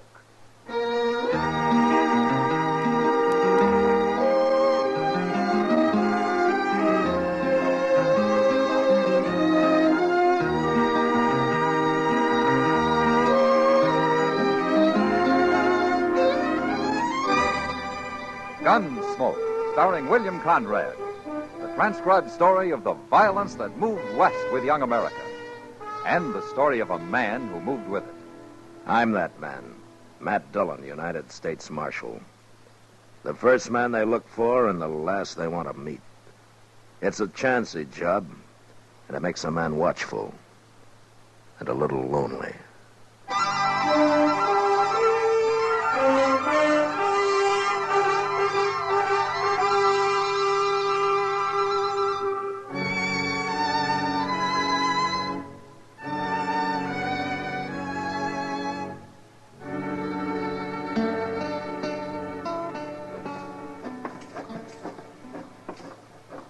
Oh, so that's Enoch Mills' new hotel. Yeah, it will be when they get it built, Chester. I never heard of a cattle rancher going into hotel business before, Mr. Dillon. Enoch Mills is a man of enterprise. Look yonder at him. He's as proud as a new father, ain't he? Well, it isn't every day a man builds a new hotel in Dodge. Hello, Marshal. Chester? Oh, Mr. Mills? That's gone up pretty fast, isn't it? Well, we got most a month before it's finished. Uh-huh. How many rooms you going to have? 15. Could have more, but this is going to be a class hotel. Not some hay tent like Jim Doby's Dodge house. I bet he's jealous. That Doby's had a monopoly in this town long enough. You're right about him being jealous, Chester. He's already done everything he can to keep me from building. Oh, what's he done, Enoch? Tried to buy up all the good lumber in town, for one thing. Thought he'd leave me with nothing but a lot of warpy old cottonwood. But I got on to him soon enough. I'm building with the best, Marshal. All of it. Ash, hackberry. Yonder he comes now. It's scouting the enemy, I guess. Yeah.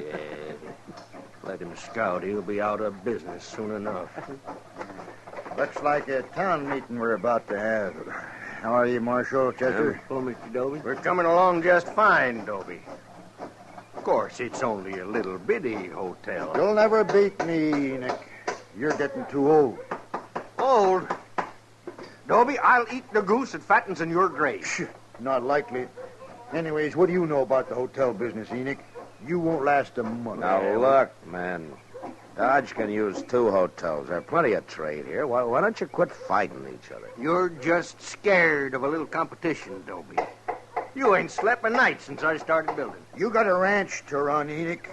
That's enough for one man. You shouldn't be pushing into other people's territory. Well, you ain't gonna stop me, Dobie. I tried to stop you, and I'll go on trying. Marshal, he's threatening me. You heard him. I'm gonna fight you, Enoch. I'm gonna fight you all the way. So now you'd better start staying up nights. That man belongs in jail, Marshal. Dobie's a hard one, Enoch. He'll give you a fight. But I don't think he'll do anything illegal. Oh, you don't, eh? Well, you just wait and see. And it's going to be your fault for not stopping him now. The whole blame's going to be on your shoulders, Marshal. And I ain't going to let nobody forget it.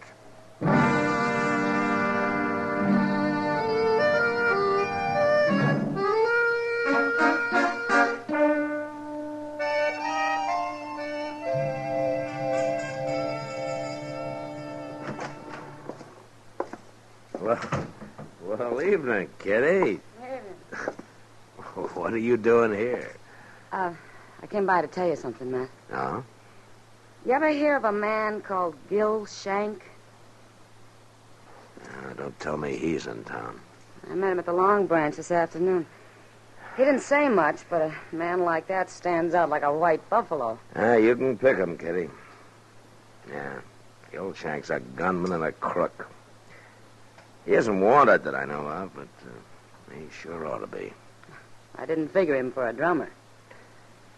Well, I think I'll let him stay around a few days. See what he's up to, maybe. Well, there were a couple of men with him, but it's hard to say if they're friends or if they just met. Yeah, they're probably friends. Gil Shank never liked traveling alone much. Oh, they didn't look like gunmen, Matt. They're just a couple of saddle buns. Oh, well, maybe I'm wrong. Thanks for telling me anyway, Kitty. Mr. Dillon. Oh, hello, Miss Kitty. Something to scare you, Chester? Worse than that, the new hotel's on fire. On fire? On fire. And old Enoch sent Jim Dobie there. Oh, the place. You better get down there, Mr. Dillon.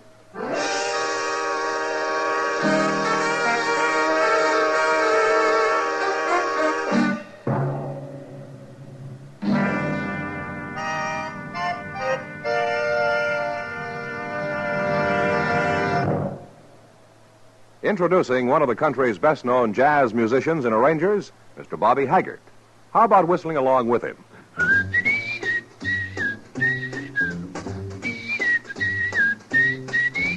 Packs more pleasure, packs more pleasure. Chesterfield packs more pleasure because Chesterfield's more perfectly packed. The more perfectly packed your cigarette, the more taste and mildness are released for you. Chesterfield, made by exclusive Accuray, has an open, easy draw that unlocks all the pleasure of fine tobaccos. Now, Accuray ensures an even distribution of tobacco from one end of your Chesterfield to the other. Chesterfield is firm and pleasing to the lips, mild, yet deeply satisfying. Chesterfield packs more pleasure because Chesterfield's more perfectly packed.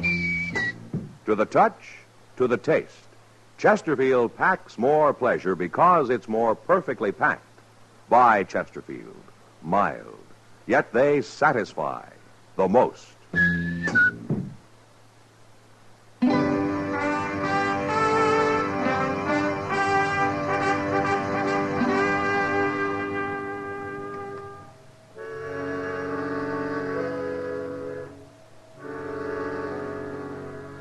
By the time I reached the fire, a bucket brigade had been formed. And there wasn't much to do but get in line myself. Even while we worked, I could tell the fire had been set and that the wood had been soaked with kerosene. It was all over in a half hour, but not because we'd put it out. There was nothing left to burn. Next morning, I went back and had a talk with Enoch. And he'd already bought more lumber, and he had his workmen busy cleaning up. This ain't gonna stop me, Marshal. Takes more than a little arson to stop Enoch Mills. Enoch, I guess there's no need to ask you who you think did it, is there? What? Jim Dobie, of course. You know as well as I do. Yeah, but you don't have any proof of that, Enoch. I got what proof I need. And if you was anything of a lawman at all, Dobie'd be in jail right now. Enoch, you know I can't arrest a man because you and he are enemies. Well, it don't matter. I ain't counting on you no more. I got other ways. Yes, sir. Hey, come in right there, Marshal. What? There. You mean Gil Shank? That's right. He seen me after the fire last night, and he offered to go to work for me. What do you need a gunman for, Enoch? Yeah, that makes you sit up, don't it? Yeah. You and Dobie both. You bet it does. Marshal Dillon. Well, now, this is a pleasure. Yeah, he knows you're working for me, Shank. I told him. Just Shank, Enoch? What do you mean? Well, is he the only one you hired? I'm alone, Marshal, if that's what you're driving at. You're making a bad mistake, Enoch. You don't need a man like this. I could take offense at that, Marshal. No? Well, why don't you let me know when you decide, huh? I'll let you know. Yeah, that's telling him. All right, we'll take care of Jim Dobie next. You won't do a thing to Jim Dobie. Either one of you. Well, you're protecting the criminal, Marshal. But it ain't gonna work. Shank's got a plan. You said you was gonna figure something out, Shank. You done it? Well, Enoch, what with the law being so loose around here, we gotta protect your hotel day and night. How many riders you got out at the range? About 20. I want 15 of them. You what? I want them here in Dodge. We're going to put a guard around this building 24 hours a day. Well, I can't spare 15 men, Shank. Who's going to watch the cattle? You ain't moving cattle this time of year, are you? Of course not. Then 5 riders is enough. You want this hotel to go up, or don't you? All right. I'll send for him. Hey. See that Jim Dobie over there? Yeah, that's him. Come to enjoy his dirty work, I guess. Shank. What, Marshal? The first sign of any of your dirty work, and I'm coming after you. Fast.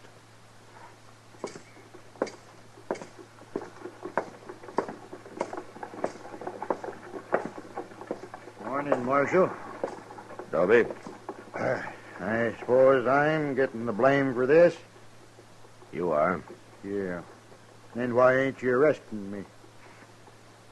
I've known you for a long time, Dobie. You're pig-headed and you can be downright mean. But you don't fight this way. You make it hard to thank you, Marshal. You can thank me by laying off Enoch Mills for a while. There's going to be enough trouble without your making any.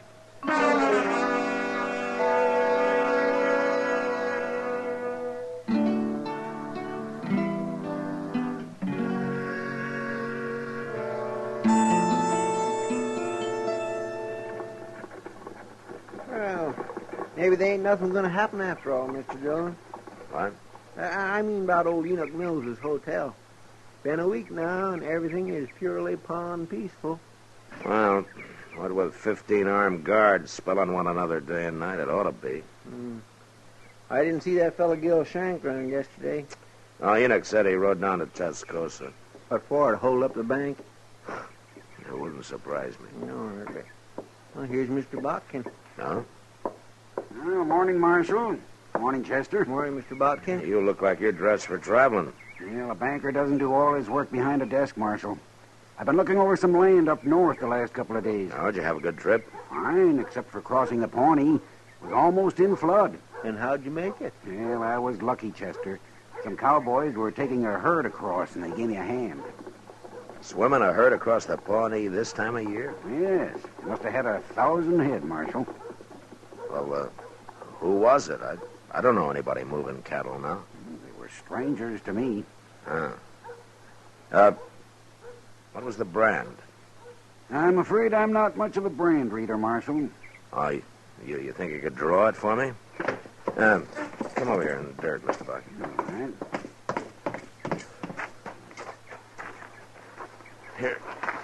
Here's a stick. Now, what did it look like? Well, there was a circle here and a line through it, like this. It stopped just about here. Well, everybody knows that brand, Mr. Buck. Everybody but me, I guess. Where would they be taking those cattle, Marshal? Only one place. The Greystone Indian Agency is about 20 miles beyond there. Oh, they're going to sell them to the agency, eh? Well, they won't get top prices, but it's always a fast cash sale. Chester. Yes, sir? Go saddle 3 horses and tie them up behind the office, and then wait for me. I'll be back after dark.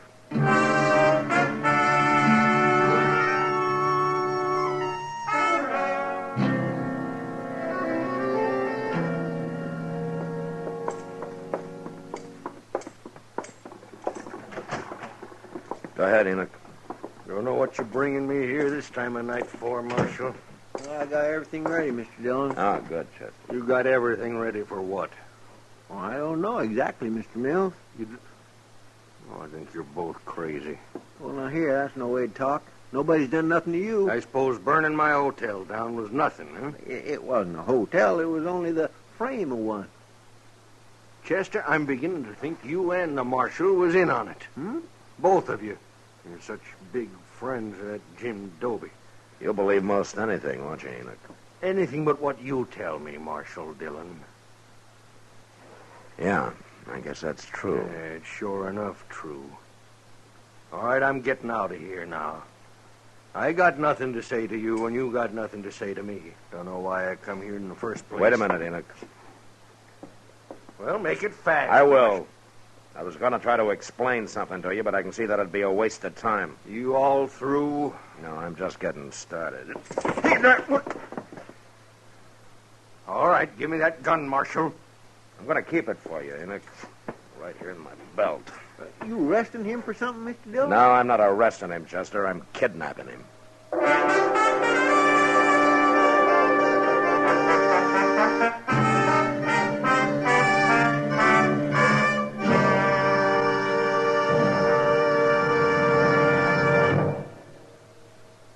Where are you listening to Gunsmoke?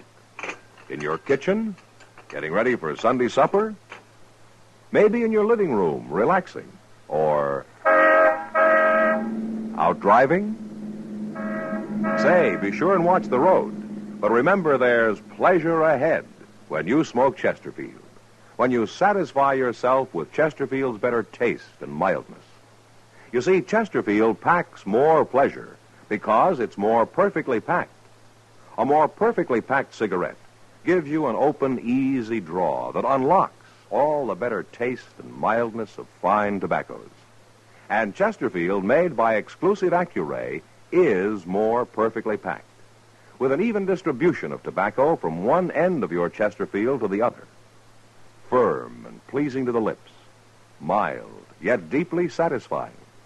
Remember, to the touch, to the taste. Chesterfield packs more pleasure because Chesterfield's more perfectly packed. Buy Chesterfield. Mild, yet they satisfy the most.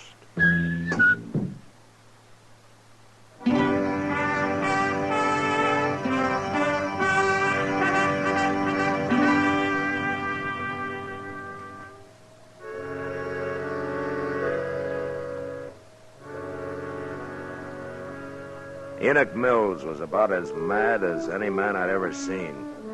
But I managed to get him on a horse, and then he and Chester and I rode quietly out of Dodge.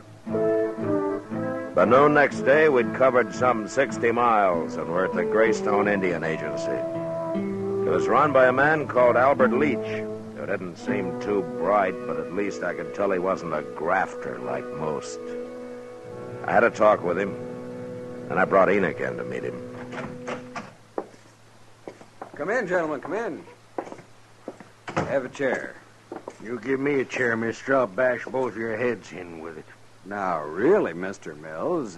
How come you know my name?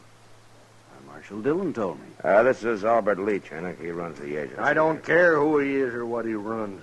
He's got anything to do with whatever it is you're up to, Marshal. He's going to end up in jail, too. Good heavens. Don't worry about it, Leach. Enoch was up all night. I think I put him in a bad temper. Look, Leach, I want you to tell him how many cattle you bought yesterday. 1,012 head. Mm-hmm. And you paid? $15 a head. Well, then you robbed somebody. Any couch and walk's worth $20. The government never pays over 15, Mr. Mills. Which is why I never sell to the government. We haven't got much time. Have you paid for those cattle yet, Leach? No, the boss will be here any minute to collect the money. In fact, that's him riding in now. Yeah. All right, you pay him, Leach, and we'll wait in the other room. I understand, Marshal. Come on, Enoch. You're getting yourself in deeper and deeper, Marshal.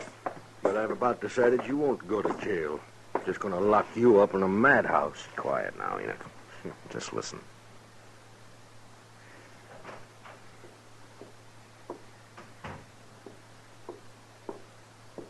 Well, you got the money, mister? Are you the boss of that outfit? Enoch Mills is the boss. I run it for him. What? Be quiet. Come on, give me the money. I ain't got Well, all that's day. Gil Shank. Well, hurry it up, mister. Now, where's the money? Oh, I'll kill him. I'll kill him with my bare hands. No, wait a minute, Enoch. Dirty thief, Shank! What are you doing here? Dillon. Hold it, Shank.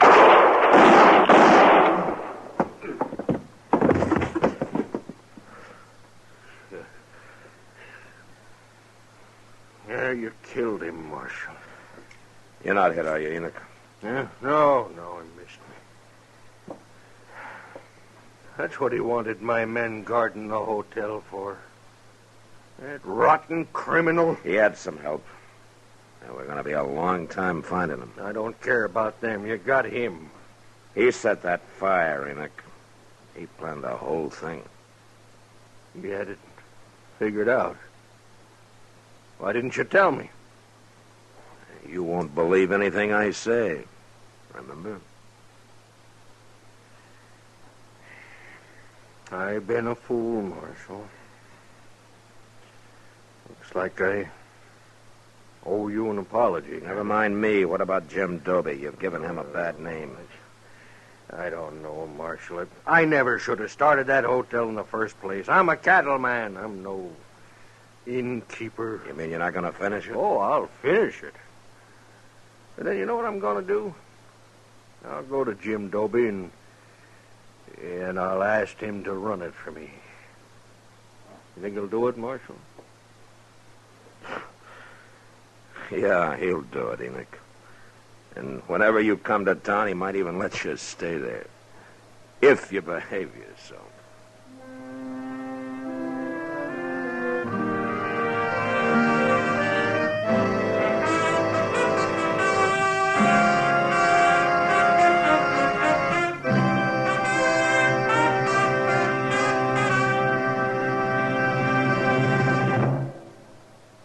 In a moment, our star, William Conrad. Chesterfield packs more pleasure because Chesterfield's more perfectly packed. Chesterfield, made by exclusive Accuray, packs more pleasure because it's more perfectly packed. Unlocks all the pleasure of fine tobacco. Chesterfield packs more pleasure because Chesterfield's more perfectly packed. Firm and pleasing to the lips. Chesterfield. Mild. Yet they satisfy the most. You know, on the frontier, an outlaw was called a gunman, while a peace officer was referred to as a gunfighter. But they both lived by their guns, and they usually died by them. And that was the West. Good night. Gunsmoke, produced and directed by Norman MacDonald, stars William Conrad as Matt Dillon, U.S. Marshal. Our story was specially written for Gunsmoke by John Meston, with music composed and conducted by Rex Corey. Sound patterns by Tom Hanley and Bill James. Featured in the cast were Lawrence Stobkin, Vic Perrin, John Daner, Harry Bartell, and Joe Duvall. Parley Bear as Chester, and Georgia Ellis as Kitty. If you're a young man of draft age or a veteran, the National Guard offers you many outstanding opportunities. Contact your local National Guard unit for details.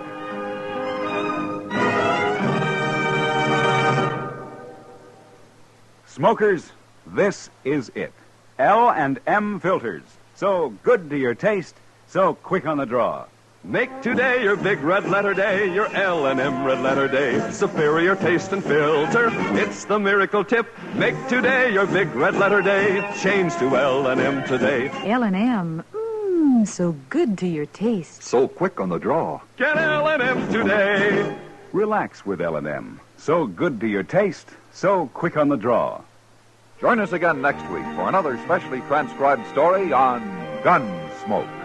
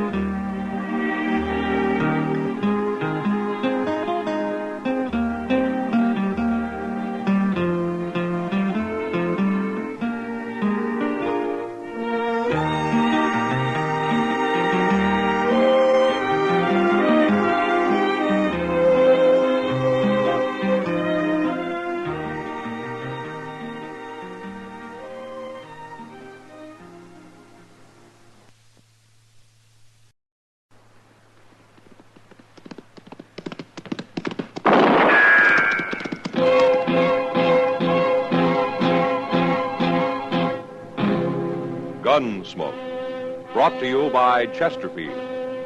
Chesterfield packs more pleasure because it's more perfectly packed, thanks to Accuray. They satisfy the most. Around Dodge City and in the territory on West, there's just one way to handle the killers and the spoilers, and that's with a U.S. Marshal and the smell of gun smoke.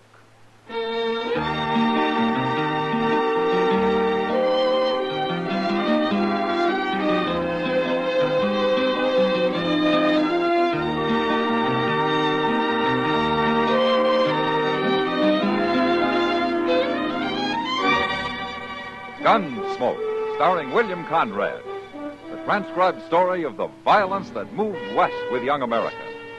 And the story of a man who moved with it. I'm that man, Matt Dillon, United States Marshal. The first man they look for and the last they want to meet. It's a chancy job, and it makes a man watchful and a little lonely.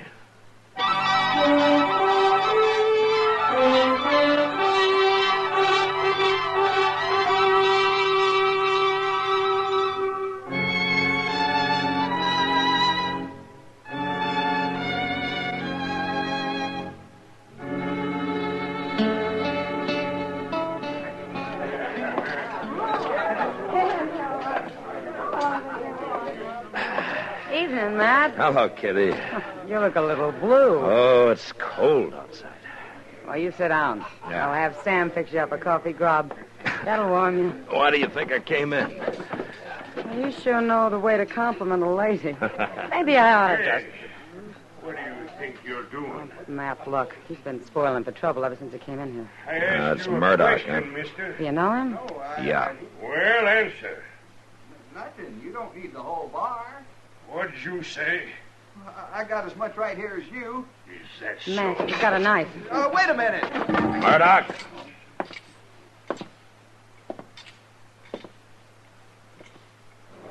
Put it up. You again, Dillon. Just like the last time. You want more of the same? It's a little different now, Murdoch. So I see. You got a badge to hide behind. Put up the knife. That's better. This man's crazy, Marshal. I didn't do a thing to him. I didn't mean to jostle him. It's all right, son. It's over now. Go on about your business. Yes, sir, Marshal. Yes, sir. Yeah. What kind of a bone picker is that for the high plains? Times have changed, Murdoch. Nothing but settlers and dudes, bone pickers and trackmen, cow wranglers and bluecoats, and lawmen. There's something you better understand, Murdoch. When Dodge was full of you buffalo hunters, you could throw your weight around. Well, not anymore. I ain't changed, Dillon. Just stay out of trouble. I'll do as I want. He always did. What are you doing in Dodge anyway? There haven't been any buffalo around here for years. Well, maybe I came to see you, Dillon. And I thought you probably figured me for dead. Oh, no. I heard about you and your badge. Maybe it's just as well for both of us I'm wearing it. I don't fear no man. And least of all, you. All right. Just let me give you a little warning. If you're thinking of going south for buffalo into Indian territory, I wouldn't. I do a lot of things you wouldn't. This is orders from Washington. They don't want any more trouble with the Indians. The territory is closed to hunters. They got cavalry patrols along the line. I go where I aim to go. And I don't fear no cavalry. And I got orders to stop anyone. Have you now? You just remember what I said.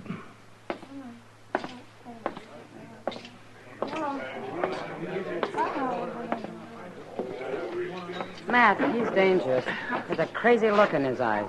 You know, Kitty, when the buffalo herds were running, Dodge was 2,000 like him and not much else. Well, who is he? He's the one the Indians call Long Arm. His name's Jace Murdoch. Oh, I've heard of him. Yeah. Almost a legend on the frontier. Been on the plains maybe 30 or more years. Beaver trapper, buffalo hunter, Indian scout. He lived with the Indians a long time. Matt, what's between you and Murdoch? A grudge? That's the kind of a thing a man doesn't like to talk about or remember, Kitty. When he takes a beating. You? I was just in from Missouri. Pretty green. Murdoch and some of his crowd were in town on a spree. But when their fun threatened to include scalping a hide freighter they didn't like, I stepped into it. Like I say, I was pretty green. They beat you, Matt? Left me for dead down by the river.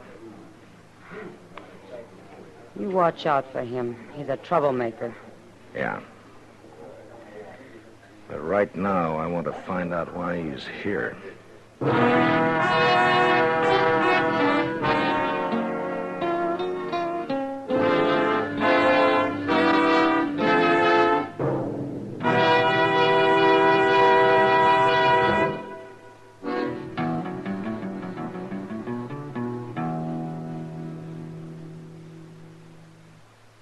Introducing one of the country's best-known jazz musicians and arrangers, Mr. Bobby Haggart.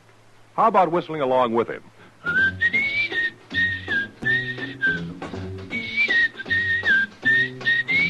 Packs more pleasure, packs more pleasure. Chesterfield packs more pleasure because Chesterfield's more perfectly packed. The more perfectly packed your cigarette, the more taste and mildness are released for you. Chesterfield, made by exclusive Accuray, has an open, easy draw that unlocks all the pleasure of fine tobaccos. Now, Accuray ensures an even distribution of tobacco from one end of your Chesterfield to the other. Chesterfield is firm and pleasing to the lips, mild, yet deeply satisfying. Chesterfield packs more pleasure because Chesterfield's more perfectly packed. To the touch, to the taste. Chesterfield packs more pleasure because it's more perfectly packed. By Chesterfield. Mild. Yet they satisfy the most.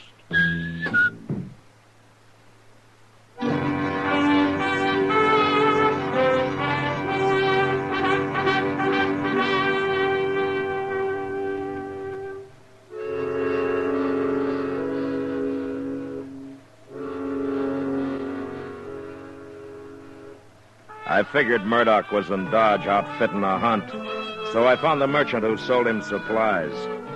He couldn't tell me much, except that Murdoch had an Indian with him for a skinner, and that they were camped somewhere outside town.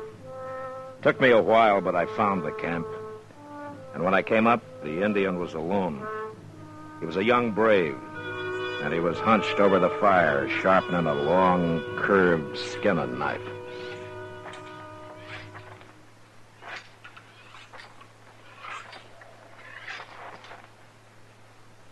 It's all right. Go on.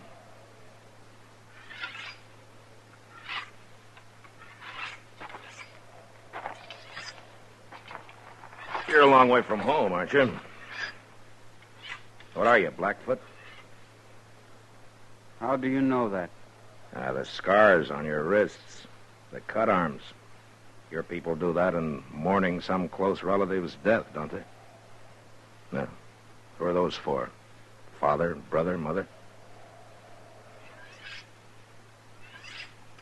All right. My name's Matt Dillon. I'm a U.S. Marshal. How are you called? Oh, what does Murdoch call you? When he is not angry, Injun. And when he is? Dog eater. Ah. And he knows his Indian insults. What do your people call you? It means golden calf. Now, you're a breed, aren't you? I'm an Indian. And then what are you doing here, so far from your tribe, skinning buffalo for a man like Murdoch? In the lodges at night, my people speak of the pale warrior with the long arm. Jace Murdoch, huh? When he was with us, his medicine was good. The plains were dark with buffalo. They gave the Indian all he needed: food, clothes, beds, lodge skins. Now we do not have good medicine. The buffalo are gone. So you came looking for Murdoch, for Long Arm, to take him back? Yes. But he would not go, so I stay with him. And now you're going on a buffalo hunt with him into treaty territory, huh? He does not tell me where he goes. Then I'll tell you. He's going to hunt among the few small herds that are left, given by the treaty to the Indian. I do not know that. Well, it's true. And if you do this, you're robbing your brothers of the little that's left to them. That's enough, Dillon. Hello, Murdoch. Stand up, dog eater. Don't hit him again, Murdoch. I'll do as I please. You got no right to come snooping, Dillon. Asking questions, trying to turn my skin agin me. And the way you treat him, you'll turn him against yourself. And he may not be so friendly once you two are alone down in the Indian nations. I don't fear no Indian. Least of all him. I know him. Lived with him plenty of years. So I heard. They thought you were good medicine then, huh? Sure. I brought him the long arm. The first gun they ever seen. Gave him more meat than they ever seen, too. Sure, I was good medicine. Yeah, but you've changed some. I'm not so romantic as I was. I can take him or leave him alone. Besides, Injun's day is done. A man don't need to walk easy with him no more. I wouldn't be too sure of that. With this, I can be sure. Well, you still shoot a big 50, huh? Yeah, and I can load and fire as fast as another man with one of them new repeaters. And I can drop a buffalo near a mile. Or a man. Hey, killed an Injun once at 1,200 yards. Like to took off his head. You enjoy killing, don't you, Murdoch? Oh, I don't mind it. You know, 30 years on the plains have done something to you. Something crazy. Maybe you were a pioneer once, opening up the West, a loner doing what you had to do, making your own law. But your day's finished, Murdoch. You have to abide by the law now. Are you through, Dillon? I see by your outfit you're going light and fast. That must mean south. Well, I'm warning you, don't try it. I'll go where I aim to go. No cavalry will stop me. And I just hope you try. All right, if that's the way you want it. You cross that line and I'll come after you.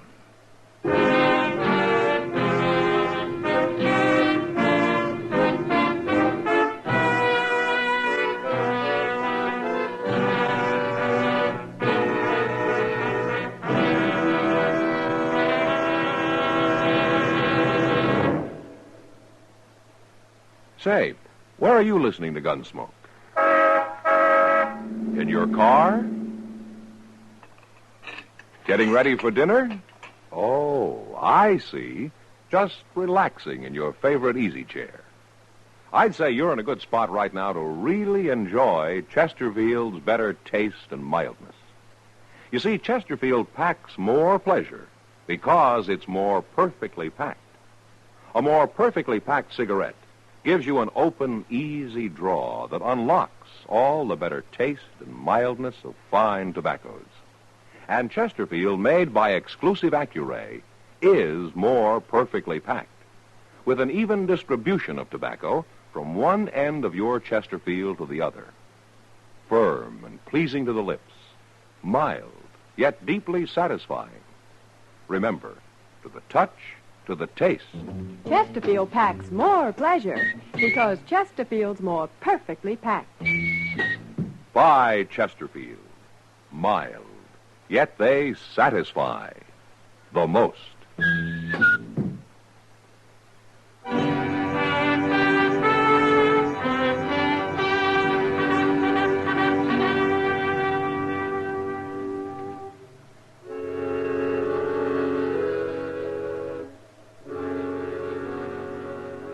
I could have sent word to the colonel out at Fort Dodge and let the cavalry handle Murdoch. But this was something personal. It was a job I wanted to do myself. I couldn't touch Murdoch until he crossed the line into the Indian Nations, so the next morning I just watched him drive out of town. I gave him a couple of hours, and then Chester and I started on his trail. Went straight south, across the Arkansas, into the Nations.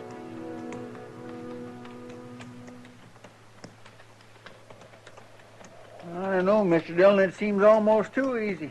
His wagon tracks in the snow going straight as a board as far as you can see over the next rise. Yeah, I know, Chester. But we better keep our eyes open. We should be getting close to him now. Well, I guess ain't nothing to worry about as long as we can see his tracks up ahead. Yeah, maybe not. But we'll come up on that rise easy. Just might be waiting for us on the other side. Well, I don't know. The way he ain't bothering to cover his trail, it seems like he ain't expecting us to follow him. Maybe he didn't believe you. Don't count on it. No, I ain't. I swear this ain't the time of year for traveling, is it?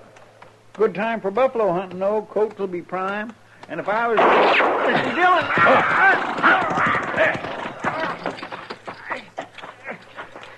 Chester, you hit? No, sir, he didn't get me. He got my horse, but I'm pinned down. All right, I'll get you out. Mr. Dillon, look out. He's still shooting. All right, just stay flat behind the horse. Now, you pull your leg out when I lift up on the saddle, huh? Yes, sir, I will. Oh. There. Now, stay low. Mr. Dillon, where'd that shot come from? Well, I'm not sure, but Yeah. From over in that rim of rock there. Must have circled around. Yeah, we rode right into a trap. How's your leg? Well, it ain't broke, I don't think. But it hurts some, all right. Oh, I'm afraid I ain't going to be much use to you, Mr. Dillon. Now, don't worry about it, Chester. But what are we going to do? We can't just lay here in the snow. We'll freeze. That's probably what Murdoch's thinking. He sure planned it, and he's got us pinned out here in the open. No cover anywhere near. Mr. Dillon, my rifle's under the horse. Maybe we can... No, it wouldn't do any good anyway, Chester. It's too far. Only his buffalo gun has this range. Yes, sir. I got it. Where is it? No, he shot your horse, Mr. Dillon. There was no need for that. Yeah. He's showing us how great a hunter he is, Chester. What are we going to do without horses? We'll worry about that later. Right now, there's one thing we can do. Get up to those rocks and rush him. But how? Well, his big 50's a single shot. He's got to reload between shots. He's doing it mighty fast. Yeah, but while he is, I could be moving. Oh, Mr. Dillon, you wouldn't never make it. Why, that's 500 yards or more. You got any other ideas, Chester? No, sir, I ain't. Darn this leg. It's all right, Chester. This isn't your fight anyway. Well, I think I'll draw a shot and see just how fast he can reload. No, Mr. Dillon. 1, 2. You're taking awful 3, chance standing up like that, 4, Mr. Dillon. 5. Gracious, All right. Now we know. 5 seconds. that ain't very long. Now, that'll have to be long enough. Now, Chester. Yes, sir. Good luck, Mr. Dillon. Yeah. Same to you, Chester. Hey, Murdoch! 1, 2, 3, 4, 5.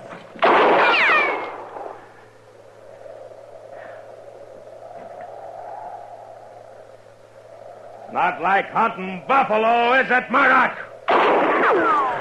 1, 2, 3, 4, 5.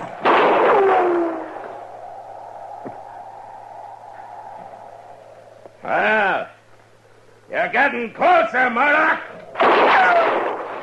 1, 2, 3, 4, 5.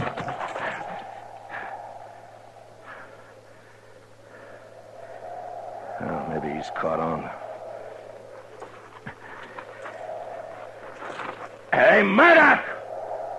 You couldn't be out of ammunition, could you?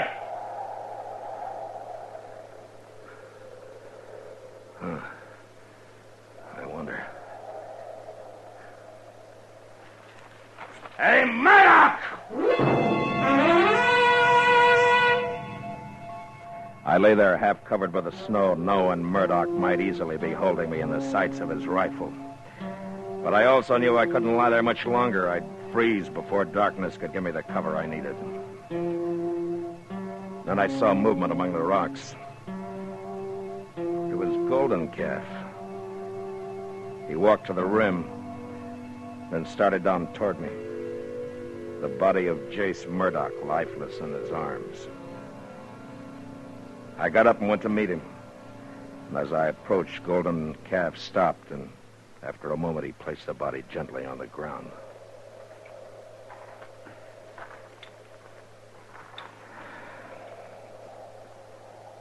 Why did you do it, Golden Calf?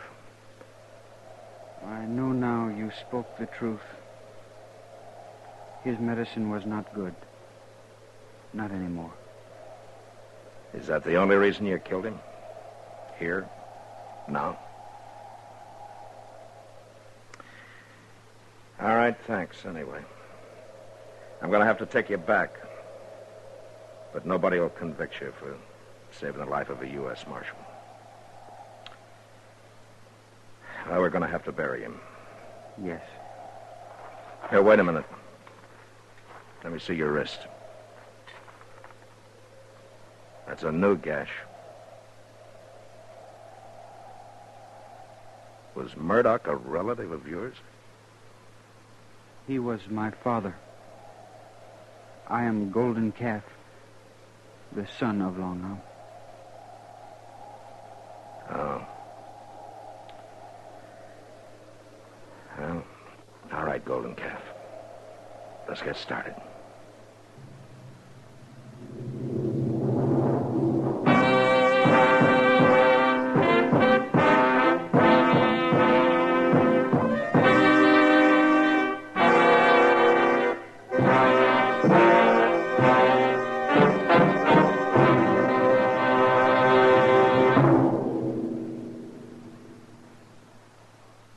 In a moment, our star, William Conrad.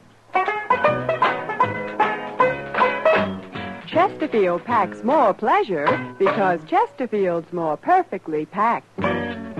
Chesterfield, made by exclusive Accuray, packs more pleasure because it's more perfectly packed. Unlocks all the pleasure of fine tobaccos. Chesterfield packs more pleasure because Chesterfield's more perfectly packed. Firm and pleasing to the lips. Chesterfield. Mild. Yet they satisfy the most. You know, the arrival of a Texas herd in Dodge usually meant celebrating and the general hurrahing of the town. But next week, a herd arrives with a murdered man. And that was the West. Good night. Gunsmoke. Produced and directed by Norman McDonald. stars William Conrad as Matt Dillon, U.S. Marshal. The special music for Gunsmoke was composed and conducted by Rex Corey. Sound patterns by Tom Hanley and Bill James. Featured in the cast were Nestor Paiva, Sam Edwards, and Harry Bartell. Harley Bear is Chester, and Georgia Ellis is Kitty.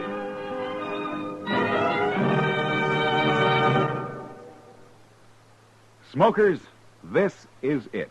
L&M filters. So good to your taste, so quick on the draw. Make today your big red letter day, your L&M red letter day. Superior taste and filter, it's the miracle tip. Make today your big red letter day. Change to L&M today. L&M, so good to your taste. So quick on the draw. Get L&M today. Relax with L&M. So good to your taste, so quick on the draw. Join us again next week for another specially transcribed story on Gunsmoke.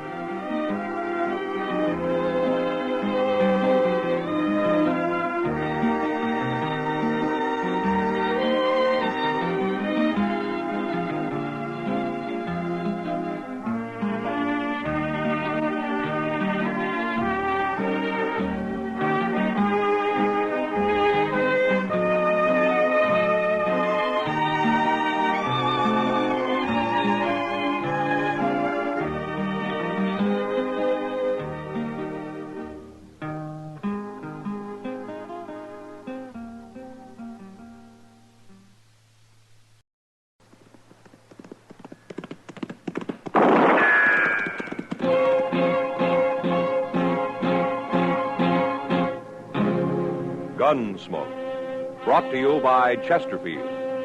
Chesterfield packs more pleasure because it's more perfectly packed, thanks to Accuray. They satisfy the most. Around Dodge City and in the territory on West, there's just one way to handle the killers and the spoilers, and that's with a U.S. Marshal and the smell of gun smoke.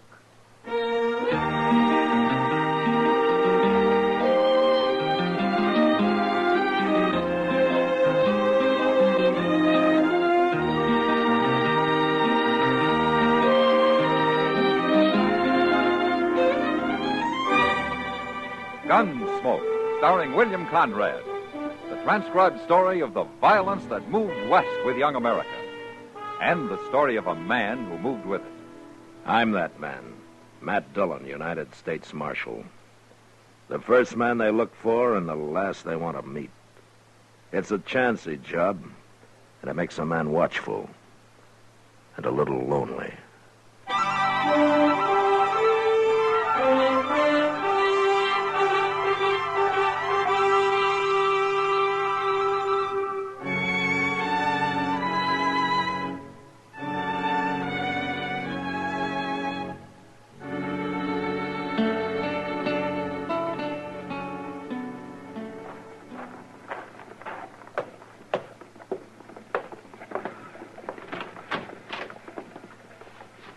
This the marshal's office? Yeah, come in, stranger. You're Marshal Dillon? I am. My name's Egan, Marshal. Emmett Egan. I'm glad to know you. This is Chester Proudfoot. How do you do? Oh? The purpose of my visit may surprise you, Marshal. Well, if it doesn't mean trouble, it sure will. I've just deposited $50,000 in the bank here. Huh? That's a lot of money, Egan. Well, it's taken me ever since the war to earn it. I've been up in Chicago, Marshal, running cattle auctions for a man named Swift, but I'm through with that now. No? I want to try something new. Marshal, I don't intend any insult. But if you need money, name your price. I'm afraid I don't follow you, Egan. I want your job. What? I want to be Marshal here. All right, say it out, Egan. I'm serious, Marshal. There are no tricks to this. I've been to Washington, and the War Department's endorsed my application, but they tell me there are no openings, so I came to Dodge. I thought if I can somehow persuade you to quit, maybe they'll put me on here. I think you are serious. Oh, I am. It's simple enough. I'm tired of the kind of work I was doing, and I want to try this. Something exciting. Oh, I see. What would you advise me to do, Marshal? Go back to Chicago. You're a lot safer there. You think I'm not qualified to be a lawman? Well, you're wearing a gun. Well, I'm accustomed to authority, Marshal. I was a major under General McClellan. Took my first bullet in the Chickahominy in '62. I see. Is this your first trip to the frontier, Mr. Egan? It's my first since '67. Uh-huh. Well, I still advise you to go back to Chicago. No, Marshal.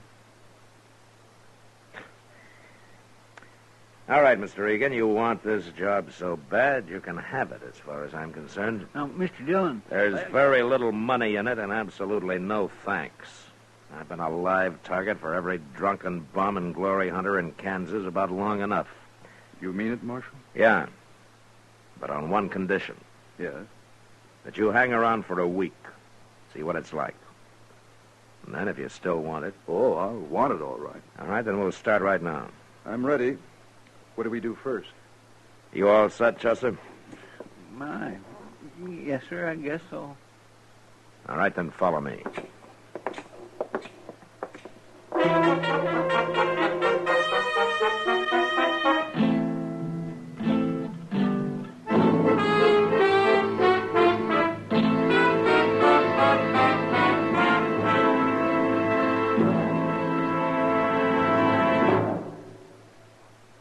That whistling man, Bobby Haggart, really started something. Tonight, the Calypso Boys join in. Ready, amigos?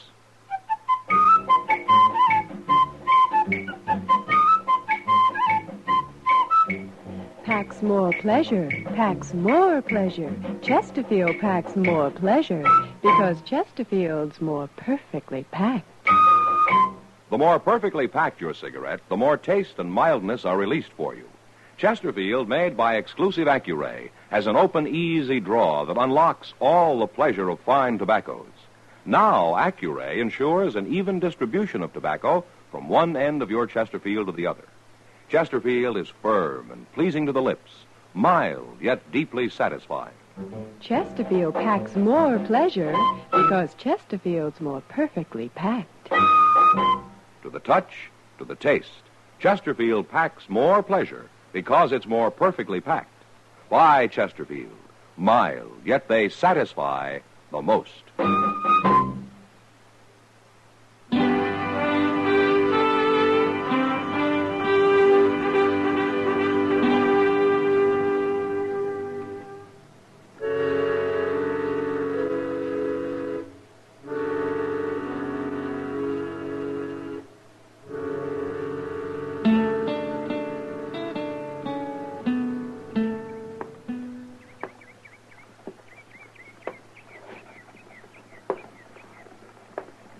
My gracious, why don't you sit down and rest a spell, Mr. Egan? No, thanks. He's going to wear himself out walking up and down that way. Yeah.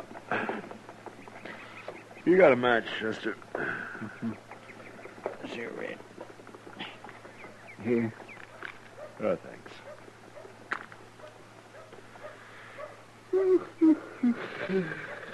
Dodge sure ain't very lively today, is it?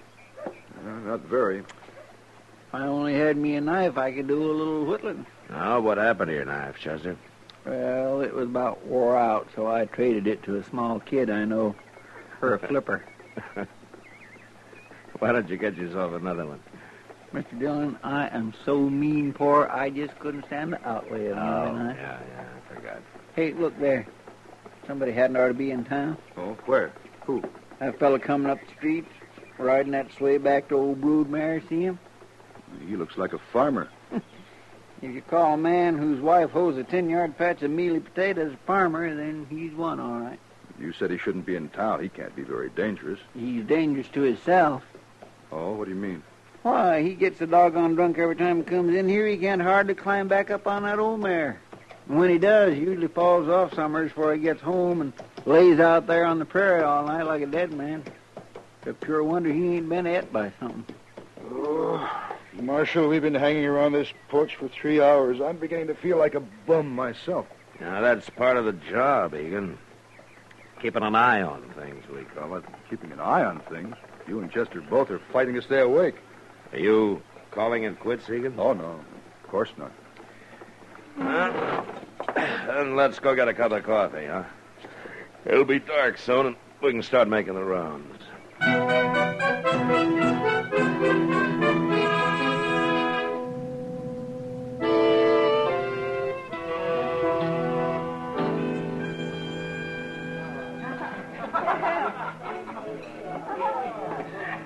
What's the name of this place, Marshal? It's called the Long Branch.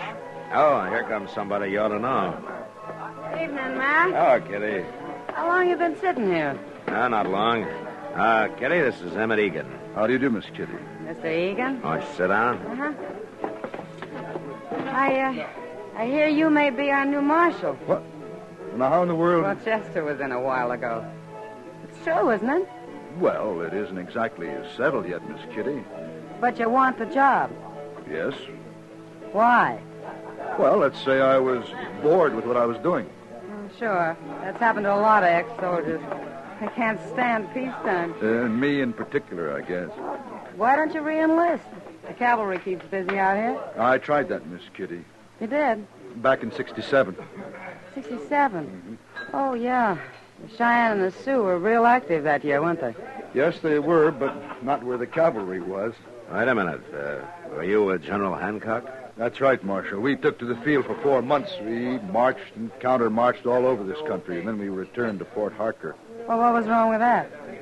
Well, all we did was burn one empty village, kill 2 young Cheyenne braves, both of whom we later found out were friendly. It took 1,100 men to do that. Oh. Mr. Dillon.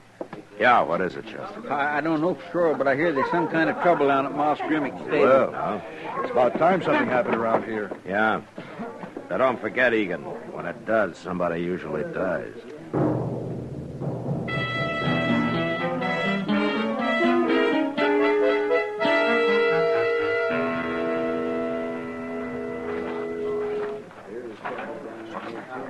What's the trouble here, men? Where's Moss Grimmick, Chester? Well, he ain't here, Mr. Dillon. They say Leonard Phibbs there's the one who knows about it. Oh, Phibbs, a little sodbuster? Yes, sir. Hey, Phibbs, come here. What's going on here, Phibbs? Inside, Marshal. Back there in the stall. Oh, what's back there? Bad, Marshal, real bad. Don't nobody go in there. It's real bad. What is? Who's in there, Phibbs? Not even you, Marshal. Not nobody. Leave him alone, I'm warning you. Oh, he ain't got good sense, Mr. Dillon. No use talking to him. It's real bad in there. Yeah, something's got him scared half to death. I'm going to go take a look. You stay here, Chester. I'm going with you, Marshal. Look, Egan, I don't know what's in there. It could be a crazy man with a gun looking for blood. It could be anything. Action is what I came here for, Marshal, and you said I could hang around. All right. But you get out of the way if there's any shooting. I'm not entirely a novice with a gun, Marshal. No, but you're not a professional either. Now stay at least 10 paces behind me. Right.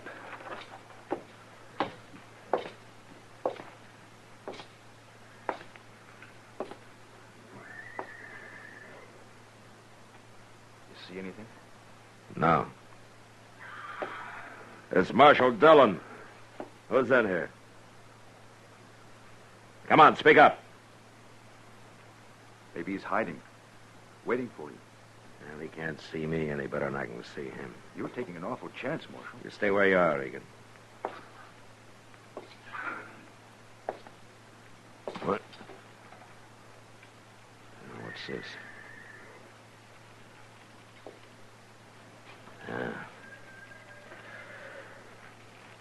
Chester, bring a lantern.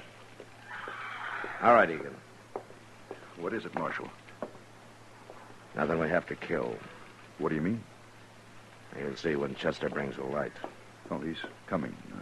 What have you found, Mr. Dillon? Hold the lantern over here, Chester. That's your work. Oh, my goodness. Somebody's gone and hung a man. So that's it. Oh, that poor devil. Was this a lynching, Marshal? No, Egan, that's old Tom Sanders. He's been drunk for 20 years. Yeah, I guess he finally decided to break the habit. You won't get any action out of this.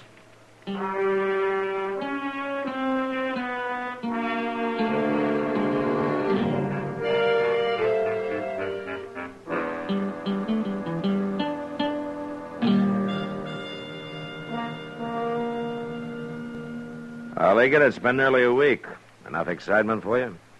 I must admit, Marshal, it's not quite what I'd expected. Somehow the idea Marshal was always busy, doing things. You mean gunfighting? I've told you I don't think gunfighting's necessary. Yeah, I remember. Any man accustomed to command should be able to control these Dodge City ruffians without much trouble. I only draw my gun as a last resort, Egan. And besides, you haven't seen any of these men in action yet. I still want the job, Marshal. Yeah, I know. Oh, Matt? Yeah, come on in, Doc. Say, Matt, you'd better get over the Texas Trail. Oh? You know those fellas Gear and Bozeman? Yeah, I know him. Well, they've got that poor little Leonard Phibbs at the bar there, and they're trying to make him pay for their drinks. He's broke, of course, so they're beating him up. They're doing it real slowly, bit by bit. I tell you, it just makes you sick to watch it. All right, Doc. Wait, Marshal. Yeah, what? Let me handle this. Look, Egan, Gear and Bozeman may be a couple of bullies, but that doesn't mean they're not dangerous. They are. Are you afraid I might be able to handle them, Marshal? Well? Okay, go ahead. Here, take my badge. Tell them you're a deputy. Thank you, Marshal. You gotta learn one way or the other.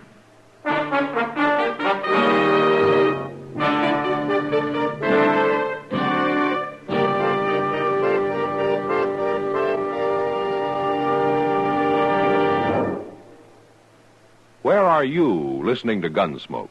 In your favorite easy chair? Or out driving? Oh, there you are. In the kitchen. Say, you want to make whatever you're doing more enjoyable? Have a Chesterfield. Enjoy Chesterfield's better taste and mildness. You see, Chesterfield packs more pleasure because it's more perfectly packed. A more perfectly packed cigarette gives you an open, easy draw that unlocks all the better taste and mildness of fine tobaccos. And Chesterfield, made by exclusive Accuray, is more perfectly packed, with an even distribution of tobacco from one end of your Chesterfield to the other. Firm and pleasing to the lips, mild, yet deeply satisfying. Remember, to the touch, to the taste. Chesterfield packs more pleasure because Chesterfield's more perfectly packed. Buy Chesterfield. Mild, yet they satisfy the most.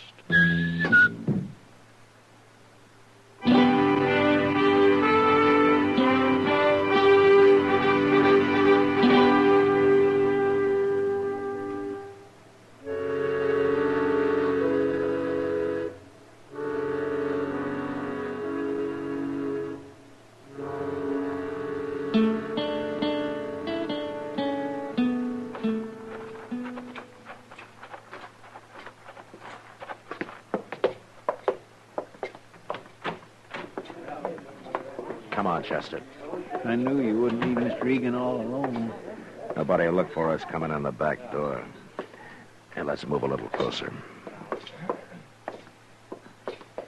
Egan's facing him, Mr. Dillon. Yeah. Oh, look at poor little Phibbs. They got him all bloody. What makes you think you can do this to a man? Is there no law where you come from? We come from Dodge, Mr. Deputy. Where do you come from? Are you Bozeman or Gear? I'm Bozeman, Mr. Deputy. I'm the one who generally does the talking, but we both do the fighting. You're out of order, Bozeman. What's that? I said you're out of order. I will not tolerate your insolence. I'm not sure, Mr. Deputy. But are you saying you don't like us? That's enough. You and Gear will turn and face the bar while I take your guns. You're the most doggone foolish man I ever saw, Mr. Deputy. Do as I say. Why? Because you're wearing a badge? That's reason enough? Now, Mr. Deputy, that may be reason enough for There'll you. be no shooting. I'm ordering you to face the bar. I guess there's no use talking to you, Mr. Deputy. I'll take him along here. He's going. Hold it, Bozeman! All right, that's enough.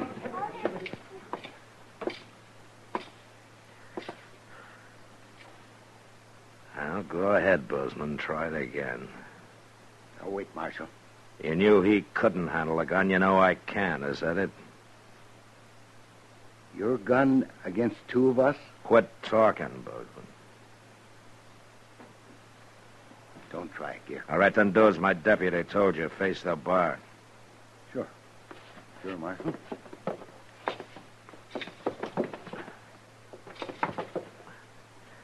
Chester. Yes, sir. You want me to lock him up, Mr. Dillon? Here are the guns, Chester. I'll be at Doc's. Maybe he can save Bozeman here from hanging.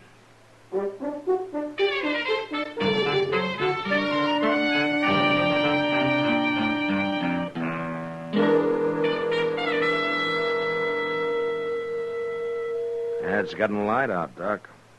It generally does this time of morning. Yeah, but I'm not generally sitting up waiting for a man to die.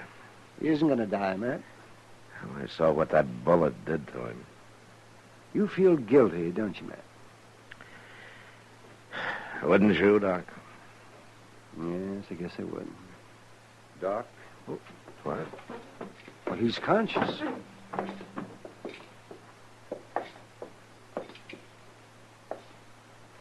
Well, how do you feel, Egan? Pretty fair, Doc. I've been lying here, listening to you talk. Well, you mean you've been conscious for some time? Half hour, maybe.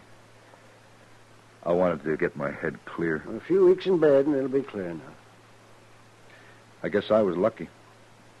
If that bullet had gone 1 inch to the left, you'd have died on the floor, Egan. You were lucky, all right. God protects fools and drunkards, isn't it? Marshal Dillon. Yeah. I heard you saying you felt guilty about this. It wasn't your fault. Well, I should have known what had happened. But I heard you telling Doc how it happened. You faced them the same way I did. They didn't shoot you. It's a little different with me, Egan. How? This is my profession. Well, I've handled enough men to be professional. Egan, why do you think Bozeman did what I told him to do? Because he knew you'd shoot if he didn't? He not only knew I'd shoot, he knew I'd kill him. He knows I can handle a gun pretty well. And that part of the profession they don't teach in the Army. Takes years and years to learn. Well, I can't complain any more about there not being enough action, can I, Marshal? Yeah, your week's up today, Egan. Do you want the job? Marshal, you ever been in California? Not for some time. I hear things are pretty active out there. I'll write you and tell you all about it.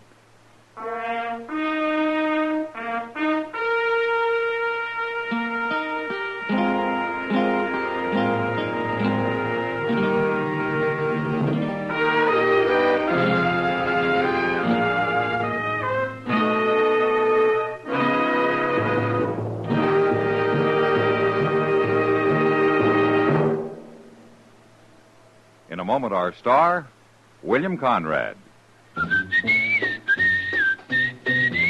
Chesterfield packs more pleasure because Chesterfield's more perfectly packed.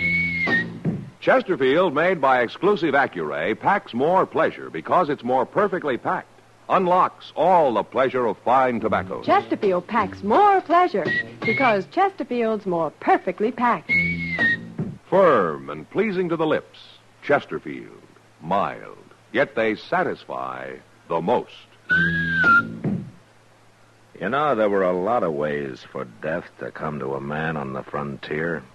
All of them hard. But next week, a man meets death the hardest way of all, at the end of a rope. But that was the West. Good night. Gunsmoke. Produced and directed by Norman McDonald, stars William Conrad as Matt Dillon, U.S. Marshal. Our story was specially written for Gunsmoke by John Meston, with music composed and conducted by Rex Corey. Sound patterns by Tom Hanley and Bill James. Featured in the cast were John Daner, James Nusser, and Harry Bartell.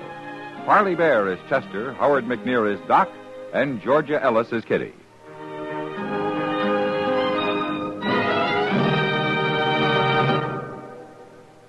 Smokers, this is it. L&M filters.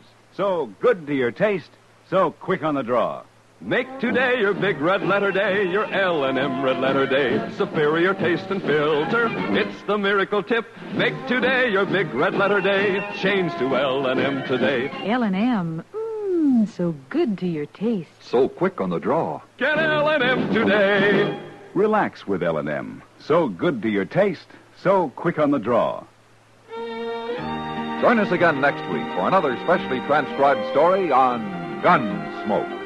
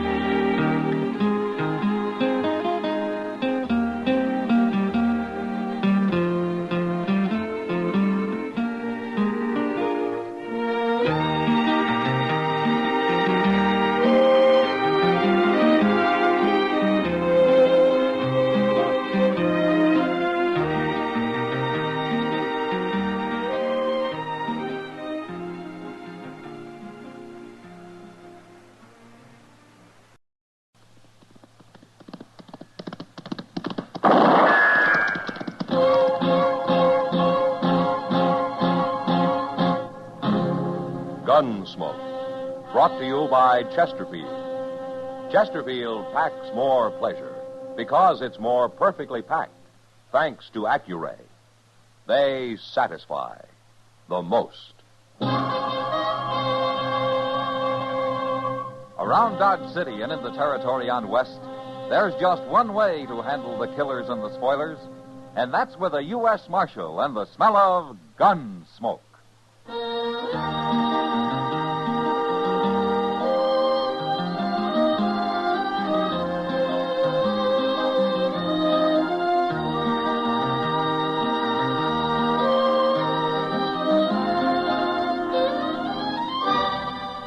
Gunsmoke, starring William Conrad, the transcribed story of the violence that moved west with young America, and the story of a man who moved with it. I'm that man, Matt Dillon, United States Marshal. The first man they look for and the last they want to meet. It's a chancy job, and it makes a man watchful and a little lonely.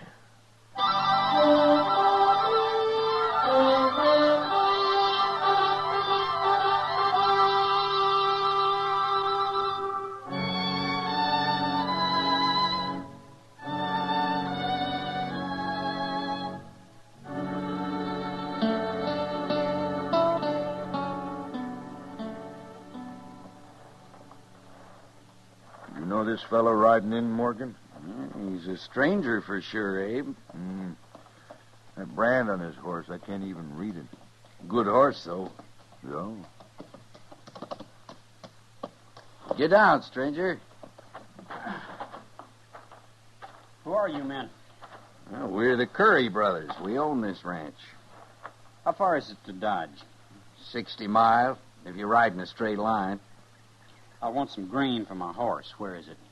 Look, stranger, we got no grain. We're fresh out. Now, Abe, if he wants a little grain... And then he can act more polite about it.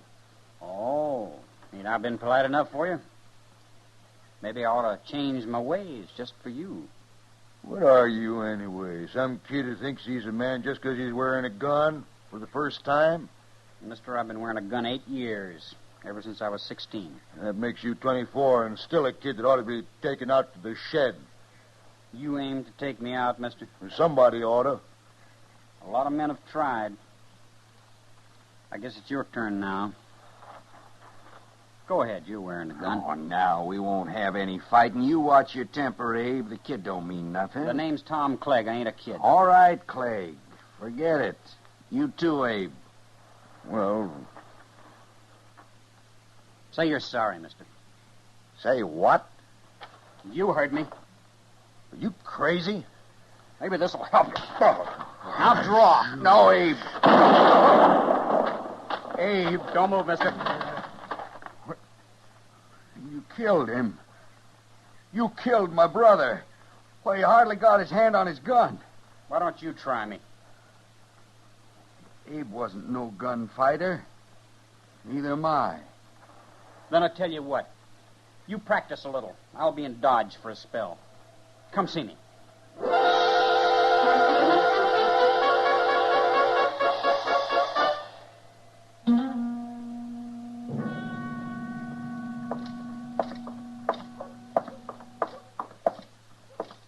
Oh, now, say, there is a good-looking horse, Mr. Dillon. Oh, which one, Chester? That big bay that young fellow's just getting off of there. Oh? Well, ain't he? Well, I wasn't looking at the horse, Chester. Oh, you know that fella? Yeah, maybe.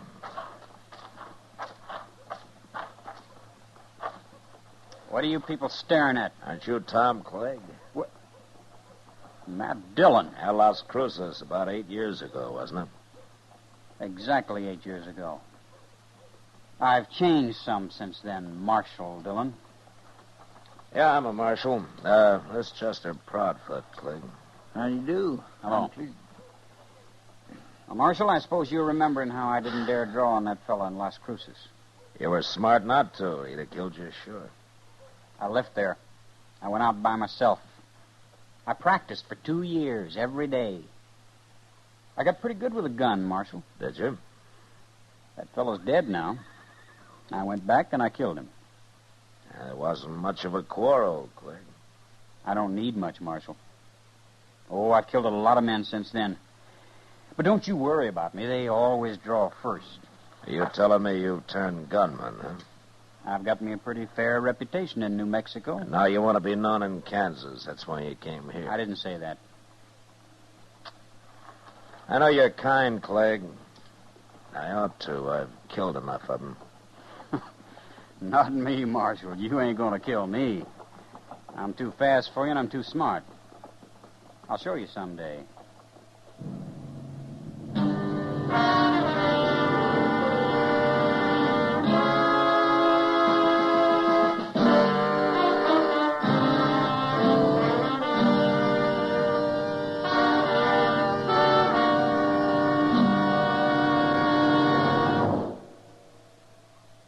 That whistling man, Bobby Haggart, really started something. Tonight, the Calypso Boys join in. Ready, amigos?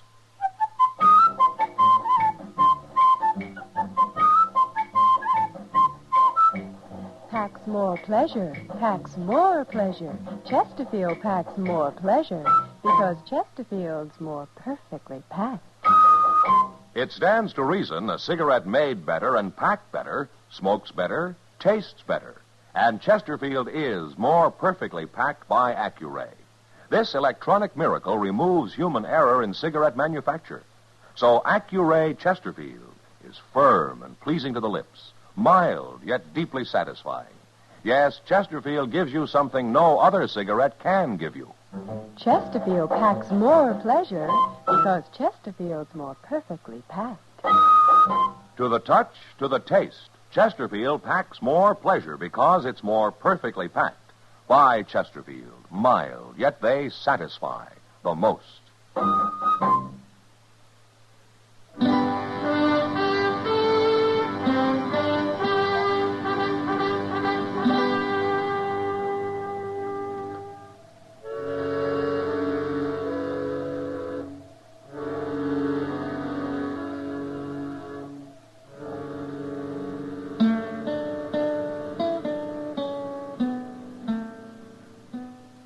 Oh, Chester.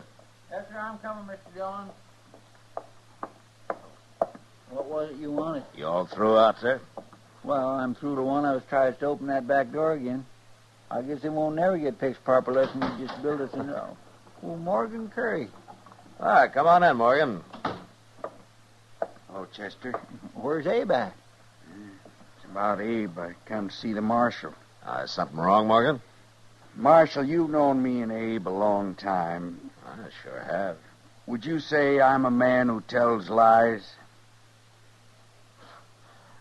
You know the answer to that, Morgan. And I'll say it short. A fella rode up to the ranch day before yesterday, and him and Abe got into a little argument, but Abe was about willing to call it off when this fella slapped him. And Abe went for his gun, huh? He never had a chance, Marshal. This fellow was the fastest man I ever seen. Did you say his name, Morgan? Tom Clegg. Yeah, I thought so. He's a killer, Marshal. He made Abe draw. That's what he means about being smart. No man can take being slapped. That ain't self-defense, Marshal, and he can't claim it is. The law says he can, Morgan. Look, Marshal, I ain't a coward. You know that, but there's no use my facing him. He'd kill me easy as he did Abe. Now, what good would that do? I wish I could help you, Morgan. Well, it ain't just me, Marshal. It's all the men he's going to kill before he's through. Somebody's got to stop him. Somebody will. Someday. Now, before he kills any more men. Well, it's like poisoning a wolf. Don't you see that? Morgan, I'm a lawman. When Tom Clegg breaks the law, I'll go after him. But until he does, there's nothing I can do. I don't know if you're fast enough for him, Marshal. But you're the only man I do know who might be. I'm not hired to gun men down, Morgan. He's got to be killed. And I'll admit the world would be better off without him. You said something about his being smart. Now, he claimed that. And we'll see how smart he is. Marshal, Tom Clegg's going to die, no matter what. He's going to die.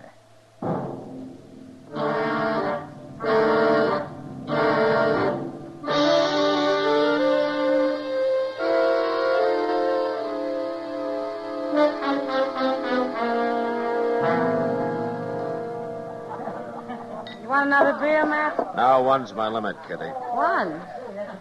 Oh, you're expecting trouble. I didn't say that. One beer said it. You know me too well, Kitty. But you're right about my expecting trouble. Well, I already knew about that. I've watched Morgan Curry following Clegg in and out of here for 2 days now. I don't know what Morgan has in mind, Kitty, but I'm sure he doesn't plan to shoot Clegg in the back or anything like that. Well, he isn't even carrying a gun. Yeah, I know. He just stands around at a distance and sort of keeps an eye on Clegg. It's driving him crazy. But Morgan's not carrying a gun has made Clegg helpless to do anything about it. Maybe he's trying to get him into a fist fight, Matt. Clegg wouldn't fight him, Kitty. He knows he'd get torn apart. It beats me what he's up to. Well, I wish Morgan would go home and forget about it. Maybe it's you he's trying to shame, Matt. Me? What for? For not doing anything about Clegg murdering his brother. It wasn't murder, Kitty. Abe drew first. The way I heard it, Clegg made him draw. And I don't care what the law calls self-defense. Well, I have to, Kitty. I have to care. Yeah, I know, Matt. Well, there they are. What? Clegg. He just went to the bar. Morgan will be along directly. Yeah. Well, you keep an eye on him, Kitty. Me, keep an eye on him. I got to ride out into the country tomorrow. I'm leaving before dawn so as I can get back early in the afternoon. Then you better get to bed. Good night, Matt. I'll see you tomorrow, Kitty. Sure. Marshal. I want to talk to you. I'll go ahead, Clegg. Talk. It's about him. Huh? Oh, Morgan. Hey, Morgan. What are you calling him for? You want me, Marshal? Yeah. Clegg here wanted to talk to me about you, Morgan. I thought maybe you ought to hear it, too. Sure, he can hear it. I want him to stop following me around, that's all. Oh, why tell me that, Clegg? Because you've got to stop him. Me stop him? He isn't breaking any law. He ain't wearing a gun. A dirty coward. There's no law that a man has to wear a gun. It's making me jumpy. I don't like being stared at all the time. You got a guilty conscience about something, Clegg? You shut up. Why don't you take your gun off and shut me up, Clegg? You hear him, Marshal? You see what a coward he is? I can't help you, Clegg. Lock him up, Marshal. Go on, lock him up. You heard me. Yeah, I heard you. Then do it. Not very likely. All right. You're wearing a gun. Are you a coward, too, Marshal? Morgan, come outside. I want to talk to you. Okay, Marshal. You're both cowards. That's what you are, cowards. Why didn't you kill him in there, Marshal? That was your chance. I'm not a gunman, Morgan. I'm a lawman. Won't you ever understand that? Maybe I'm beginning to. Look, Morgan, it's no use. I'm not going to fight Clegg. Now, you can't use the law for your own revenge. That's not what it's for. Now, why don't you forget this and go back home? Marshal, do you think I'm a coward because I won't put on a gun and let him kill me? I don't know what to think, Morgan. You seem to be doing all the thinking these days. My brother Abe was murdered, Marshal. He was murdered. I'm sorry, Morgan, but there's nothing I can do. Now, good night.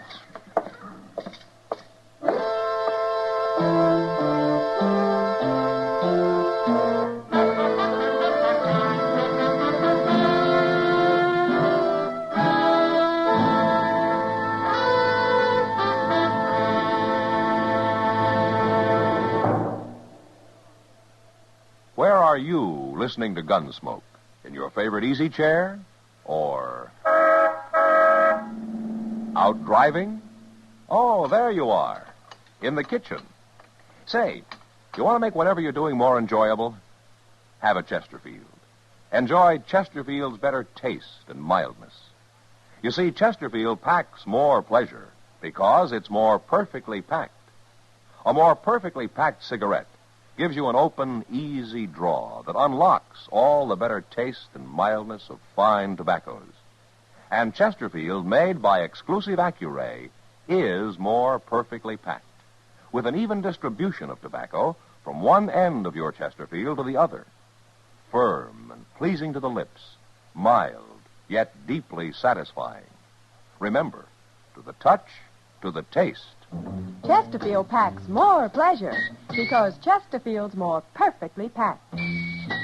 Buy Chesterfield. Mild, yet they satisfy the most.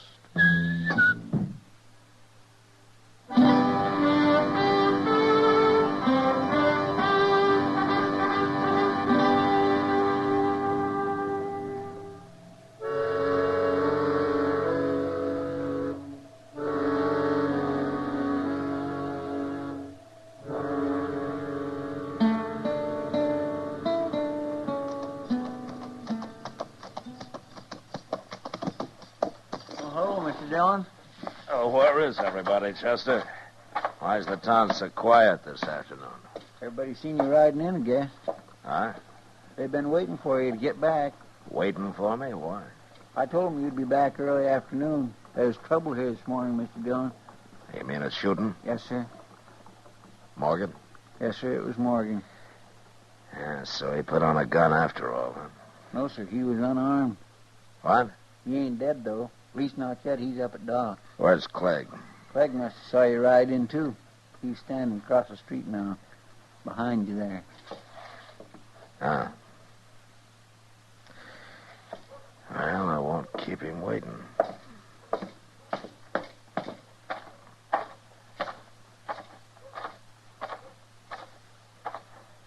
I hear you shot another man, Clegg. He deserved it. Did he? I warned him about following me around. It drove me half crazy. So you stopped him? He slapped me. No man can take that. No, not even his brother Abe could. Say, I plumb forgot about that. You told me once how smart you are, Clegg. I guess you forgot about that, too. What do you mean? Morgan was unarmed. You gonna try to put me in jail, Marshal? Mm-hmm. I'm gonna try. Now you're forgetting. I also told you I'm too fast for you. Maybe you are. I'm arresting you, Clegg. Keep your eyes on mine, Marshal. I want to see the look in them when it hits you. That's the best part. Now?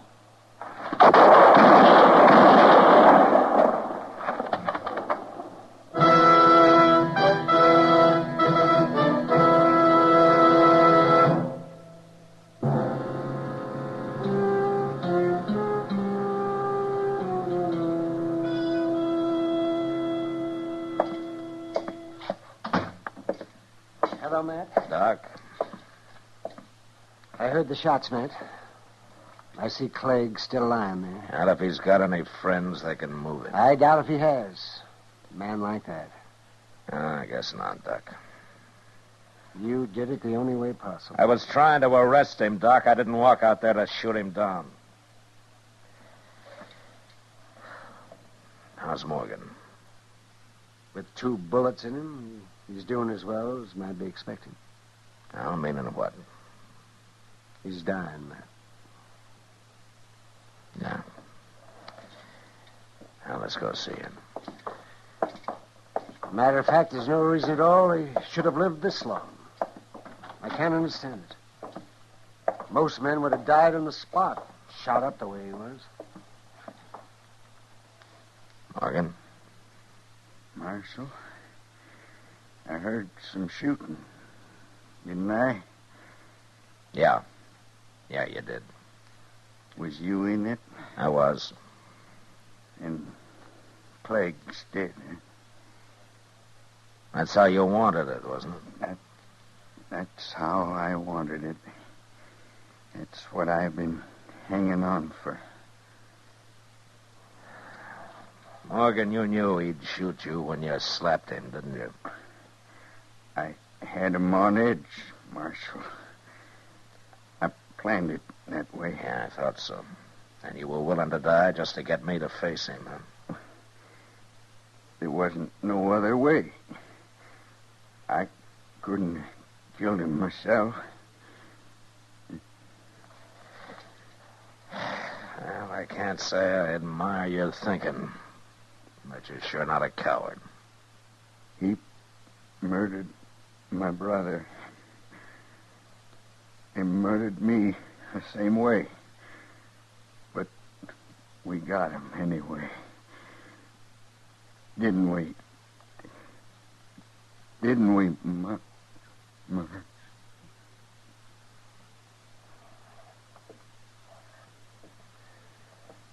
Well, he was right. He won. Even if he had to die to do it. Yeah. But you know something, Doc? I feel like a hangman. You made an executioner out of me. And I don't like it. I understand that, Matt. But you'll forget it. You'll forget it. In time. Yeah, sure. One more thing to forget.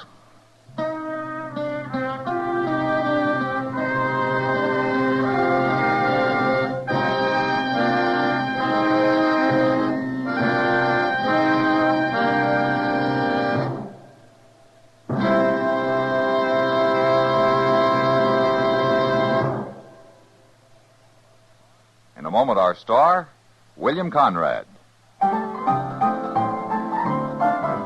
Chesterfield packs more pleasure because Chesterfield's more perfectly packed. A cigarette made better and packed better, smokes better, tastes better. And Chesterfield is more perfectly packed by Accuray. This electronic miracle removes human error in cigarette manufacture. So Accuray Chesterfield is firm and pleasing to the lips. Chesterfield, mild, yet they satisfy the most. On the frontier, bands of marauding Indians weren't too uncommon. And next week, during an attack, 3 people are killed. But not by the Indians. And that was the West. Good night. Gunsmoke, produced and directed by Norman MacDonald, stars William Conrad as Matt Dillon, U.S. Marshal. Our story was specially written for Gunsmoke by John Meston, with music composed and conducted by Rex Corey. Sound patterned by Ray Kemper and Bill James. Featured in the cast were Sam Edwards, Vic Perrin, and John Daner. Harley Bear is Chester, Howard McNear is Doc, and Georgia Ellis is Kitty.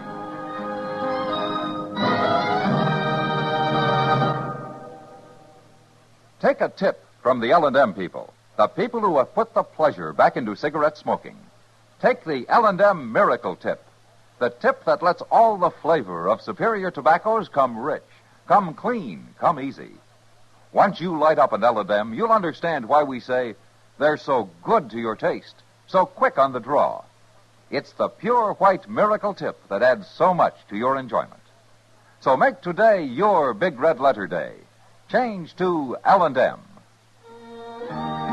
Join us again next week for another specially transcribed story on Gunsmoke.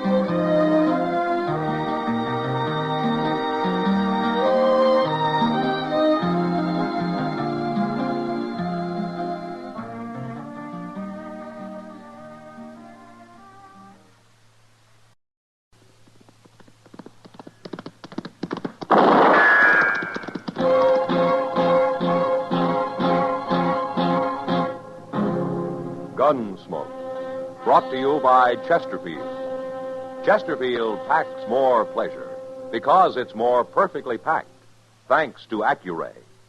They satisfy the most. Around Dodge City and in the territory on West, there's just one way to handle the killers and the spoilers, and that's with a U.S. Marshal and the smell of gun smoke.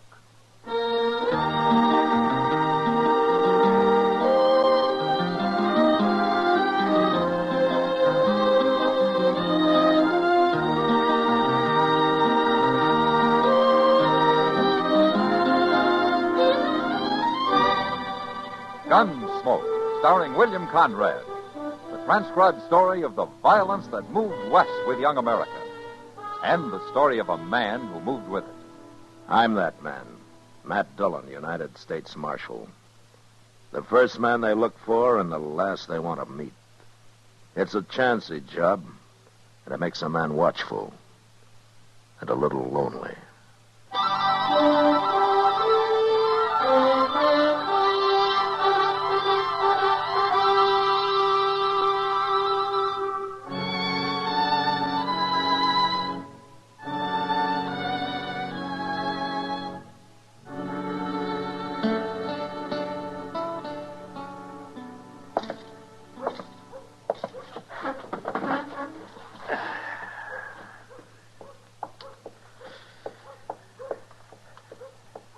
Hey, Kitty. Huh? What's your hurry? I'm late for work, Matt. I should have been at the Long Branch an hour ago. I was just over there. The place is full of nothing but loafers. Why, there isn't a dollar in the crowd. I never saw a loafer yet who didn't have at least a few pennies hid out somewhere. Maybe you're right, Kitty. Of course, sometimes you have to pull his boots off to find it. That's all in a day's work. Mr. Dillon? Who's that with Chester? Yeah, I don't know him. Look at the spread of that man's feet, Matt. He looks like a buffalo. Yeah, they are pretty big, all right. I'll see you later, Matt. Okay, good luck, Kitty. Mr. Dillon, this here is Mr. and Miss Jollop. How do you do? The Jollops has bought themselves old Mather place down at the head of Salt Fork. Oh? Well, that's about 60 miles south of here, isn't it, Mr. Jalop? Well, that's what they tell me, Marshal. Of course, we ain't never been there. We're on our way now. Well, you'll have a good neighbor down there, Miss Jalop. Bob Oren lives only about 10 or 15 miles from you. Well, that's what they wanted to see you about, Mr. Dillon. What? We met this here Bob Oren right here in town today, Marshal. Oh, did you? Now, see, we paid good money for that place. But, well, my wife and me, we about give up going down there. All we've been hearing about that country. And we met this Oren fella down the Santa Fe Depot today. Now, he said it was all lies. And they want you to tell them the truth, Mr. Dillon. Yes. What? The truth about what? About them Indians, Marshal. Them Comanches. Now, everybody but Bob Oren. Everybody says that country down there is just full of 'em. And he lives alone. He's got no woman with him. But me, I didn't come west to get captured by no Indians. I've read about that. It's bad what they do to women. I don't intend to expose my wife to nothing like that, Marshal. And we want you to tell us the truth, Marshal. You're the law here, and we'll believe you. Well, that was Comanche country, yeah, but it isn't anymore. I doubt if a single Indian's been seen down there for 2 or 3 years. They're all on the reservation now. Is that the truth, Marshal? You swear that's the truth? Well, you can go out to Fort Dodge and ask the Army. They'll tell you. No, we'll believe you. Well, you can believe Bob Oren. He's lived there quite a while. All right, then. Laura? Let's get going, Will. I'll brave it. All right. I've got a ride down your way in a few weeks. If you don't mind, I'll come by and say hello. Oh, you'll be welcome, Marshal. Pleased to see you, Goodbye. Bye. Goodbye. Ain't you taking a little too much responsibility for that, Mr. Dillon? What do you mean, Chester? Well, how can you say every Comanche in the country is on that reservation? I think they're taking a big chance. Maybe Bob Oren ain't seen none, but that don't mean nothing, not when it comes to Indians. They're chancing the weather, too, Chester. And they know it. Yeah, maybe so. But I'm glad it wasn't me told them.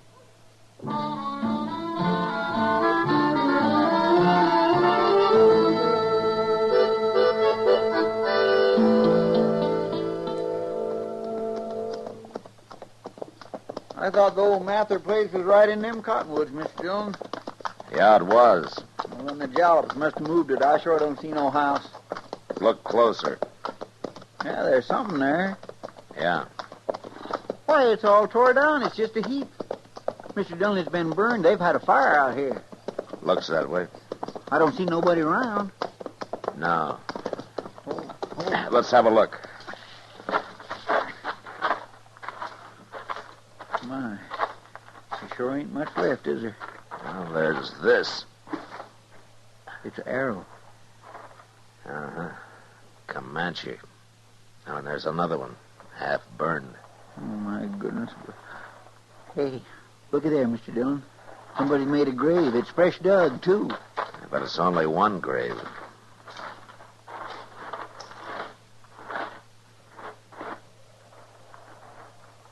It's not very deep either. Just a few inches. You gonna dig it up? I gotta find out who it is, Chester. Oh.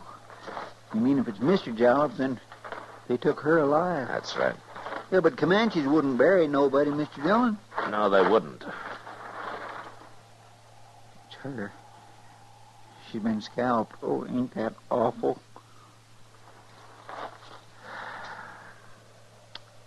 Yeah, we'll have to bury her proper, Chester. Then we'll ride over to Bob Oren's. Maybe they got him, too. Yeah, well, where's Mr. Jalop? You think they took him prisoner? I don't know, Chester, but look sharp now. We don't want him to get us.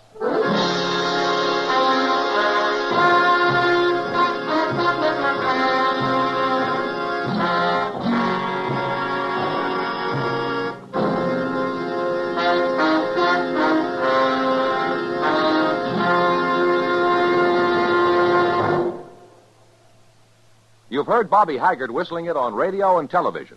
Right now, a country-style version. Okay, partners?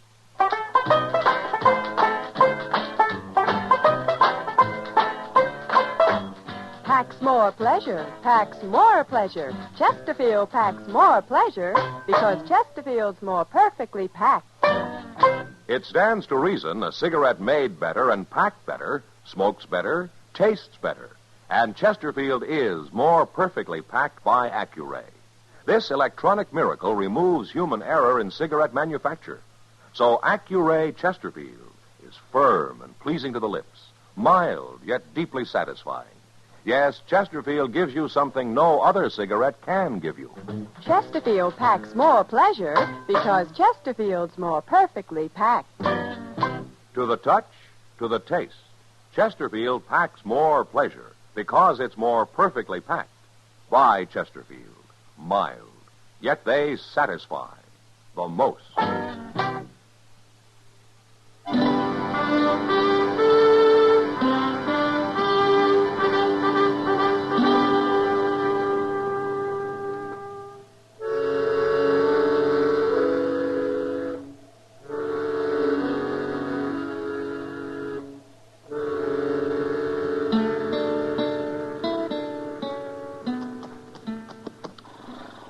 Let's tie him to the rail here, Chester. All right, sir.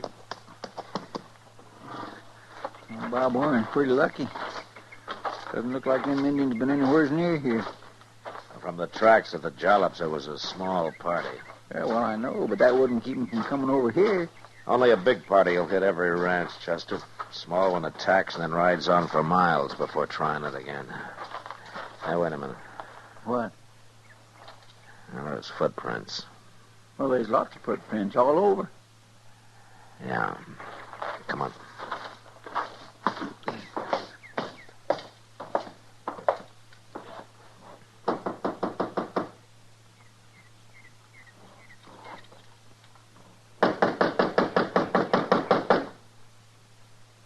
I guess Arn ain't home. He's gotta be. Didn't you notice that saddled horse in his corral? You gonna walk right in? Oren! Hey, Oren! Marshal Dillon. Oren! I told you there ain't nobody here, Mr. Dillon. I'll look in the kitchen, Chester.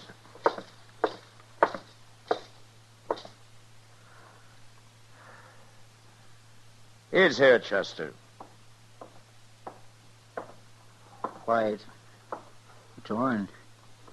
He's been scalped, too. A bullet hole in his chest. So them Comanches was here after all. I don't know. You don't know? Well, they scalped him, didn't they? Did you ever hear of Indians killing a man and not setting fire to his place? No, I guess I never did. There are 3 horses in that corral. Even drunken Indian wouldn't leave a horse behind. Yeah, but he's been scalped. Anybody with a sharp knife can scalp a man, Chester. You don't have to be an Indian to do that. What do you mean? Outside those tracks I stopped to look at. They're made by a man wearing boots. About the biggest boots I ever saw. You thinking of Will Jalop? Those tracks aren't more than 2 days old, and Bob Oren hasn't been dead any longer than that. Yeah, but Jalop wouldn't come scalp a man. The Comanches killed his wife, Chester. We don't know what happened to him, but my guess is he's alive. The Indians don't take male prisoners his age. But that don't say he done this to Bob Oren. Chester, there are only 2 people who told Jalop and his wife they'd be safe out here. Oren was one of them. Jalop's wife gets killed. He escapes somehow and comes here to take his revenge. He did to Oren what the Comanches did to her. That's awful hard to believe, Mr. Dillon. Well, he wouldn't be the first man driven crazy with grief. Well, maybe. And if it's true, I'm the next on his list. When we get back to Dodge, I got an idea Jalop will be there waiting for me.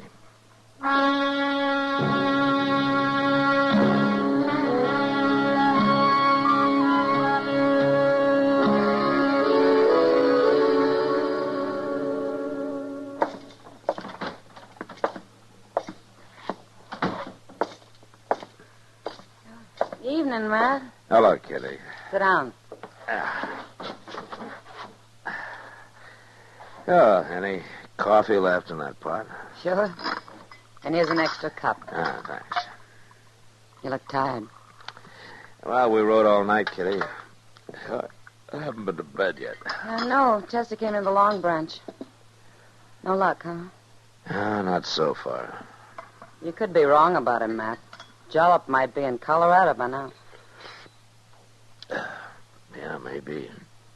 He might have killed Bob Oren, sure, but it's kind of hard to believe he'd come to Dodge looking to scalp a gun-bearing U.S. Marshal. Well, I'm beginning to think maybe you're right, Kitty.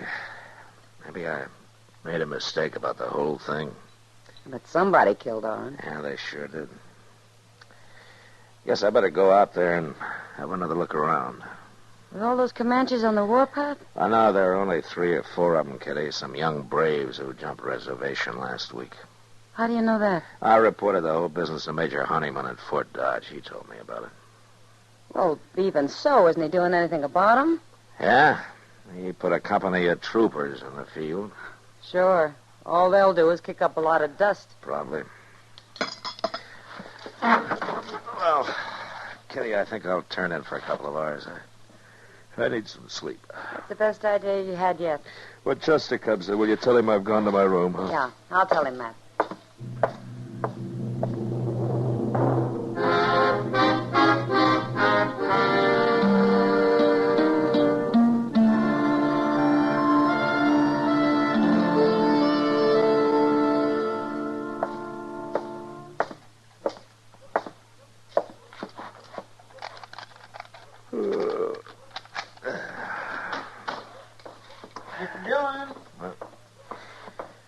Oh, did you see Kitty, Chester?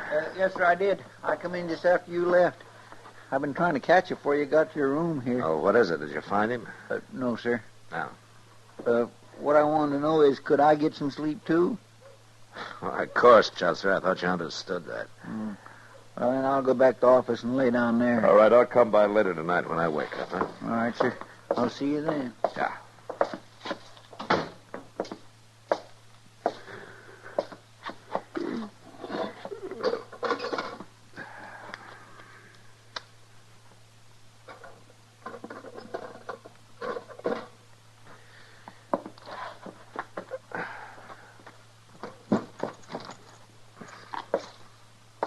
Don't move, Marshal. Just leave that gun there on the table. This here's a mighty short-barreled shotgun, Marshal. I stole it off of Bob Oren, and it's loaded with buckshot. I've been waiting for you. I've been waiting hours. Busted in the back window, if that's what you're wondering. No, that's not what I'm wondering, Jalop. What? I'm wondering how you got away from those Comanches. Seen them coming. Climbed up one of them big cottonwood trees. They looked. They never found me. You mean you left your wife to fight them? I left her, all right. You betcha I left her. Coward. Terrible, them Indians. It was terrible. But I fixed Bob Oren for it. He told me it was safe out there. Now I'm going to fix you. Going to take you right down by the river, Marshal. Going to fix you there. You just make one move on the way, and I'll leave you in two big pieces. Now you walk.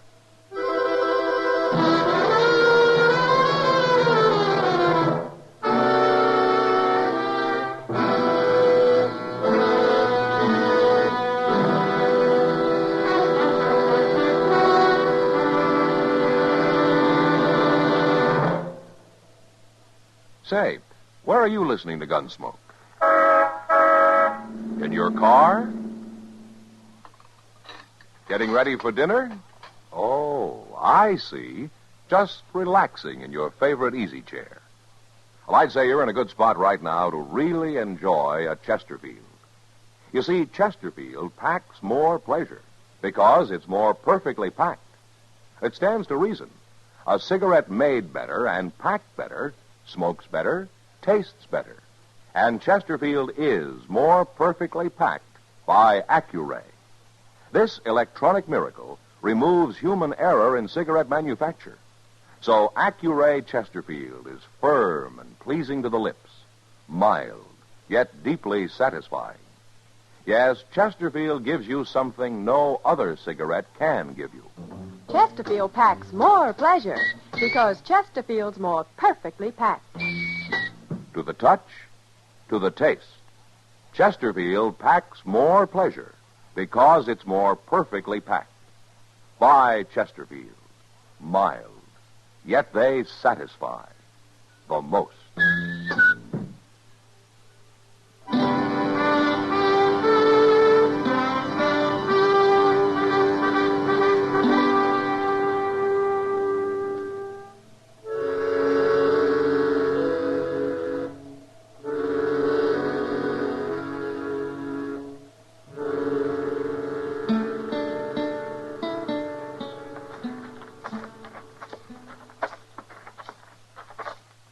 Fair enough, Marshal.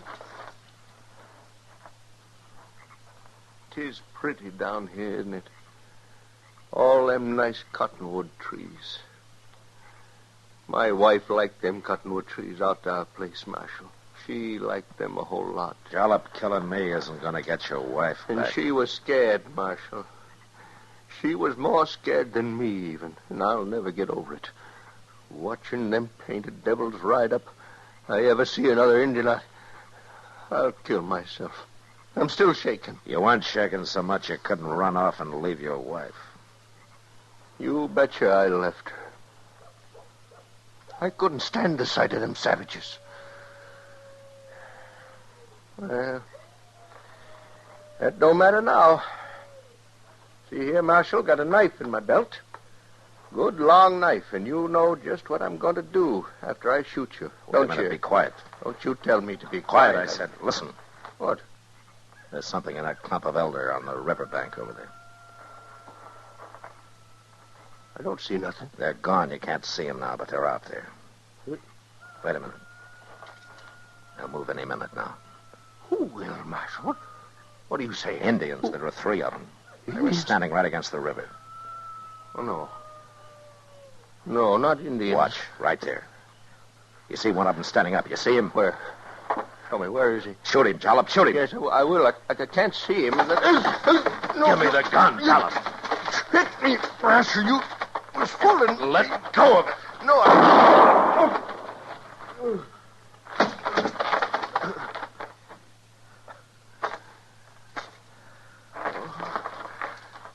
my chest. Hit me in the chest. I couldn't get your finger off the trigger. Gotta die. Bleeding all over. I'm sorry, Jollop. Oh, I shot myself. I shot everybody, Marshal. I'm the 3rd one. The 3rd? Oh, I ain't a coward like you think. I'm scared of Indians, but I didn't run off to leave my wife to them. Not alive, I didn't. You mean you shot her before they got there? You killed her? It was terrible, Marshal. She begged me to. Begged me before they could get her. Ain't been right since. Not till now. Now I know I done wrong. Killing Bob Orr, trying to kill you, I done wrong. But I'm all right now, Marshal. I'm all right now. Jollop.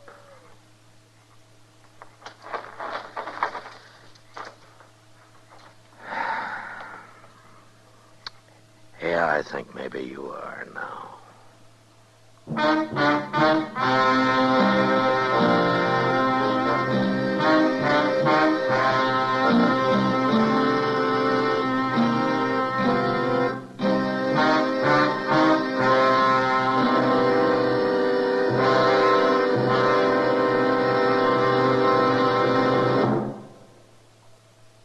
In a moment, our star, William Conrad. Chesterfield packs more pleasure because Chesterfield's more perfectly packed. A cigarette made better and packed better, smokes better, tastes better. And Chesterfield is more perfectly packed by Accuray.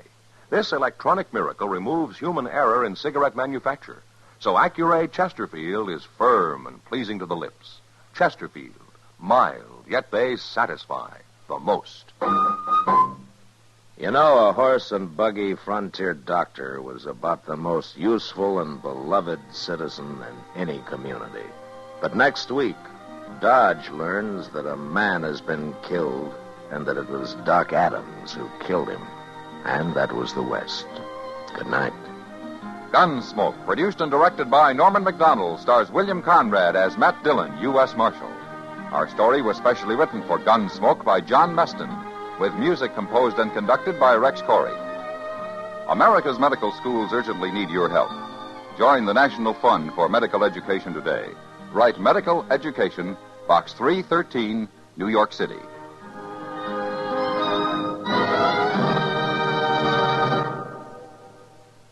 Live modern. Smoke L&M.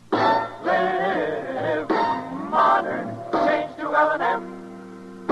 Only with L&M can you enjoy the full, exciting flavor of today's finest tobaccos through the modern miracle of the pure white Miracle Tip. So light up, free up, let your taste come alive. Live modern. Smoke L&M. Live modern. Change to L&M. Join us again next week for another specially transcribed story on Gunsmoke.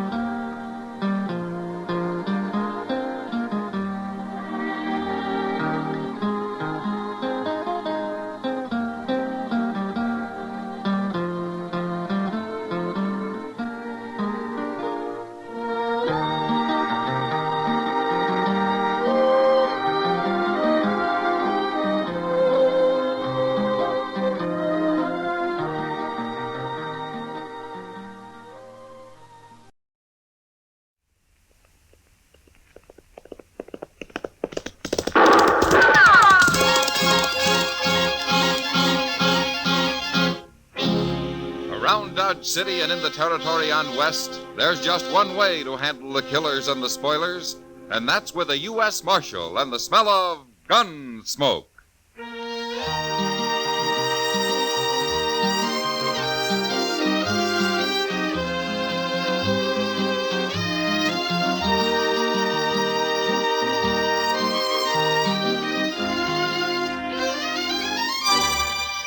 Gunsmoke, starring William Conrad. The story of the violence that moved west with young America. The story of a man who moved with it. Matt Dillon, United States Marshal.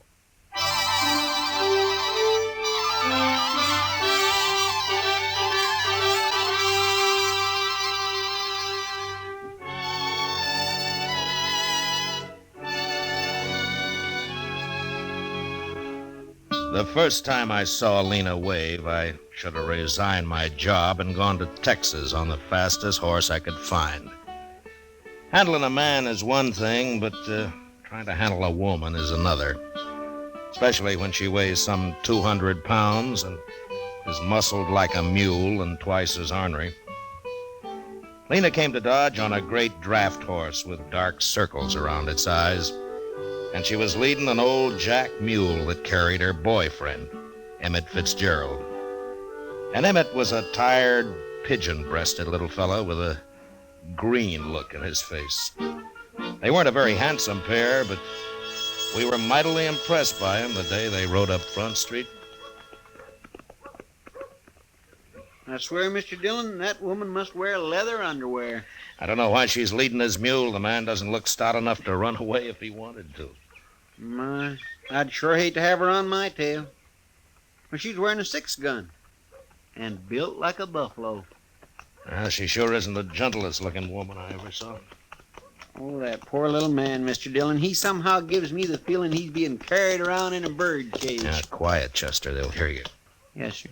Oh, I never thought we'd make it, Lena. You mean you never thought you'd make it? Get off that mule. Sure, Lena. Here. I'll help you tie him up, Lena. Ow! You stepped on my foot. I'm sorry. Lena. That'll learn you to be a gentleman. You up there. Stop that.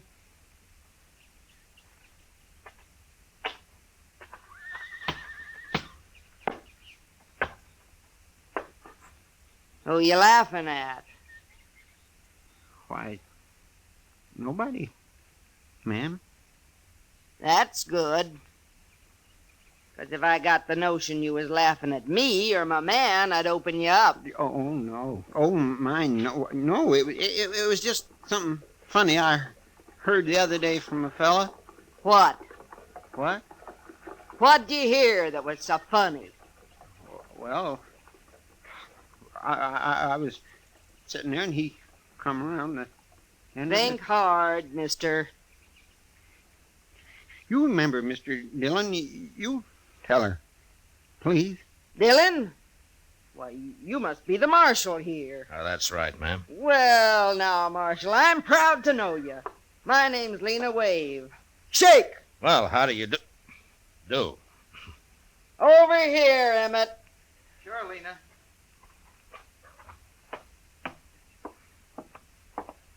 Marshal, it's yours, Emmett Fitzgerald. Emmett? Glad to know you, Marshal. Emmett's a gambling man. Oh, is that so? I want you to know he's honest, Marshal. Ain't you, Emmett? Sure, Lena. Say it. I'm honest. I only caught him cheating once, Marshal. Ain't that right, Emmett? I was in bed 2 weeks. She liked to kill me. Well, I'm glad to know that. About your being honest, I mean. Emmett'll be running a game tonight. Right over there's as good a place as any. The Texas Trail. Sure. Glad to have you sit in, Marshal. And you can come, too, if you watch your manners. Yes, ma'am. Thank you. Emmett, I'd better feed you so you can get enough strength back to kneel them cards. Come on. Sure, Lena.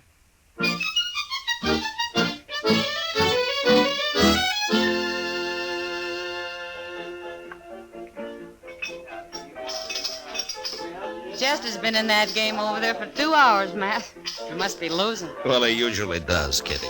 How anybody could concentrate with Lena hulking around, I don't know. She does keep an eye on things, doesn't she? You know, Matt, I feel kind of sorry for her. Oh, she can take care of herself. Well, isn't that? She's being so big and not very pretty. After all, she is a woman. That's not too easy to tell, Kitty. You think she's in love with Emmett? Well, now, Kitty, I tell you, I haven't worked that out yet. I'm sure been studying on it, though. Matt. Every woman needs a man of some kind. She's got one. Yeah. I feel sorry for him, too. Oh, Lena will take care of him. I know. But I'll bet he'd like to take care of Lena just once.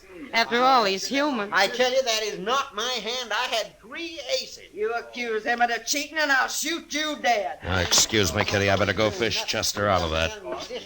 That Emmett was dealing, wasn't he? I'll blow a hole in you, mister. Right now. All right, hold it, Lena. She's about to shoot me, Mr. Dillon. You bet I am. Lena, I don't know what it's like where you came from, but you shoot anybody around here and you're going to go to jail. You'd put a woman in jail? For shooting, I would. For fighting? What? This is what? Well, now, here, he can put you in jail for that, too, now. Now, here.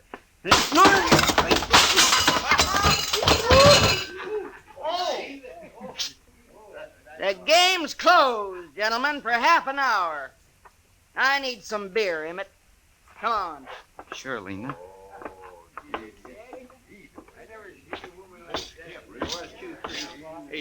I don't care what this thing. Gang up on me like that, it ain't fair. Here, Chester. Let me help you out. Come on. There. Well, are you all right? Why didn't you stop her, Mr. Dillon? She might have killed me. Well, I don't know, Chester. I never fought with a woman. Well, I have, and I don't want no more of it. You can't hit her. What can you do with her? Leave her alone. That's what I'm going to do. You know, Chester, Lena could get to be quite a problem. Well, she ain't going to be my problem. I'm getting out of here.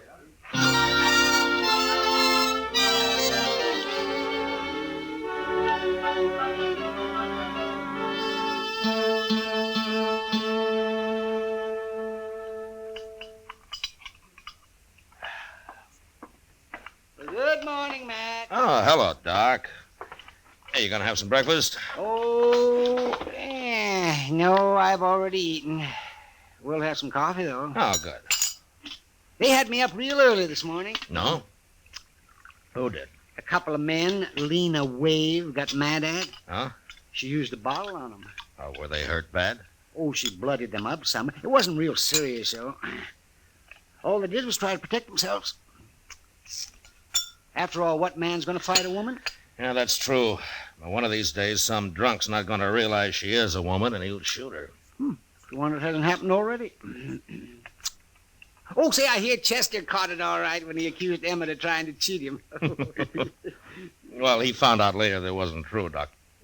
The other boys were just playing a joke on him. They switched his cards while he was under the table looking for some chips that he'd dropped. If you ask me, a man that'll leave his hand while he crawls around on the floor deserves anything that happens to him. Well, just about everything did. Mr. Dillon? Oh, here he is. He'll tell you. Mr. Dillon? Oh, say, you better come too, Doc. What's the trouble, Chester? Lena Wave, she just shot a man over at the Dodge House. What? We better get... Is the man dead, Chester? He sure is, Doc. Where's Lena? She's still there. Claims it was self-defense. Did you see it? Yes, sir. I was right there. Lena was getting her room key at the desk, and this buffalo hunter come in and grabbed her. Well, he was pretty drunk. Drunk? At this hour of the morning he was drunk? Well, I guess he'd been up all night, Doc. Anyhow, he tried to kiss her. He must have been drunk. He got her gun hand behind her back, and then he pushed her up against the desk. Oh, she was swearing at him something terrible. Well, how did she shoot him, Chester? Well, sir, she just ooched around and squirmed herself along the desk till she'd rubbed her 6-gun around on the other side. Then she just pulled it out with her free hand and shot him in the belly. She did? Oh, my, she's quite a woman, ain't she? She sure is. She's waiting with Emmett right inside here, Mr. Dillon. Everybody else took cover. They're scared to death of her. What are you here for, Doc? Eh? You can't do him no good. Well, I just come to take a look at him. Let's see. Oh, yes, he looks dead, all right. He's dead. Why did you kill him, Lena? Well, I had to protect myself, Marshal. Nobody else would, including Emmett here. I figured you'd take care of him yourself, Lena. You always do. Sure. But if you was a man, you'd do it for me. Now, Lena, look how big he is. He ain't very big anymore. All it takes is a gun, Emmett. Sure, Lena. There are too many people carrying guns around here already. I'm going to take yours, Lena. What for? I killed him in self-defense. He wasn't even armed, except for that Bowie knife. You're forgetting something, Marshal. What? I'm a woman. So? So? You mean to tell me a woman ain't got the right to protect her virtue in this town? What do you men come to, anyway? Well, yes, she's got a point there. Ain't no judge in the world that wouldn't call it self-defense. No, you're right, Lena. I keep forgetting. You know I'm right. Emmett, we ain't had breakfast yet, and I'm hungry. Come on. Sure, Lena.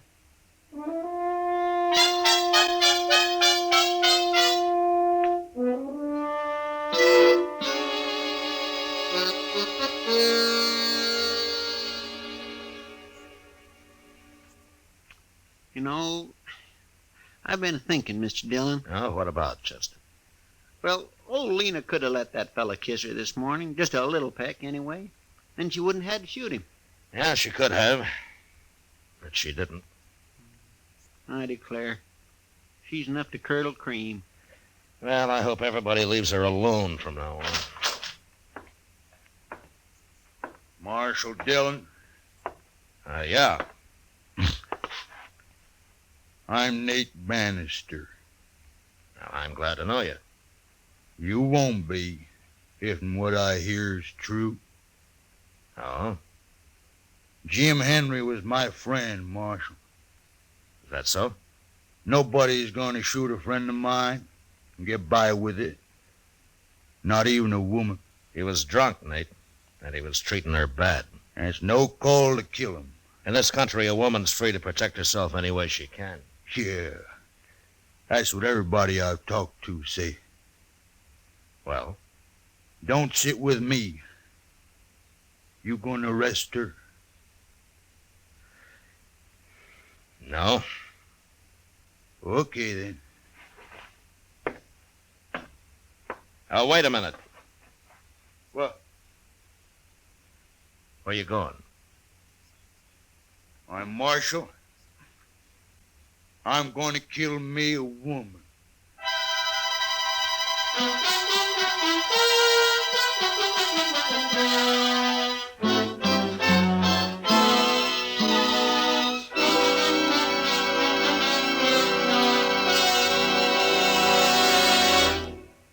We will return for the second act of Gunsmoke in just a moment. But first, this Monday night on CBS Radio's Suspense, hear Jeff Chandler in Death at Skrikerud Pond.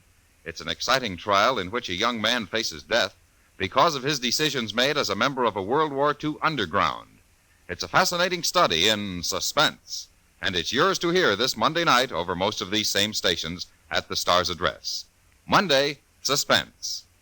Now the second act of Gunsmoke.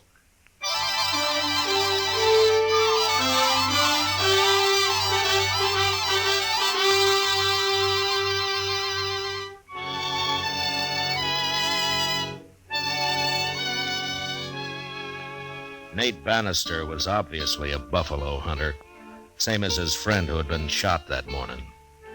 He was a huge man with a heavy black beard and eyebrows so thick it was hard to tell if he was looking at you or not. I watched him as he stood in the doorway, having just said that he was going to kill Lena Wave. And I realized that a man that primitive was capable of doing anything, even shooting a woman. And I wasn't sure how to stop it, unless I shot him first. The way I was brought up, Marshal, that's what friends is for. If somebody kill you, Then they got to kill them. You do any killing around here, Nate, and you'll be tried for it. Maybe. If you catch me. I'll catch you.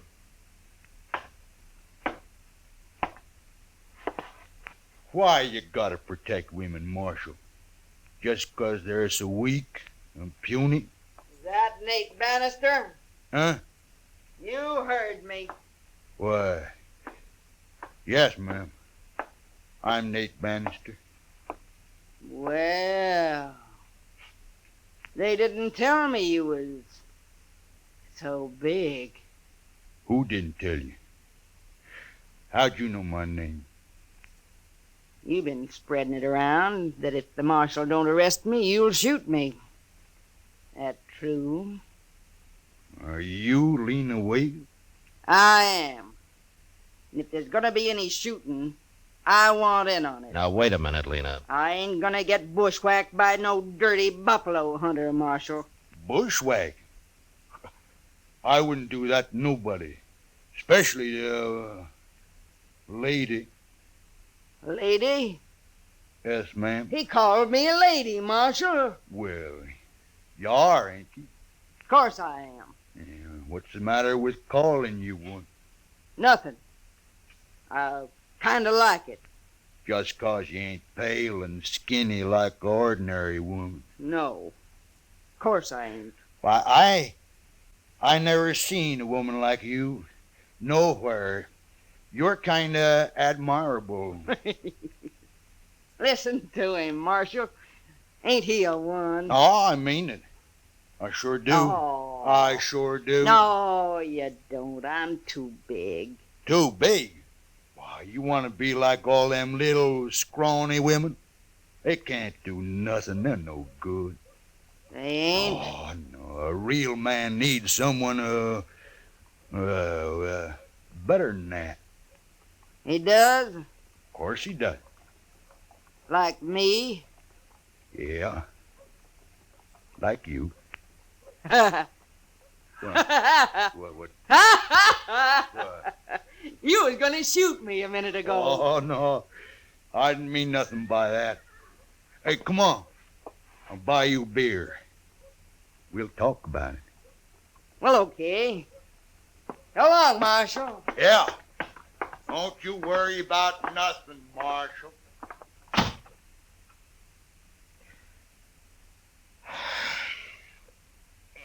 Chester!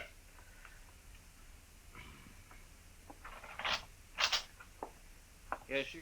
That jug of corn whiskey's still out back. Yes, sir. It was last time I looked. Go and get it.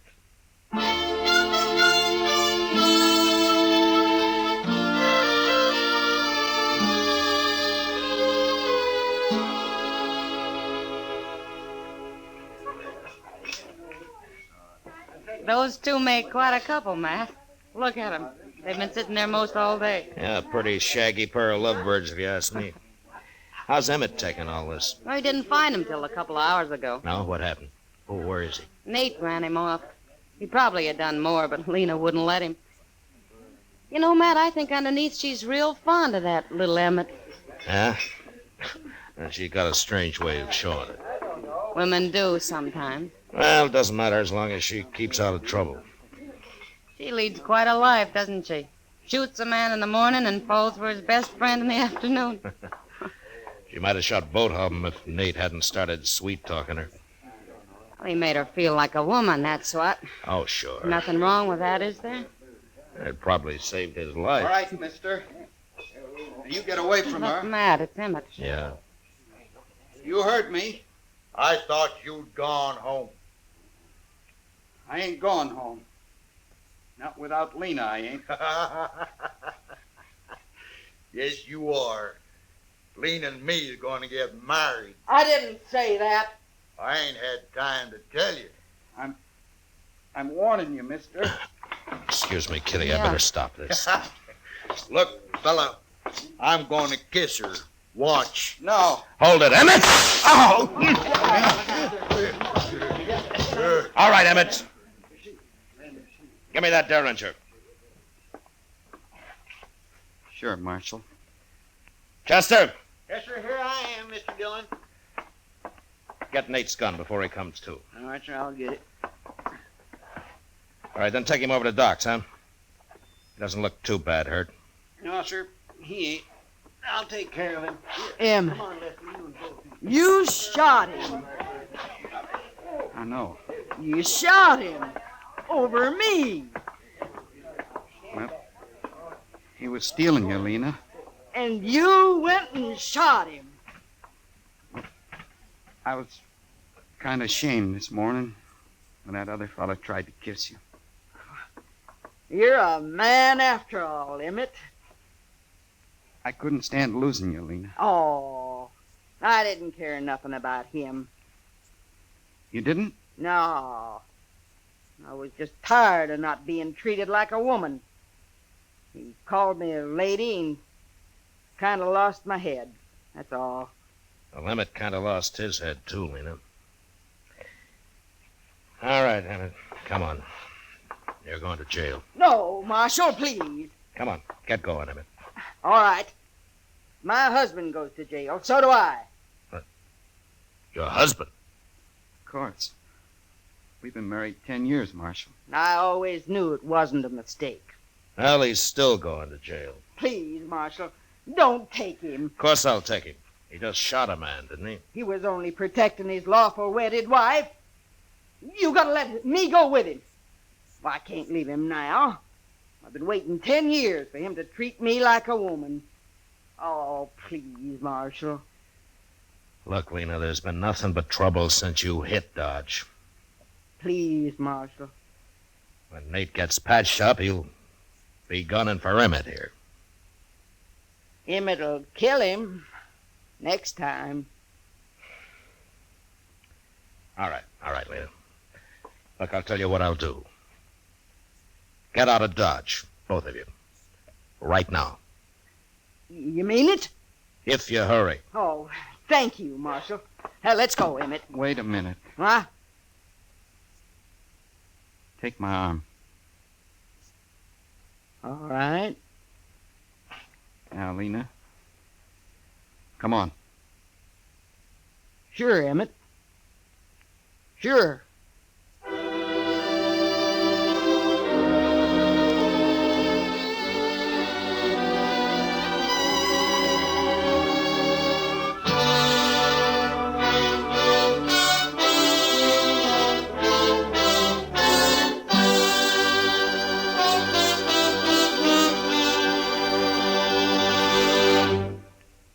Gunsmoke, under the direction of Norman Macdonald, stars William Conrad as Matt Dillon, U.S. Marshal.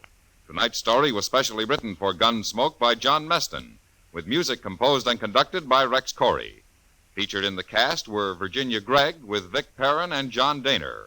Parley Bear as Chester, Howard McNear as Doc, and Georgia Ellis as Kitty. Gunsmoke has been selected by the Armed Forces Radio Service to be heard by our troops overseas. Join us again next week as Matt Dillon, U.S. Marshal, fights to bring law and order out of the wild violence of the West in Gunsmoke.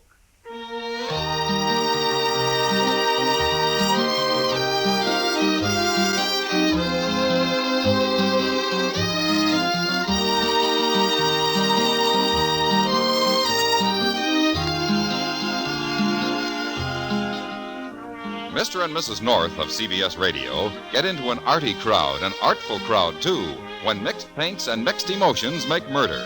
Here a collector's item, Ham and Jerry's latest thriller, leading them a merry chase mid works of art before they nab their killer. It's on most of these same stations Tuesday night. On the same evening, you have a date for thrills with John Lund as yours truly, Johnny Dollar. Don't forget. George Walsh speaking. Eve Arden as our Miss Brooks teaches you how to laugh Sundays on the CBS Radio Network.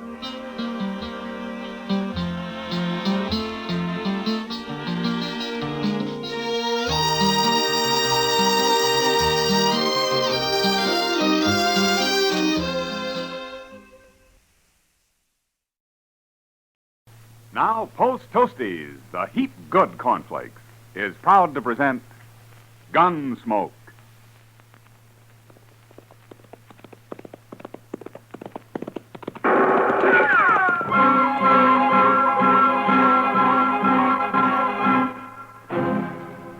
around Dodge City and in the territory on west, there's just one way to handle the killers and the spoilers, and that's with a U.S. Marshal and the smell of gun smoke.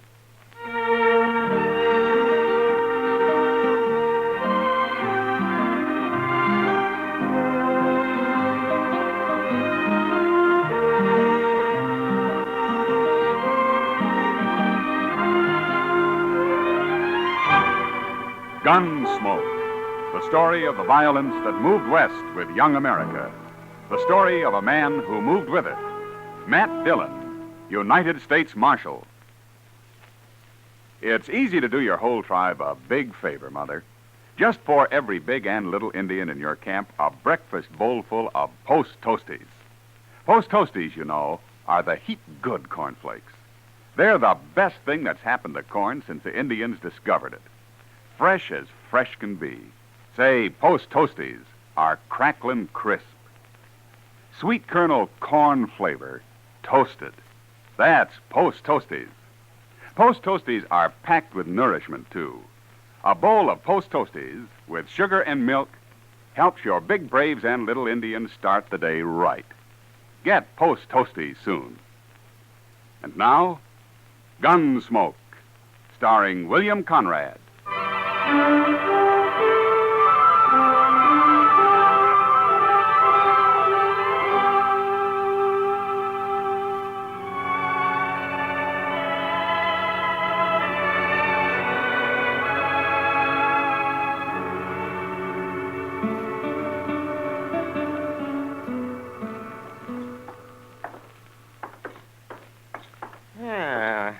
Nice day, man. The wind's gone down anyway. It sure was blowing last night. Where were you, Doc? Out at the Caldwell place. Mrs. Caldwell's expecting. Still? It was a false alarm last night. Oh, you ought to get some sleep while you can, Doc. Yes, I know. That's right where I'm headed. Doc Adams. Oh, hello, Roof. I've been looking for you, Doc. Matt, this is Roof Tucker, Sheely Tucker's son. Oh, hello, Roof. We ain't met before, Marshal. No. How's Sheely these days? He's just like ever. But it's Ma I come to get Doc for. Well, what's the matter, Roof? She swallowed a nail, Doc, and it's hurting her bad. Swallowed a nail, did she? How'd she do that? I told her not to, but she was fixing the chicken house anyway, and she had some nails in her mouth. Oh, you say it's hurting her? It's her stomach. She's got a terrible pain in her stomach. Oh, that's bad. I'll ride out with you right away, Roof. As soon as I get my tools, may have to operate. You know Pa, Doc. You know how he is. Oh, yes, I forgot about him. Sheely doesn't like doctors, does he? He hates them. But he ain't there now. He's been out on the prairie the last couple of days. Oh? When'll he be back? I don't know for sure. But Ma said to get you anyway. She doesn't want to die. Sheely'd cause trouble if he found me there, wouldn't he? He sure would. He'd beat you half to death. Well, maybe I better ride out with you, Doc, just in case Sheely comes home while you're there. Good idea, Matt. I think you better. Yeah, Roof, go over to the Olafraganza and tell Chester I want him to go with us, will you? Sure, Marshal.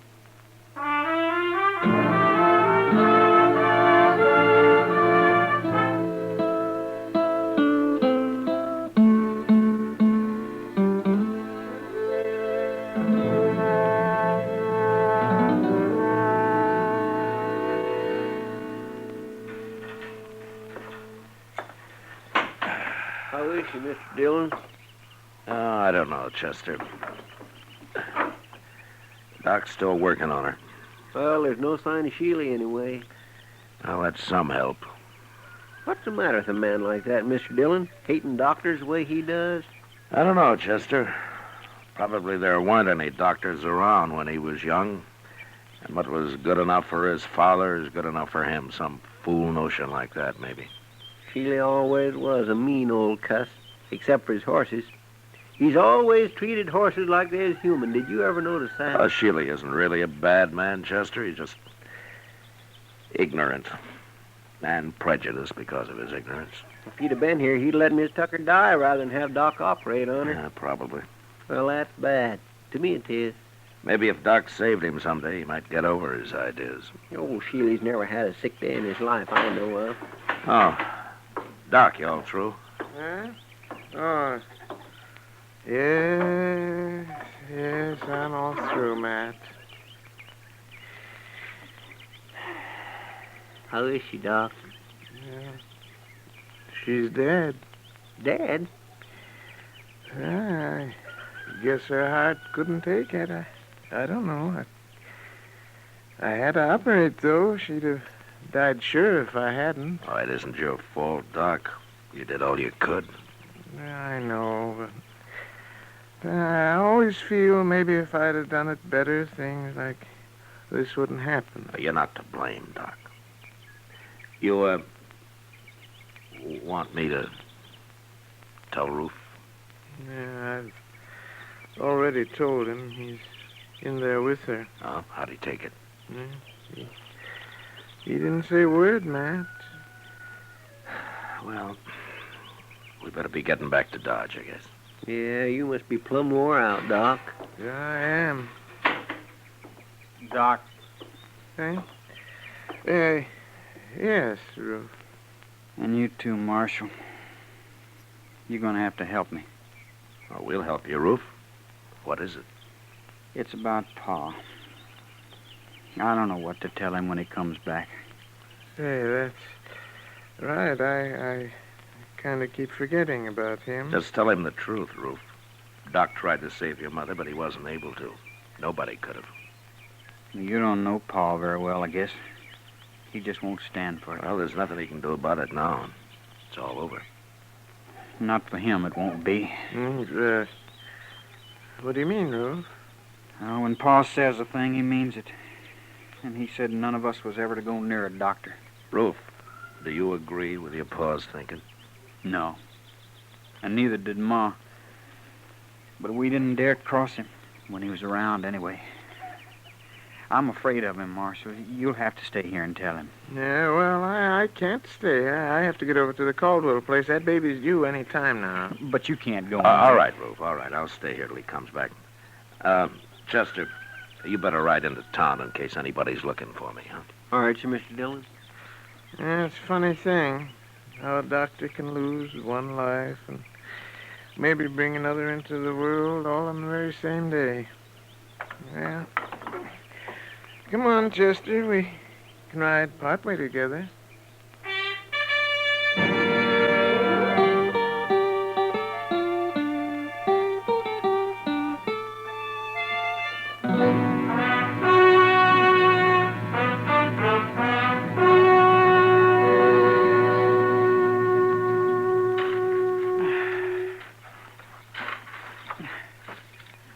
That ought to do it, Roof.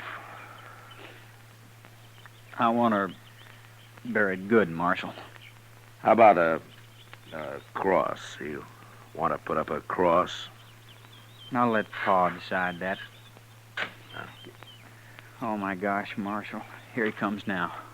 Yeah, looks like he's been riding pretty hard. Pa always rides hard, but he takes mighty good care of his horses all the same. He's never hurt one yet. I know. Oh, boy. Oh, there, Marshal. How are you, Sheely? What are you doing out here? What's this? Sheely, your wife died. Roof and I just finished burying her. She died? Just a few hours ago. We didn't know when you were going to get back, so we went ahead and buried her. What'd she die of? She was holding some nails in her mouth, and she swallowed one of them. Oh. Roof, take this horse into the barn and dry him off. Sure, Pa. Rub him good now. I will, Pa. Don't let him near no water yet. I won't. What are you doing out here, Marshal? I came out with Doc. With who? Doc Adams. He did everything he could to save her life, Sheely. He cut on her, didn't he? He tried to get the nail out, if that's what you mean. She'd have died from it if he hadn't. Cutting on her, that's what killed her. Look, Sheila, your wife was dying, and Doc tried to save her. That's how it happened, no matter what you think. I got no use for doctors. They're all croakers. That's what my old man called them, croakers. I kind of figured that's where all this came from. Sheila, have you ever thought that your old man might have been wrong? Not about them, he wasn't. Hey, how'd Doc get here anyway? Who told him to come? Your wife wanted him. After all the times I've told her to stay away from doctors? I guess she didn't want to die, Sheila. She wanted a chance to live. Yeah, sure. And he come out here and killed her. Poor defenseless woman. Doc Adams will pay for this, Marshal. I'm telling you right now. You lay a hand on Doc, and I'll run you out of the country, Sheila. Maybe it won't be a hand I'll use, Marshal. Try anything like that, and you'll hang for it. I'll find you no matter where you go. He killed my wife with his bungling butchery. He's a murderer. There isn't a man in Kansas who'd believe that. Doc's a pretty valuable citizen around here, Sheila. Not to me, ain't. It's an eye for an eye, Marshal, like it says in the good book. You even try it, and I'll throw you in jail. I don't try nothing. Then you'll hang. Will I, Marshal?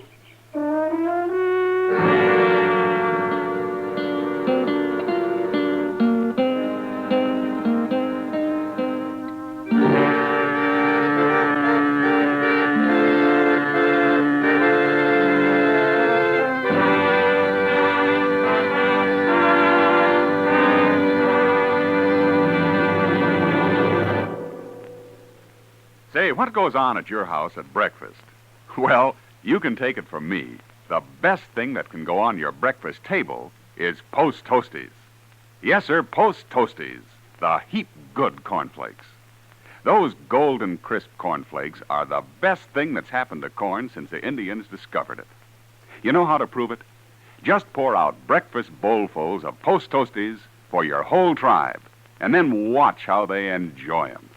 Post Toasties are crisp and tasty. From the first bite down to the last spoonful, that sweet kernel corn flavor makes your breakfast. So always ask for Post Toasties, the heap good cornflakes. Post Toasties, heap good cornflakes. The best thing that's happened to corn since the Indians discovered it. Heap good cornflakes. Post Toasties, heap good cornflakes. Remember, Post Toasties is one of the famous triple-wrapped Post cereals, guaranteed fresh or triple your money back. Now back to Gunsmoke.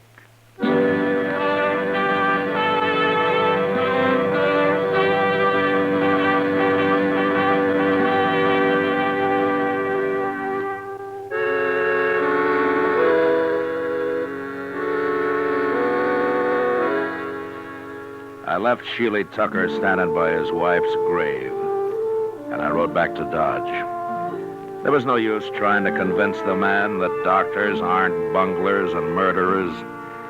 I figured he'd have to experience the truth himself somehow. And there wasn't much chance of that, the way things stood. But what really worried me was his threat to get Doc. Ordinarily, Sheely was peaceable enough, but there was no telling what he might do now. Doc stayed at the Caldwell place that night and the next day, too. I thought he'd be safe there, and I didn't worry about him till the next evening. Kitty and I were having supper at the Dodge House. Matt, for a town that lives on the cattle trade, you'd think we'd be able to eat decent steaks. You should have had the prairie chicken, Kitty. It didn't have to walk all the way from Texas. That steak I had got carried. It was too old to walk. I've never eaten prairie chicken, Matt. What's it taste like? Oh, a little chicken, a lot of prairie. If I didn't know you better, I'd say you've been drinking. If I know you, you'll order steak next time anyway. I don't give up easy, Matt. Yeah, I know. Remember it, then. Sure. You don't know much about women, do you, Matt? Well, I'm learning. Yeah. But at the pace you've set, I'll be in my grave before you're out of first grade. Well, it took me 10 years to learn how to handle a six-gun. Well, that's the nicest compliment I've had all day. Drink your coffee. I gotta get out of here. Yes, sir, Mr. Dillon. Oh, here's Doc. Hello, Matt. Kitty. How's Mrs. Caldwell, Doc? Yeah, gave birth to a 12-pound boy this afternoon. Ah, that's fine. Yes.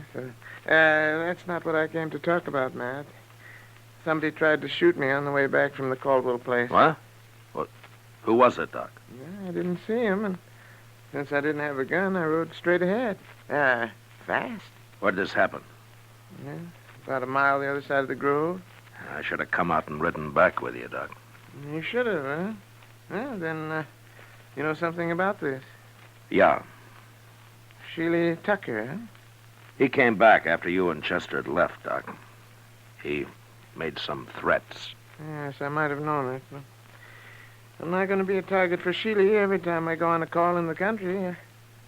I'm going out and see him, Matt. We'll have this out face to face. I don't think you can change his mind, Doc, but I'll go with you. And if he admits shooting at you this afternoon, I'll bring him back to jail. Maybe I'll bring him back anyway. Well, I should hope so. People around here'd be in an awful fix without Doc. Well, then there's me too, Kitty. Oh, sure, Doc. I was thinking of you. We'll ride out in the morning, Doc. Yeah, good.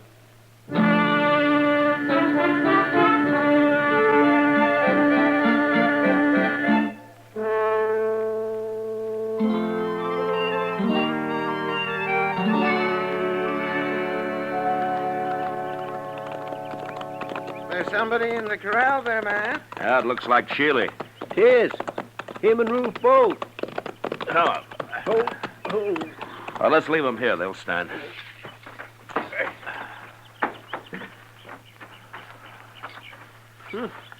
I got a horse tied down in there, Mr. Dillon.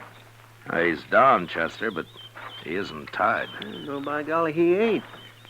Oh, say, look at that. Yeah, broke his leg. Now, that's too bad. Well, here we are. Doc, I'll go first in case Sheely gets excited. Oh, all right, man. Yeah. Go ahead, I'll close it.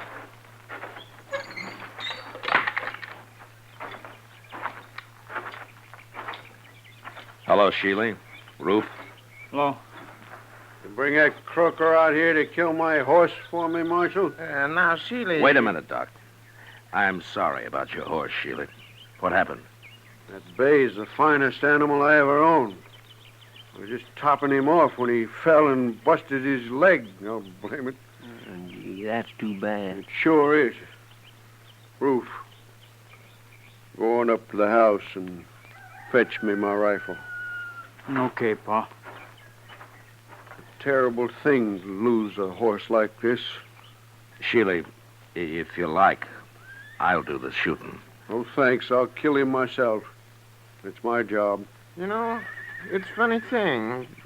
We always shoot a horse if it breaks a leg, but we wouldn't think of shooting a man when he does. You croakers got other ways of getting rid of people. Yeah, I'll overlook that, Sheely, but I'll tell you something. I don't want to hear nothing from you. Well, you like that horse, don't you? Of course I do. Well, then, don't shoot him. What? Well, look, Sheely, that horse is done for anyway, so it won't hurt to let me try to fix his leg the same way I would a man. It just might work. You mean put a cast on him? I do. I never heard of putting a cast on a horse, Doc. Yeah, neither have I. It's crazy. I don't like it. It's up to you, Sheely. Well, I wouldn't have let you near my wife if I'd been here. Why should I let you fool with my horse? All right. All right, Sheely. Shoot your horse, and I'm taking you back to Dodge. What for? You're going to jail for trying to kill Doc yesterday. At least that's what Doc told me. Now, Matt, I didn't exactly Shut up, say... Doc. I ain't going to jail. I can't... Yes, you are. Unless maybe Doc changes his mind about charging you with attempted murder. Then I couldn't put you in jail. Oh? Yeah, no. No, he couldn't then. You know, Sheely, I might get so busy working on this horse, I'd plain forget about everything else. I might even save the animal to boot. Well, make up your mind, Sheely. I gotta get back to Dodge. Well, all right. But you better make it work, Doc. I said I'd try. That's the best I can do. Ever. No matter who the patient is. Okay, Doc, you try. But try real hard, will you? I always do, Sheely. Real hard.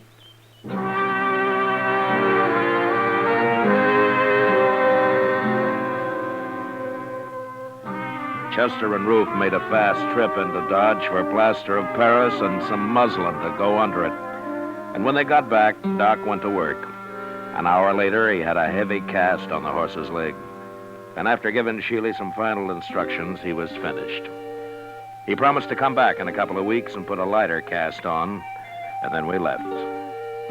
Sheely didn't say much, but I knew if anything went wrong with that horse, he'd be after Doc again.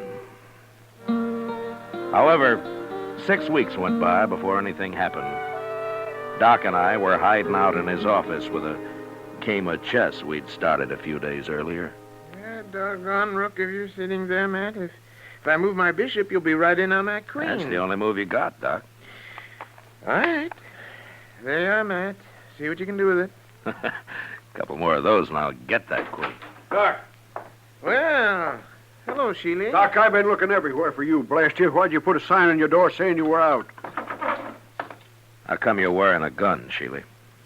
Man, it'd be a fool not to wear a gun in this town, Marshal. You'd be a worse fool to try to use it. Don't rile me. I'm in a bad enough temper already. What's wrong, Sheely? How's your horse? My horse is tied up right outside, Doc. What? Yeah, I took that second cast off myself. Then I rode him in here. Of course, I took it easy with him, Doc, real easy. And he ain't even limping. Well, what do you know? By heaven, it worked. Oh, that's fine, but what are you so heated up about, Sheely? Well, you'd be heated up too, Marshal. If you'd been carrying a rotten tooth in your jaw as long as I have. You mean you're looking for a doctor, Sheely? I'm man enough to admit it, Marshal. Well, now, Sheely. You just sit down right over there, and I'll see what I can do. Okay, Doc. Hey, this is the one right here. Try to get it out, will you? I'll try, Sheely. That's the best I can ever do. Ever. That's good enough for me, Doc.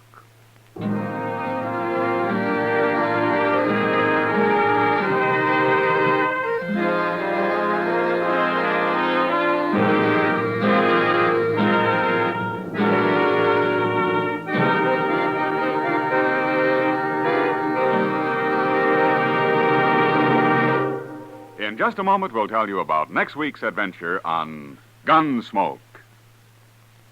Say, exciting things happen to breakfast when there's sugar crinkles at every place.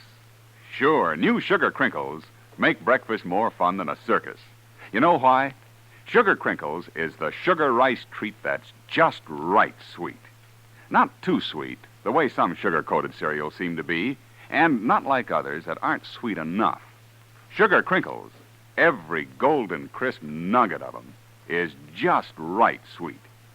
So try starting your day off just right with new sugar crinkles. And don't forget, when you're listening to the radio or watching television, sugar crinkles make great snacks. From the bowl or from the pack, for your breakfast or a snack, sugar crinkles are more fun than a circus. Try sugar crinkles soon. They're the sugar rice treat that's just right sweet. So better get several packages.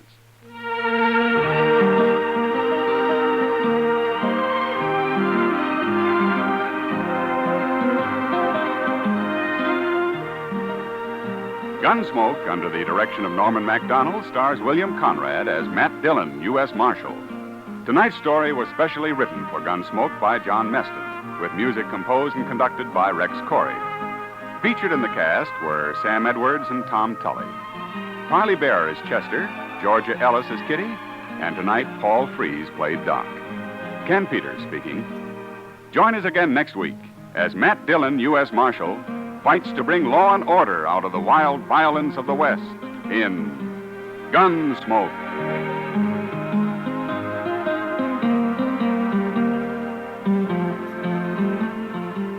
Listen next week at this time when Gunsmoke will be brought to you by Sugar Crinkles, the sugar rice treat that's just right sweet.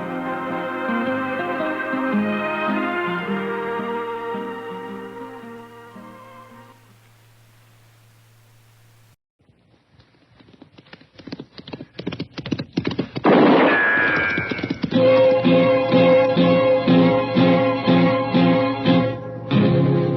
Gunsmoke, brought to you by Chesterfield. Chesterfield packs more pleasure because it's more perfectly packed, thanks to Accuray.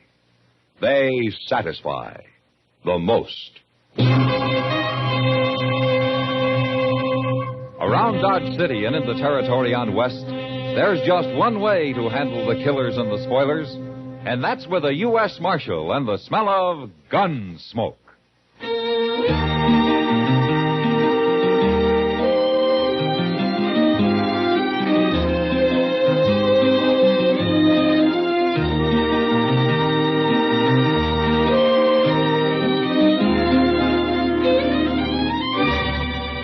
Gunsmoke, starring William Conrad. The transcribed story of the violence that moved west with young America.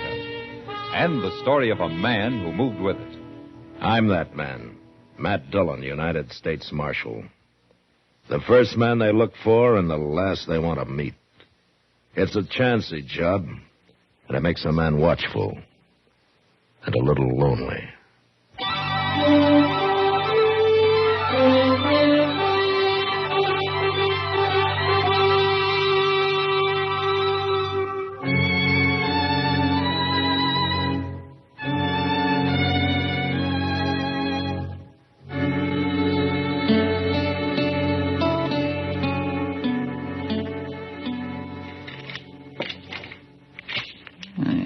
Doggone thing. There. That works. Hello, Chester. Oh, Mr. Dillon? Are you going hunting? No. I saw all kinds of wild turkey about a mile down the Arkansas yesterday. I ain't going hunting, Mr. Dillon. What's the gun and all the shells for, then? Well, shotguns was made for more than shooting birds with. Yeah, that's true. Mr. Dillon, you ever hear me talk about Live Oak County? South Texas? Sure I have. According to you, it's a hideout for bandits. Yes, sir, it is. And they've got a saying down there that if the law ever did catch any of them, there ain't enough good men around to act as a jury to try the bad ones. Well, that's very interesting, Chester, but you're a long way from Live Oak County now. Well, part of it's moved up here. What? Asa Ledbetter. He's in Dodge. Asa Ledbetter? Is he an outlaw? No, sir. But I seen him at the Long Branch, and there's only one thing he's here for, Mr. Dillon. Well, what? To kill me.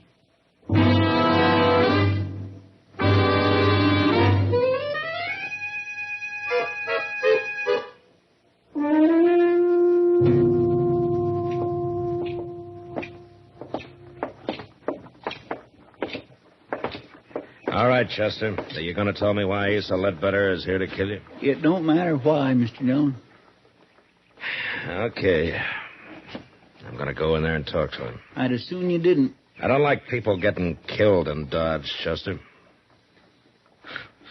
Even you. Now, you wait here, huh?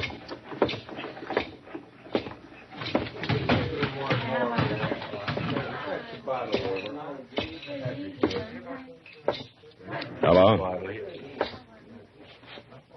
Oh, say, you're the marshal. Your name Asa Ledbetter? How'd you know that? Chester told me. Chester? Yeah, Chester Proudfoot. Well, okay, Marshal. He got my name right, but I don't recall his. What? I never heard no Chester Proudfoot. Glad to meet you, though. Buy a drink? Oh, thank you. Say, there was a fella in here a while ago, I remember, 'cause he was staring at me so hard. He heard me say my name, too. I was talking to a cowboy about finding work around here. Where you from, Ledbetter? Texas. What part? Amarillo. Ever been in South Texas? No, never have. Marshal, what's this all about? Now, Chester thinks that you came here to kill him. Now, just look here, Marshal. I don't know this Chester fella. Never even heard of him. I don't go around murdering people. I hope that's true, Ledbetter. Of course 'tis. And I don't like nobody dragging down my good name, Marshal. Nobody is. So long. You just asked anybody from Amarillo about me, Marshal. They can tell you.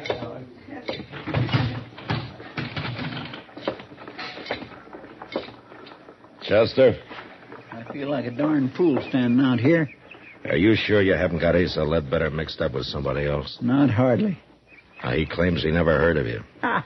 He's been looking for me for years. Why, Chester? It don't matter why, Mr. Dillon. If I'm dead, all that matters is I'm dead. Why don't you take a few days off, huh? Go fishing or something. You don't believe me, do you? I didn't say that, Chester. Well, you'll be sorry, Mr. Dillon. You'll be real sorry.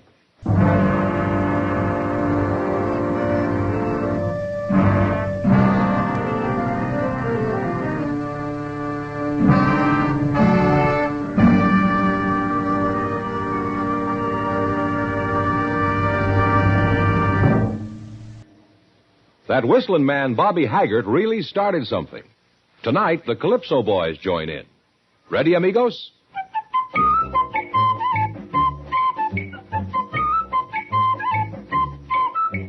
Packs more pleasure, packs more pleasure.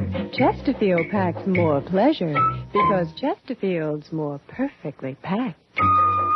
It stands to reason a cigarette made better and packed better, smokes better, tastes better. And Chesterfield is more perfectly packed by Accuray. This electronic miracle removes human error in cigarette manufacture. So Accuray Chesterfield is firm and pleasing to the lips, mild yet deeply satisfying. Yes, Chesterfield gives you something no other cigarette can give you. Chesterfield packs more pleasure because Chesterfield's more perfectly packed. To the touch, to the taste, Chesterfield packs more pleasure because it's more perfectly packed. By Chesterfield, mild, yet they satisfy the most.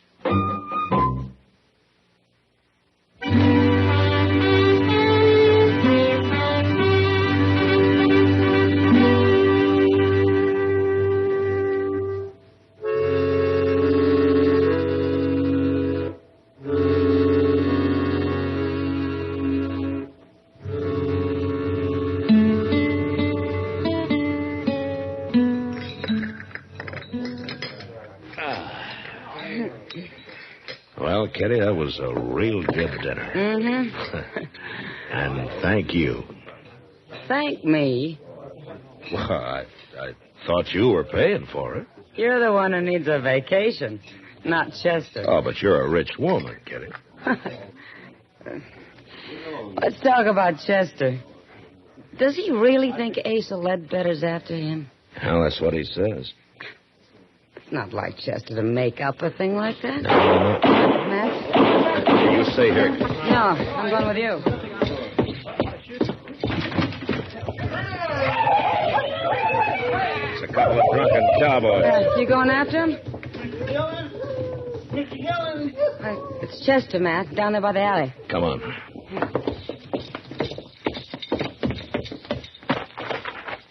What's the matter with his arm? Looks like he's been hurt. Yeah. He shot me, Mr. Dillon. He shot me. One of those cowboys? No, Asa Ledbetter. What?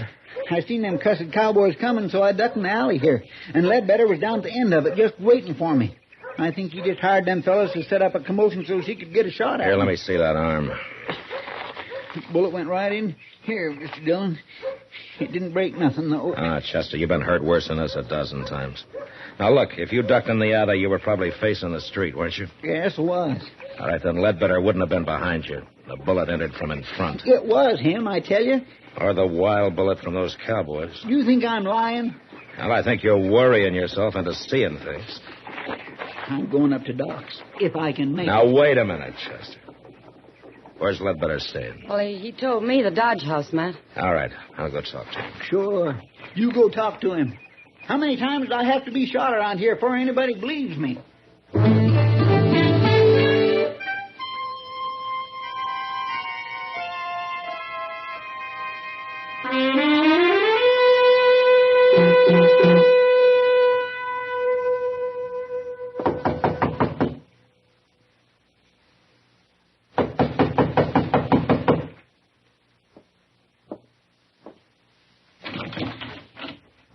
Oh, hello, Marshal. Ledbetter. Nothing wrong? How long you been in your room here? Oh, I've Been taking a nap, Marshal. Up until them drunks out there woke me up. Chester says you tried to shoot him a few minutes ago. Now, Marshal, I'm getting sick and tired of this Chester. What's he trying to do, anyway? He's pretty certain about it. Bound and determined to get me into trouble? I'm doggone if I know why. There must be some reason. Well, sure, and if there is, I don't know it. I'll be glad when I find me a job and get shut of this town. Never did hear nothing good about Dodge anyway. We try to keep it peaceful. Oh, sure, but it's like you say. Probably ain't enough good men left to act as jury to try the bad ones. Oh? Just where do they say that, Ledbetter? Oh. I don't know. You heard it before, ain't you? Yeah, I've heard it before. It's a saying down in South Texas in Live Oak County. Well, that may be, Marshal. And I heard it in Amarillo. Now, ain't that possible? Yeah, I guess it is. Marshal, listen here. If I come here to kill a man, what did I be waiting around for? A change of weather? It don't make sense, does it? No. No, it doesn't make sense. Any part of it.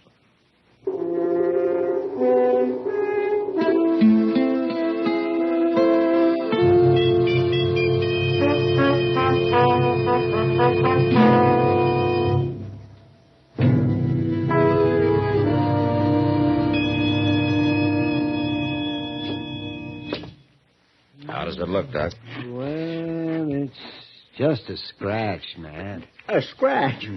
I suppose if I come in here scalped, you'd say the barber just give me too tight a haircut. Now, Chester, be brave, boy. Yes, see. There we are. In a week, you'll never know you got hit. Well, it's a mercy it wasn't my gun arm. Chester, I told you Asa Ledbetter was in his room the whole time. You mean he told you? I asked the desk clerk on the way out. Then he was lying, too. Chester, how long since you've had a good night's sleep? Now, Doc, don't you start that. Well, you admit you didn't actually see Ledbetter in that alley. But next time you'll see him all right, won't you? Whether he's there or not. Have you finished doctoring my wound? Oh, now, wait a minute. Getting mad won't help you. Well, maybe it will. Well, where are you going now? Who cares where at I'm going?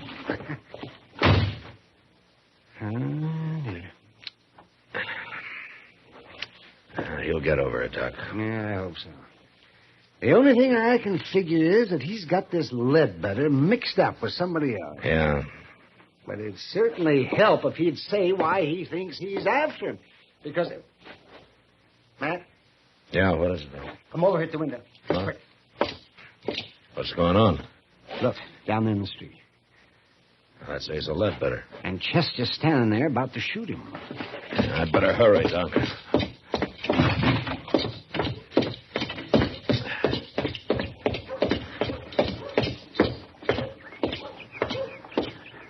I'm just getting plumb good and tired of you. Then why don't you do something about it? Chester. You stay out of this, Mr. Dillon. I don't like gunfighting, no matter who starts it. I didn't start it. He come here to shoot me. Marshal, he is crazy. He ought to be locked up.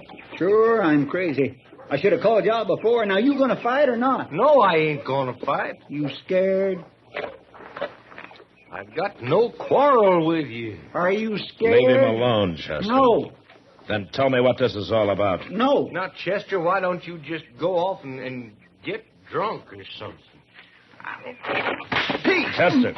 Now will you draw? Now will you?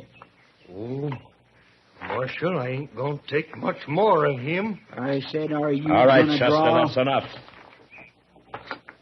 Now, you come with me. You're a dirty coward. You come with me, I said.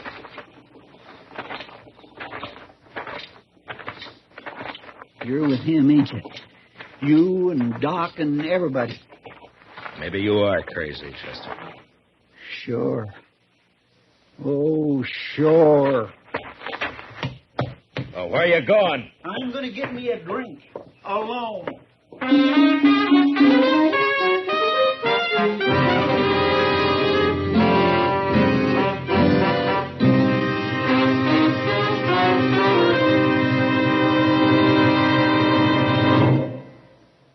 Say, where are you listening to Gunsmoke?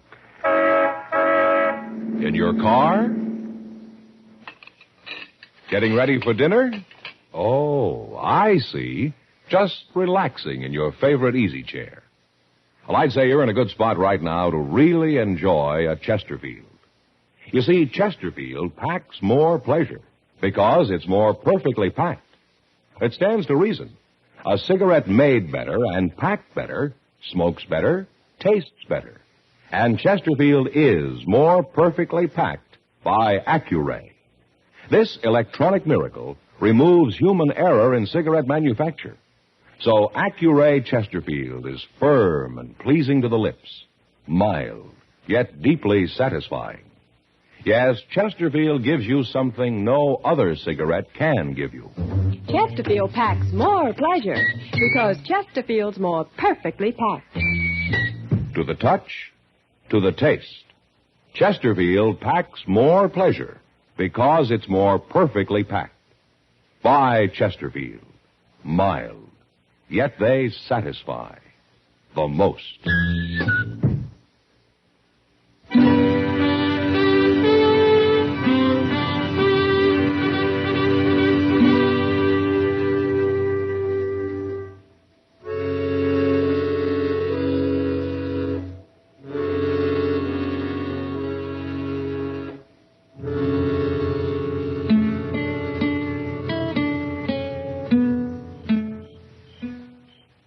Doc?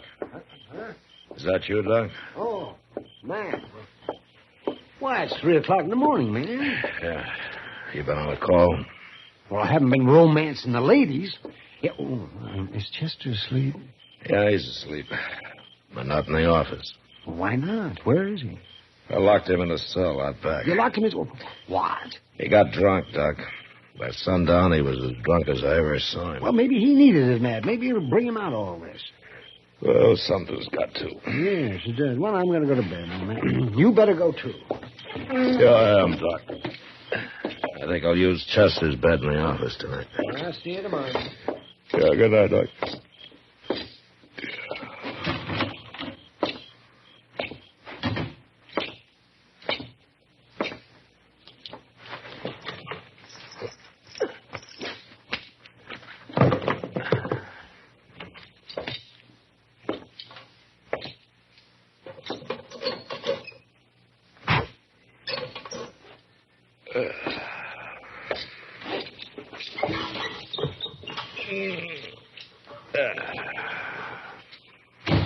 Don't move, Chester. This here's a shotgun. All right, now get off that bed and get over to the window. Go on.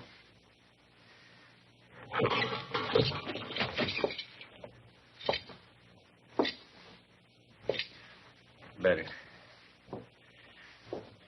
I'm going to sit down here and light the lamp now. But you just stand steady. The shotgun's right across my knees.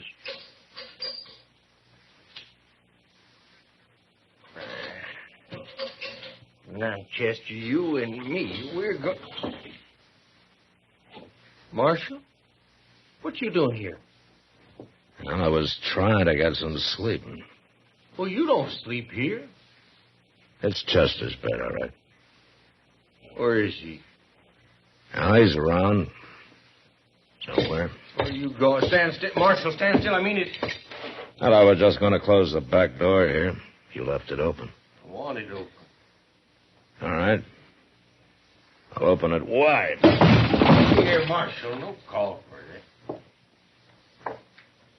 All right, where's Chester at? I don't know where he is, Ledbetter. You're lying. Yeah, I'm lying.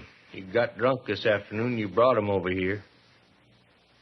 I thought you put him to bed, but since you didn't, ain't but one place he'd be. Right out there in that cell behind you. You walk right past him on your way in, Ledbetter. Get out of that doorway, Marshal. No. I'll shoot you if you don't. You'll shoot Chester if I do. Now move, I say. I can't oblige you, Ledbetter. I'm sorry. I'll kill you, Marshal.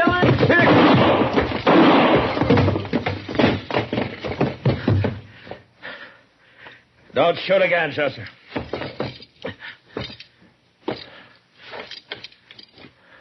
Mr. Dillon?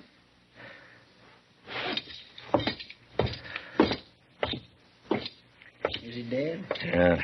You hit him in the head with the first shot, Chester. Pure luck. I heard you kick that door. It woke me up. So I wonder anything could wake you up tonight. Well, I don't feel so good, but I ain't drunk no more. Hey, you got me locked in here. Yeah, I thought of that, but I forgot to take your gun away from you. That was mighty careless of you, Mr. Dillon. Well, it doesn't matter now. You knew I had it. You was going to let him shoot at you so it'd wake me up and I'd have a chance at him.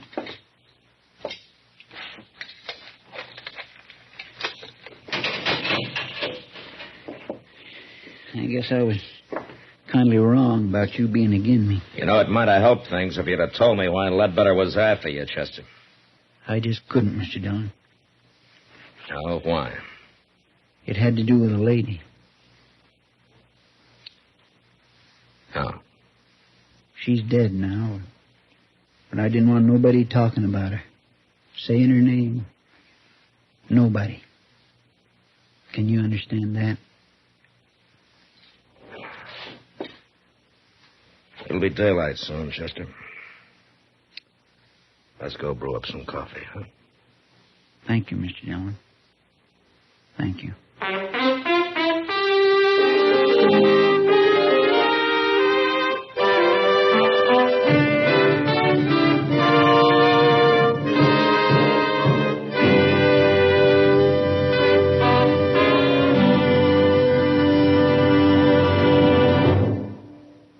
In a moment, our star, William Conrad. Vacation coming up soon? Here's how to pack more pleasure. Make sure you have a couple of cartons of Chesterfields in your suitcase or in your car's glove compartment. A touch tells you Chesterfields are firm, packed full. Your taste tells you they satisfy the most. So when you do your vacation shopping, ask your dealer for Chesterfields by the carton. You know, the early frontier years were lusty and brawling, and men happily fought each other as a matter of course. But next week, it's the man who refuses to fight that causes all the trouble. And that was the West. Good night. Gunsmoke. Produced and directed by Norman McDonald, stars William Conrad as Matt Dillon, U.S. Marshal. Our story was specially written for Gunsmoke by John Meston, with music composed and conducted by Rex Corey. Sound patterns by Tom Hanley and Bill James. Featured in the cast was Lawrence Dobkin as Asa Ledbetter, Parley Bear as Chester, Howard McNear as Doc, and Georgia Ellis as Kitty.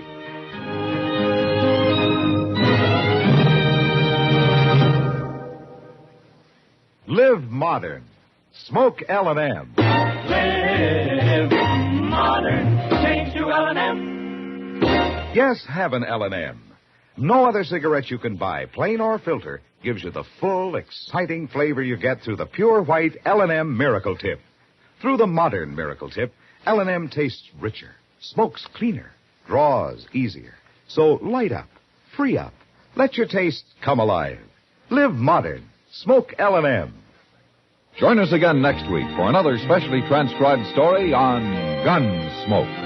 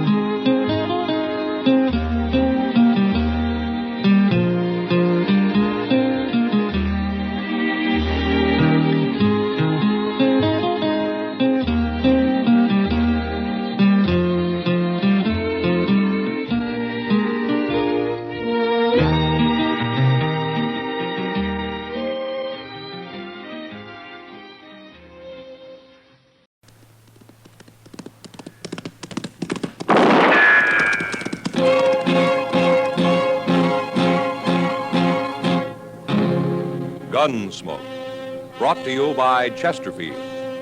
Chesterfield packs more pleasure. because it's more perfectly packed, thanks to Accuray. They satisfy the most. Around Dodge City and in the territory on West, there's just one way to handle the killers and the spoilers, and that's with a U.S. Marshal and the smell of Gunsmoke.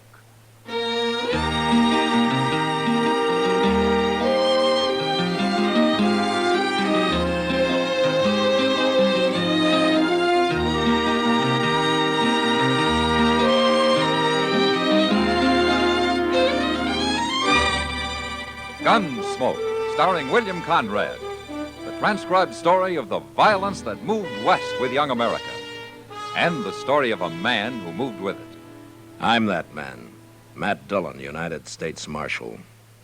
The first man they look for and the last they want to meet. It's a chancy job, and it makes a man watchful and a little lonely.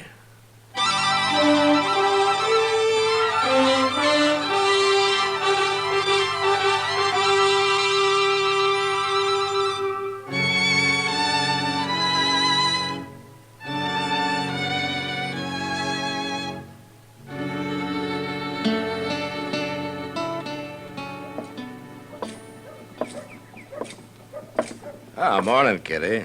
Well, you're out early today. I'm a working man.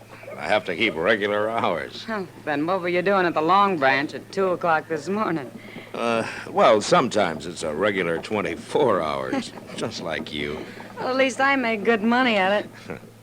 Kitty, would you really like to see me settle down and run a saloon? You might get to like it. All right, I'll do it. When? When I'm about 50. I thought so. Good morning, Miss Kitty. Oh, hello, Chester. Here's a letter for you, Mr. Dillon. Oh, thanks, Chester. The envelope says it's from Judge Rambo over in Wichita. Mm-hmm. Anything important? Yeah, it's a court order for eviction. Yeah, seems Brandon Teague didn't file legally on his land over by Wagon Mountain. Did you say Brandon Teague? Oh, do you know him, Kitty? Everybody knew him around Abilene. Yeah, he had a pretty bad reputation then, I guess. Doesn't he still?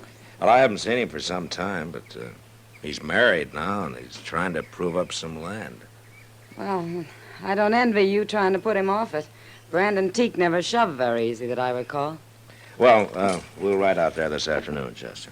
Be sure your gun's loaded, Matt. Well, maybe I won't need it, Kitty. Want to bet? No, I guess not.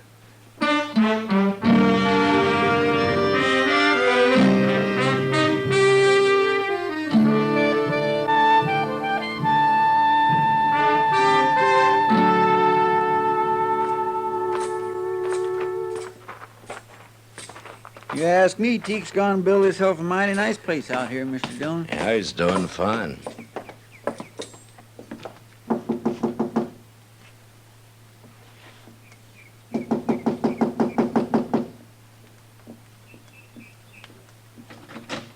Hello, Teague. Hello, Marshal. Chester? How are you, Teague? What brings you out this way? Well, here, you might as well read it yourself. What's this? Court order. Immediate eviction. What's this all about, Marshal? I got my deed to this place. Yeah, but you failed to register it at the land office, Teague. Nobody told me about that. I'm sorry. You'll be a whole lot sorry you try to put me off this land, Marshal. Brandon, who are you talking to? You stay inside, Sarah. It ain't nothing. Well, then it won't hurt if I come out. This is my wife, Marshal Dillon and Chester Proudfoot. How do you do, mister? Ma'am? Is there trouble, Brandon? They say we got no legal right to this place, Sarah. I didn't register the deed or some fool thing. Oh, No, no. don't you worry. Ain't nobody gonna move us off, law or no law. It's a court order, Teague. I ain't wore a gun since I got married, Marshal, but I can sure go put one on. We're going to have a child, Marshal. Most any day now. And we ain't moving. We ain't starting over again. Oh, if we have to, we can do it. I'd rather die and see you go to fighting again, Brandon. Now you think on it. It's a hard thing for a man to swallow, but I can't go agin her. I ain't putting on my gun. Now, why don't you go in and tell her that? When'll I tell her we got to get off the place? Oh, there's no hurry. What about that immediate eviction? Well, I'll be responsible for that. I guess I ought to be grateful to you. No, Teague, not to me. Well, goodbye. Bye, Marshal. Chester. Bye, Teague.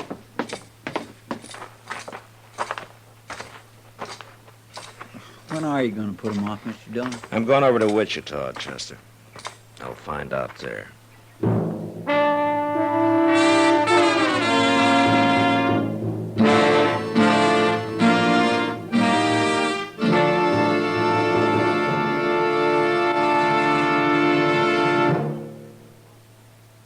You've heard Bobby Haggart whistling it on radio and television.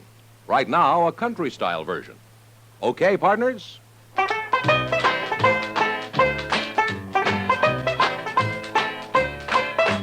Packs more pleasure, packs more pleasure. Chesterfield packs more pleasure because Chesterfield's more perfectly packed. It stands to reason a cigarette made better and packed better, smokes better, tastes better. And Chesterfield is more perfectly packed by Accuray. This electronic miracle removes human error in cigarette manufacture. So Accuray Chesterfield is firm and pleasing to the lips, mild yet deeply satisfying. Yes, Chesterfield gives you something no other cigarette can give you. Chesterfield packs more pleasure because Chesterfield's more perfectly packed. To the touch, to the taste, Chesterfield packs more pleasure because it's more perfectly packed by Chesterfield. Mild, yet they satisfy the most.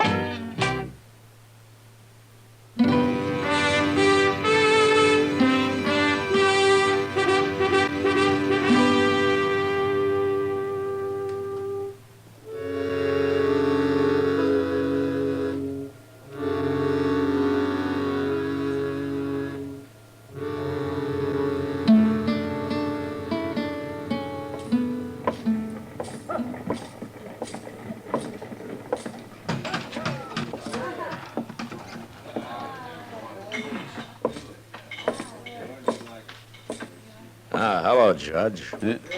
Marshal Dillon, what are you doing in Wichita? Well, I came to see you. Oh, that's so? It's about that court order you sent me, Judge. Which court order, Marshal? The one to evict Brandon Teague off his land near Wagon Mountain. Oh, that. Yes, I remember. What's the trouble? Is he putting up a fight? No, he isn't. Well, he sure must have changed. I remember Teak around here. He was a wild one. Well, he's married now, Judge. As a matter of fact, they're expecting a child any day. A child? Mm-hmm. So, I told him that they could take their time about moving. Take their time? Yeah. That order was to evict them at once, Marshal. Yeah, I know that, Judge. There's no room for sentiment in the law, Marshal Dillon. What's right is right, and what's legal is legal. Look, Judge, Teague's been on that land for over a year. How come this business about failing to register his deed just came up? It was only recently brought to my attention. And who brought it to your attention? Lee Sprague. Not that it makes any difference. Lee Sprague, huh? He owns a lot of land around Wagon Mountain, doesn't he? And he's filed on this. There's nothing irregular about it, Marshal, if that's what you're thinking. Well, legally, I'm sure everything's correct, Judge. You can't argue with facts, Marshal. Now stop being a sentimental fool and go do your duty. Brandon Teague's a changed man, Judge. He's done more than prove up that land. He's proved himself up, too. Homestead Act, 1862, paragraph 12. After 1 year, if the deed to such land is not duly recorded at the nearest government office... Oh, never office... mind, Judge. I know how it reads. Well, then start acting like it. I can hold even a United States Marshal in contempt of court, you know. Yeah, sure you can. You got a lot of power, Judge. But there's only one thing wrong. And what's that? You never learned how to use it.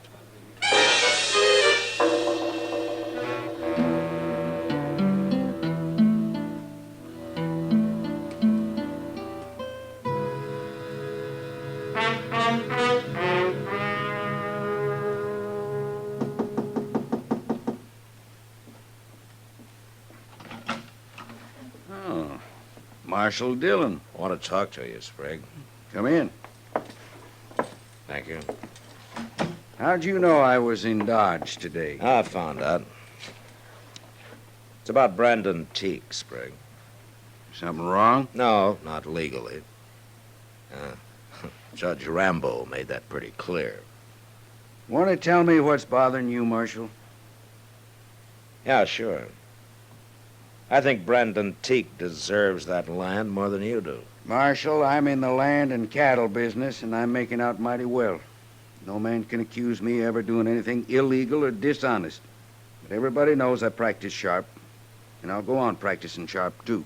Even against a man like Teague, who's hung up his gun and settled down and tried to make a life for him and his family?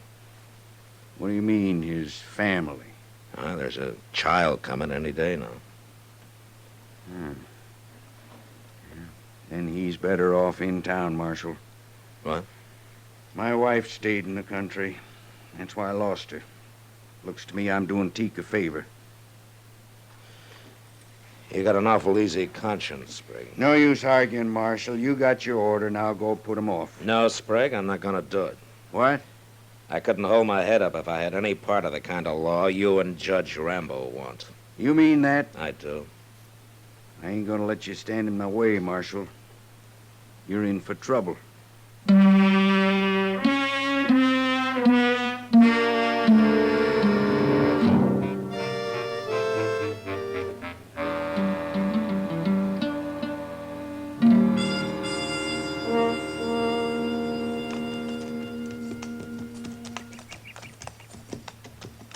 It's Brandon Teague and his missus both talking that fellow, Mr. Dillon. You recognize him, Chester? No, sir, I don't. He's a stranger to me. Yeah.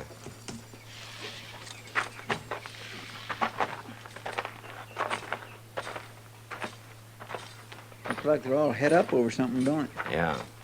Miss Teague hadn't ought to be standing out in the heat of the day this We'll way. let Marshal Dillon settle this, Haley. He's got nothing to do with it no more. Man, How to do, Marshal? what's the trouble here, Teague? You told me there was no hurry about our leaving, Marshal. Wait a minute. Where'd you get that badge, mister? Who are you? I'm Jim Haley, Marshal. Deputy Sheriff from Wichita. Wichita? Well, how'd you get here? I took the Santa Fe to Dodge, then I rented me a horse. Answer me, Haley. Judge Rambo sent me. I guess he felt the law needed a little enforcing down this way. He's got a court order, Marshal, just like the one you had. It's plumb legal. And I want you people to pack up and be out of here by tomorrow. Just a minute, Haley. I can take care of him, Marshal. No, Brandon, there'll be no fighting. Now, Sarah, You ain't gonna do nothing except move, Teak, and right now. No. So, woman, you let go my arm! Sarah!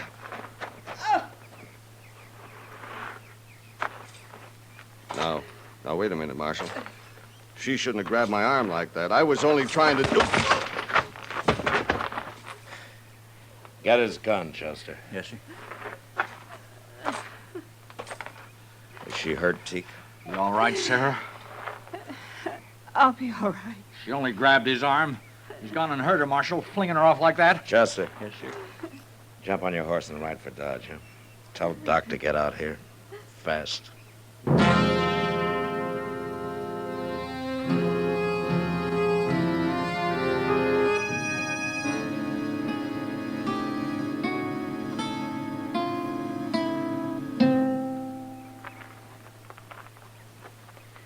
Ain't Doc never coming out of that house? It's been a long time, hasn't it? She shouldn't have grabbed me. I didn't mean to hurt her. Haley, why don't you keep quiet? Nobody wants to hear from you. Look, Mr. Dillon, there's Doc. Huh? You don't look none too happy. Well, Doc? The baby's dead, man. Oh, my. That's too bad. Well, I didn't do it. I only pushed her a little. I told you to shut up, Haley. There wasn't a chance of saving the baby. It's her I've been working on. And she's going to be all right now, man. Yeah. Well, good for that, anyway. Hey, Doc, tell you, Marshal? Yeah, Teak. I'm sorry to hear it. I'm sorry, too, but you can't blame me for it. Haley, I just now promised my wife I wouldn't kill you. Don't make me break it. Come on, Haley. I'm taking you to Dodge with me. Hey, now, look here. Ain't you forgetting I'm a lawman, too, Marshal? I'd like to forget it. It doesn't make me very proud of being one. I come here to do a job, and I'm going to do it. I promised her I wouldn't kill you now, Haley, but you come back here, and I promise you I will. A man can only take so much. I'll be back. No, you won't. I'm throwing you in jail for a while. Jail? Teak, as soon as your wife's better, you come see me, huh?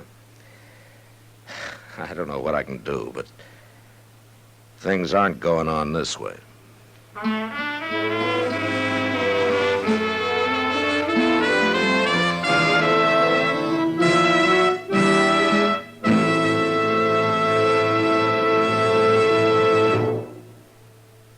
Where are you listening to Gunsmoke? In your kitchen?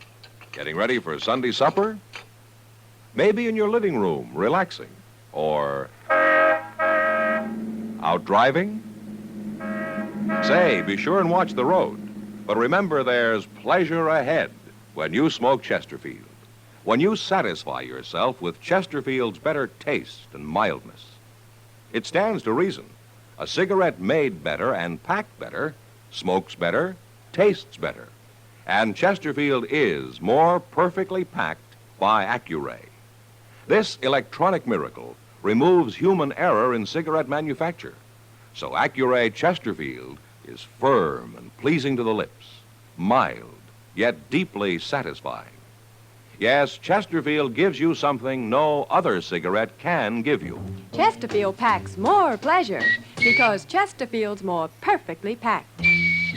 To the touch, to the taste, Chesterfield packs more pleasure because it's more perfectly packed.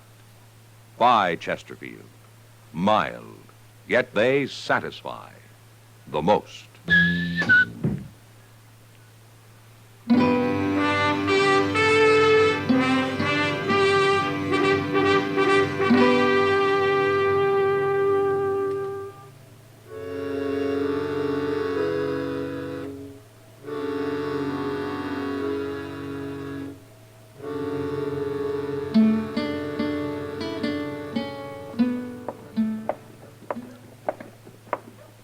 Hello, Chester.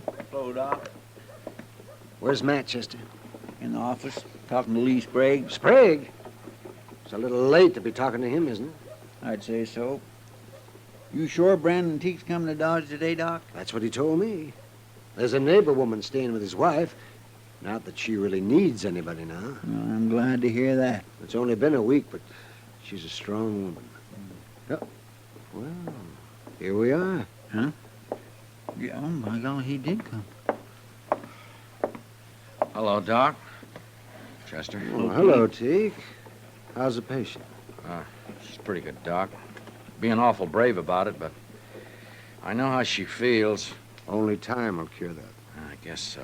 Mr. Dillon's in the office, Teague. He wanted you to go right on in when you got here. Okay. Oh, hello, Teak. Come on in. You know Lee Sprague? Yeah, I know him. Hello, Teak. Sprague and I were over at the land office this morning. I think we got everything straightened out. What do you mean? Here.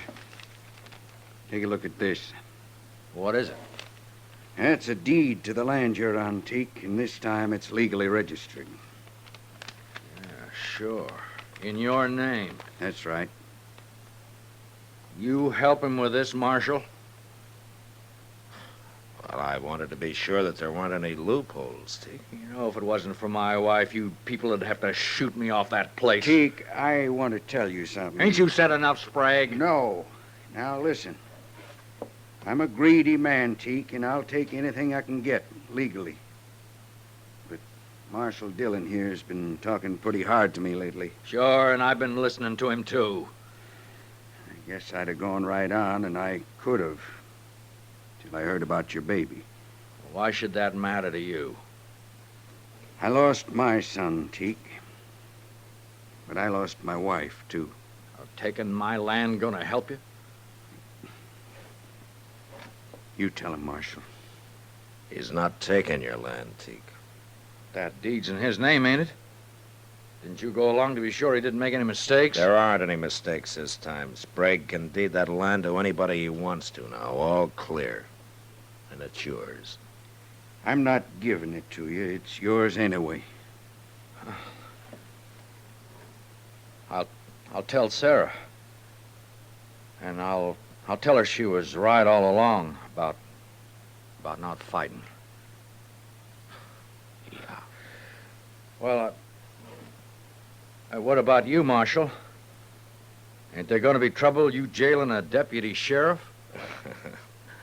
Well, as soon as he gets back to Wichita, I suppose there might be some trouble, yeah. But don't you worry about that, Teak. I've always wanted to see California anyway.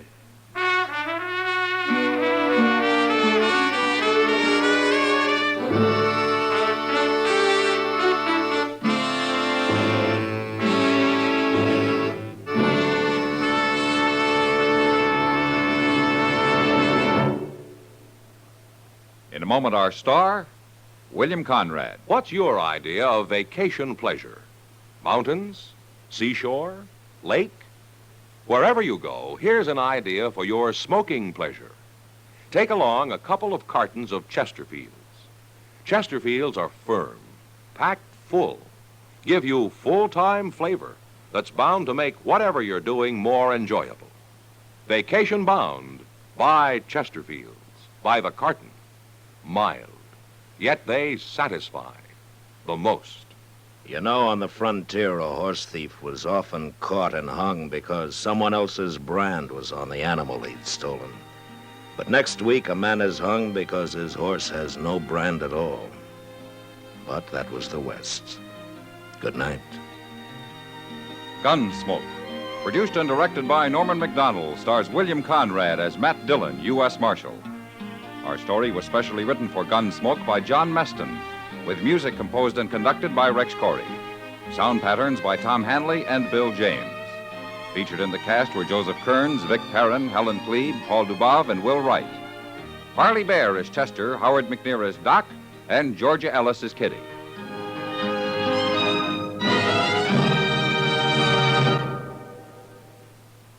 Live modern. Smoke L&M. Live modern. Change to L&M. Only with L&M can you enjoy the full, exciting flavor of today's finest tobaccos through the modern miracle of the pure white miracle tip. So light up, free up, let your taste come alive. Live modern.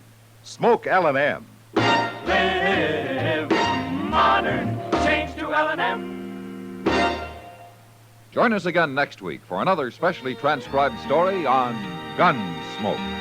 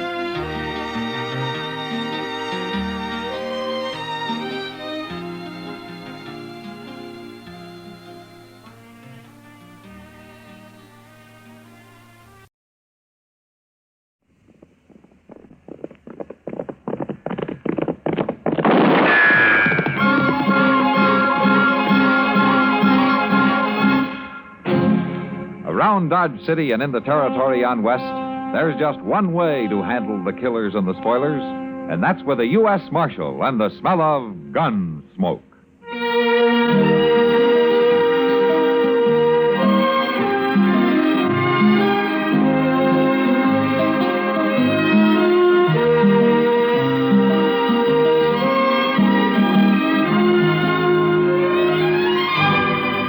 Gunsmoke, starring William Conrad. The story of the violence that moved west with young America. And the story of a man who moved with it.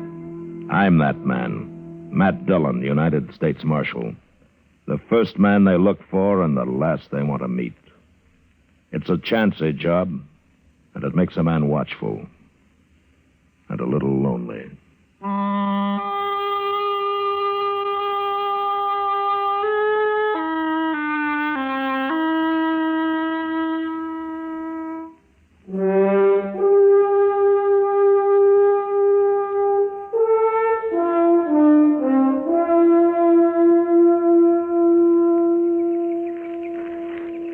I got our horses saddled, Mr. Dillon. I swear I'm so hungry I could eat a whole hog. Yeah? Well, the hog you got this morning's cooking on that stick right there, Chester. Is it done? Well, that depends on how hungry you are. It's done.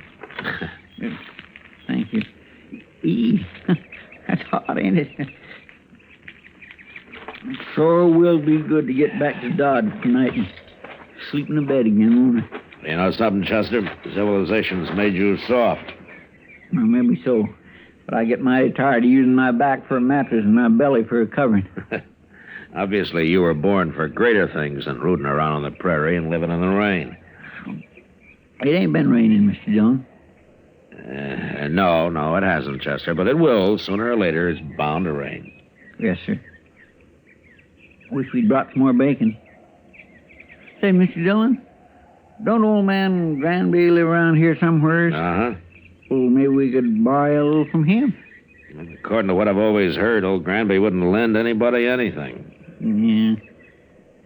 You really think he is a rich miser, like they say? Oh, I don't know, Chester. You know, sometimes a man's entirely different from his reputation. I only met Granby once or twice. He seemed like a nice enough old fella. Just the same, I wouldn't want to live out here all alone with nothing but a few horses for company. Yeah, well, he's used to it. Yeah, but even if he does have a lot of money hid away somewhere, there's no place to spend it out here. Granby's pretty old for the pleasures Dodge has to offer, Chester. Oh, by Jing, I hope I ain't never that old. You know, at the rate you're burning yourself out, you never will be, so don't worry about it. Mr. Dillon, I live mighty quiet for a young fella who's free and still full of blood and stuff. Sure. Oh, I do. Look over yonder. Huh? Over there, that string of dust laying right on the ground there. Ain't that funny? Yeah, I've been watching that. It's not on the ground, though. There's a dry wash that runs along there. I think somebody's driving the stock down it. Maybe it's old man Granby. Maybe. Well, we go over and say hello, huh? All right. Mr. Dillon? Yeah. If it is old man Granby, maybe we might could just ask him about a little dab of bacon, reckon? Well, there's no harm in that. Oh.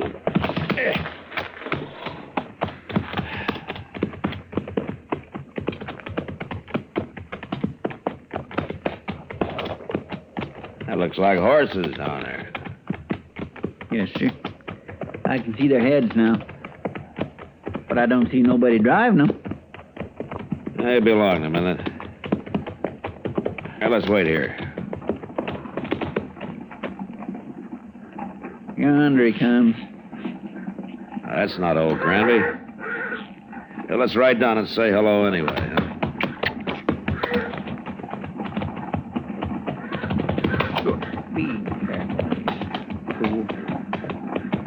That's Granby's brand on those horses. You must have hired him a hand. Yeah, maybe. Hello. Hello. You working for Granby? I ain't working for nobody, mister. Oh? And where is he? Where's who? Granby. I don't know no Granby. Those are his horses you're driving. They are? Yeah. I ain't driving them. What do you mean? They got ahead of me in the wash there, that's all. I see.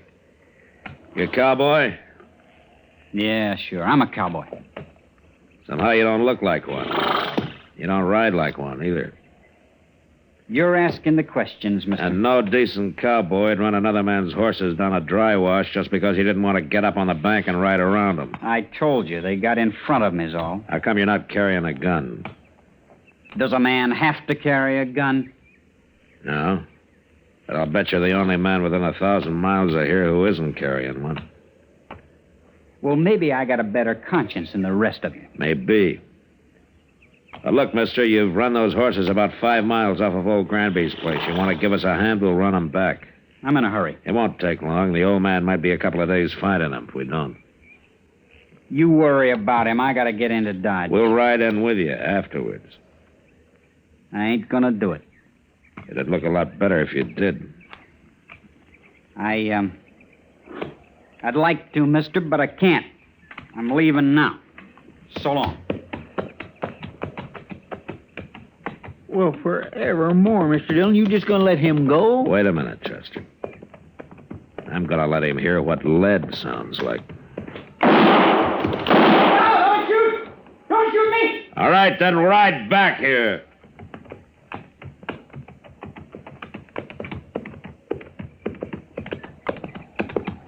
Don't kill me, mister. I'm not gonna kill you. Unless you try to run away. Why would I try to run away? You just did, Chester.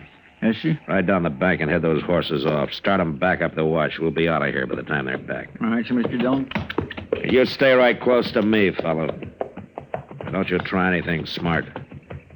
When we get to Granby's, if he says it's okay, then you can go wherever you like. I don't know Granby. I've never been there. And we'll show you the way. Come on, let's go.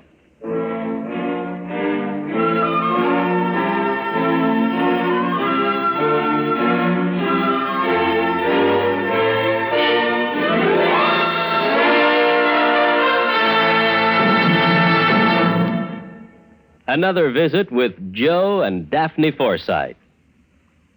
Joe? Joe? Joe, stop reading that paper and talk to me. I'm listening. Go ahead. Well, I was talking to Mrs. Snyder today. You know, she's the one whose boy had 31% less cavities. Uh-huh. Well, she thinks that we should buy bigger savings bonds. Uh-huh. She says that when people can afford it, it makes more sense. Oh, she says there are a lot of different denominations. They start at $25, but then there are $50, $100, $200, and even $500 bonds. Is that so? And then with the ones we've already bought through the payroll savings plan, we'd have quite a nest egg. Uh-huh. Are you listening to me? Uh-huh. Did you know that the total accumulated compounded semi-annual interest of the Series E savings bond will amount to 93 1/3% of the original purchasing price? Uh-huh. I thought so. Joe, what did I say? You said that United States savings bonds are a safe, easy way of investing. I did. That they help guard our country's freedom. And? They're the best investment in America's future. I said something else, too. Oh, yeah. You said that the total accumulated compounded semi-annual interest of the Series E savings bond will amount to 93 1/3% of the original purchase price. Well, now, how did you do that? Husband's trade secret.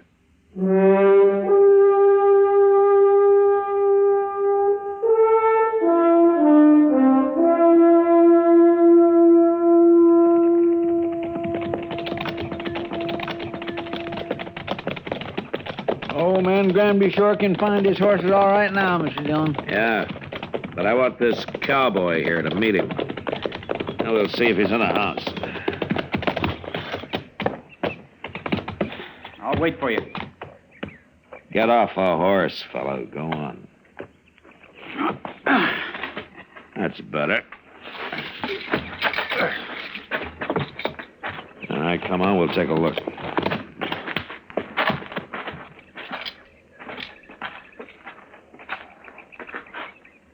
Well, what are you waiting for?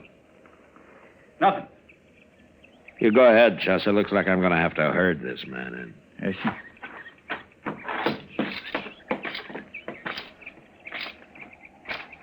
You've been kind of balky ever since we ran into you, haven't you? I just don't like being dragged around. I never did. Well, I just want you to meet old Granby. He'll be grateful for your helping run his horses back here. I know what you think, mister. You think I was stealing them horses? Well, I never heard of the old man. I was never near this place. So you told me, but you're here now. I ain't afraid of you or nobody. And let's go into the house. Come on.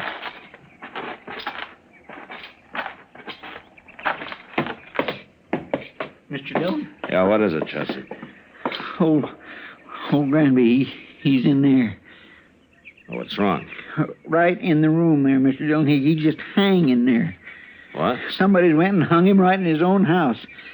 I don't want to see him no more. You go take a look at him. Pull your gun and hold it on this man, Chester. If he makes some move, shoot him. Yes, sir. Now, you just stand right there real quiet like. I ain't gonna do nothing. You sure ain't. Just because I happen to be in the country don't mean I killed nobody. Yeah. Mr. Dillon will decide about that. Who is this Mr. Dillon, anyway? He's a United States Marshal, that's who he is. A marshal? A marshal. Looks like you run into the wrong people, fella. Here, I'll hold your gun, Chester, and you search him. All right, sir. Here. Turn around. All right, take it easy. Now, the house is all torn up. You must have been looking for old Granby's money. I was never in that house. Ain't nothing on him. Not a thing. All right, Chester. Here's your gun. Here, catch it. Thank you. What's your name, fellow? Trimble. Joe Trimble. Where are you from? Up north. Up north where? All over. What are you doing down here? Making a change. Sure. And some cowboy you ran into told you about Granby being rich. So you came here and you kicked the old man around, and then you hung him, then you tried to find the money. That's a lie. This is the first time I was ever near the place. I'm sure you did it, Trimble, but I wish I had more evidence. The court of law just might not convict you the way things stand. You gonna let me go? No, I'm not gonna let you go. I'm arresting you, and you're gonna stand trial, and I'm gonna do my best to see you hung. I didn't do it, I tell you. And I'll go free, too. You'll see. Now, there's something mighty wrong about you, Trimble, and I can't figure it at all. But I'm sure gonna find out.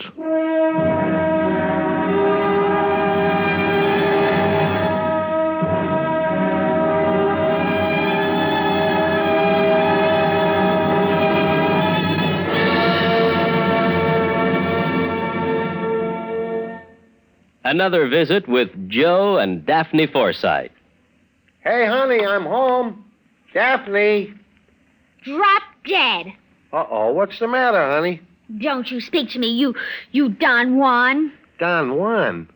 Daphne, I'm no Don Juan. No habla español. Very funny. Ha, ha, ha. Well, it was no prize winner, but... Neither are you Lothario. I've often wondered, what's a Lothario? I don't know, but that's what the wives on TV always call their husbands. I guess it applies. Do you want me to go out and come in again? As far as I'm concerned, you can go for a long walk, preferably on a short pier. Well. Oh, come on, Daphne. What's wrong? Your good friend Harry called, and he spilled the beans. Which beans? He said, quote, "Tell Joe he was right about those blondes. They're great," unquote. Blondes? That's what he said. Well? He didn't say blondes. He said bonds. Savings bonds. What? Sure. I buy 'em on the payroll savings plan. And I told Harry he ought to do it, too.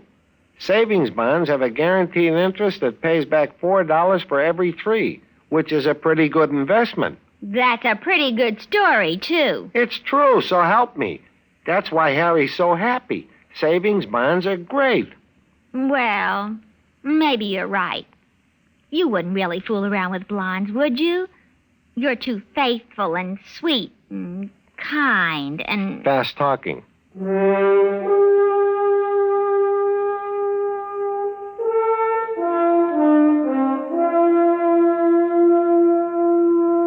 We let Joe Trimble dig a grave up behind the house, and then we laid old Granby in it and covered him with dirt.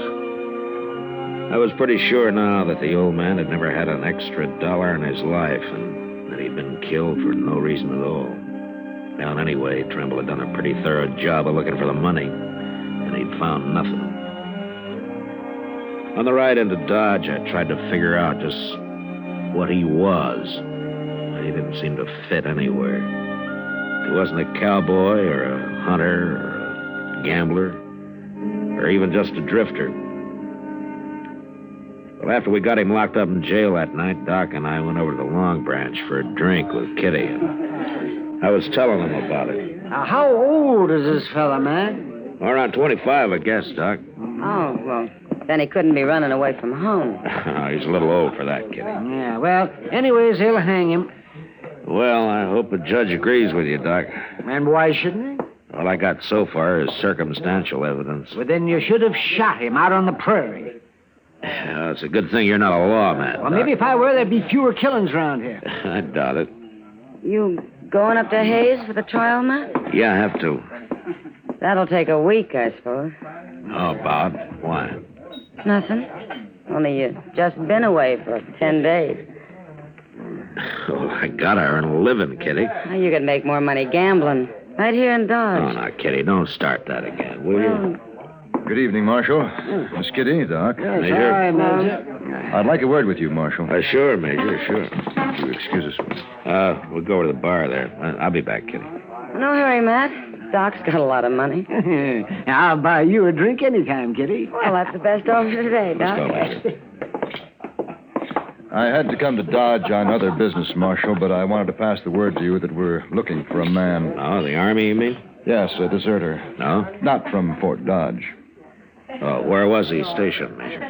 He was with the 7th Cavalry at Fort Lincoln. Up in Dakota, huh? For some reason, they think he headed south. Now, I don't have much of a description of him, just that he was a private, about 25, curly blonde hair, a scar on his left hand. Well, that fits. What was his name? He enlisted as Joe Gould, but he's known to have used the name Trimble. Well, he's right here in Dodge, Major. He what? I got him locked up in jail. Well, that's fine, Marshal. But how did you know that? I think he murdered an old man who lives about a day's ride north of here, and I'm going to have him tried for it. That won't be necessary now, Marshal. I'll take over custody of him. Then he'd be tried at Fort Lincoln for desertion. I want him tried for murder, and I got to be there to present the evidence. Well, you could go up to Fort Lincoln. No, Dakota's out of my territory, Major. Besides, this is a civil crime. The Army wants that man, Marshal. I'm sorry, Major. He's going to be tried in Hayes first. He's still a soldier, even if he did desert. Well, if the judge lets him off, you can have him, but not otherwise. Major, he tortured and hung an innocent old man, and I'm going to do my best to see him punished for it. I'll have to take this up with my superiors. Well, you better hurry. I'm going to Hayes with him tomorrow. I hope you won't regret this, Marshal. I won't, Major. Not if Trimble is properly punished, I won't. I didn't wait till morning, but started out for Hayes with Joe Trimble that night. The trial lasted a week, and in spite of all the arguments I made, the judge finally decided that there wasn't enough real evidence to convict him. I even tried to make Trimble confess, but he was too smart for that, so there was nothing to do but bring him back and turn him over to the Army. I sent word to Fort Dodge, and the next morning the Major himself appeared to take him into custody. Well, Marshal, looks as though you didn't have much of a civil case after all. Now, he killed old Granby. I know he did, but the law's the law, Major. Yes. And in the Army, orders are orders. But I'm sorry your judge didn't convict him after all. How's that, so? Chester. Yes, sir. Bring Trimble out, will you? Yes, sir. Well, I'll give the Army credit for one thing, Major. What's that? Trimble and I rode back some 80 miles yesterday, and when we got here, he wanted to sit up and play cards with Chester. Well, there may be some bad men in the cavalry, Marshal, but they're all tough. Here he is, Mr. Dillon. Alley's yours, Major. Private Trimble, sir. You're under military arrest, Private, and not privileged to salute. Besides, you enlisted as Private Gould, not Trimble. Yes, sir. Report to the guard outside. Yes, sir. Just a minute, Trimble.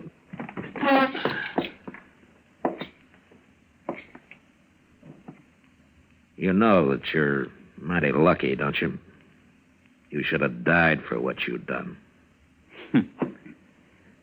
I told you I'd go free, Marshal. It'll catch up with you someday, Trimble. It always does, somehow. That's all I wanted to say. Yes, sir.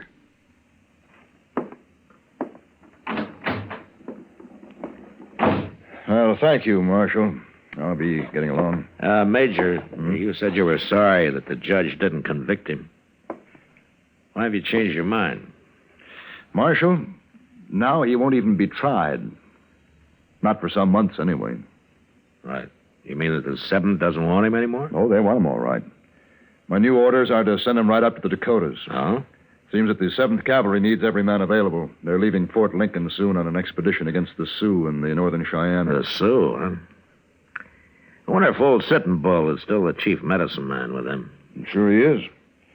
But at any rate, the 7th will be heading into Montana Territory. Yeah. Well, if they're after Sitting Bull's tribe, they will.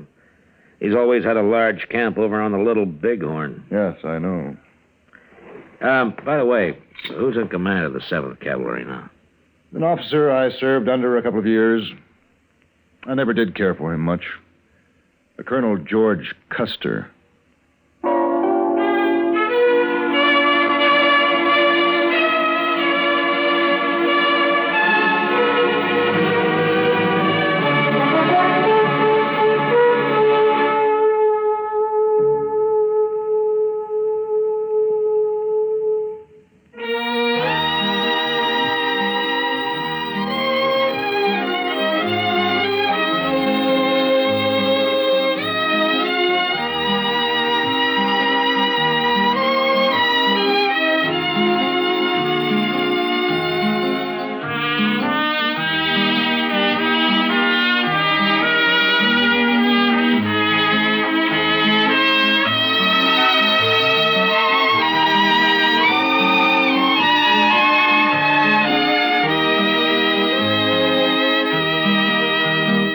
Gunsmoke. Produced and directed by Norman MacDonald, stars William Conrad as Matt Dillon, U.S. Marshal. The music was composed and conducted by Rex Corey.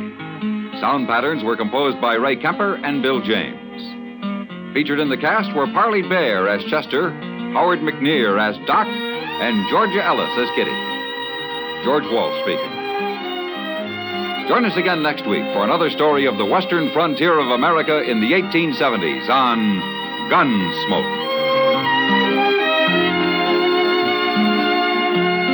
This is the United States Armed Forces Radio and Television Service.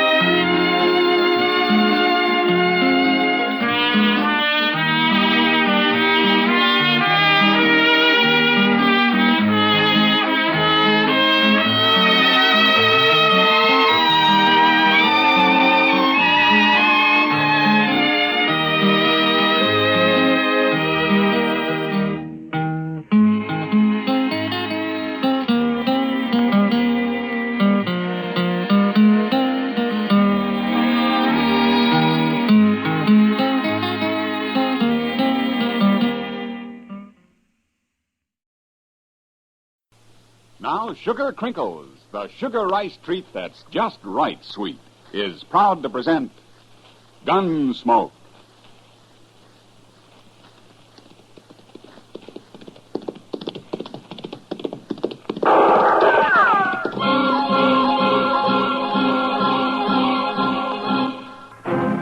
Around Dodge City and in the territory on west, there's just one way to handle the killers and the spoilers. And that's with a U.S. Marshal and the smell of gun smoke.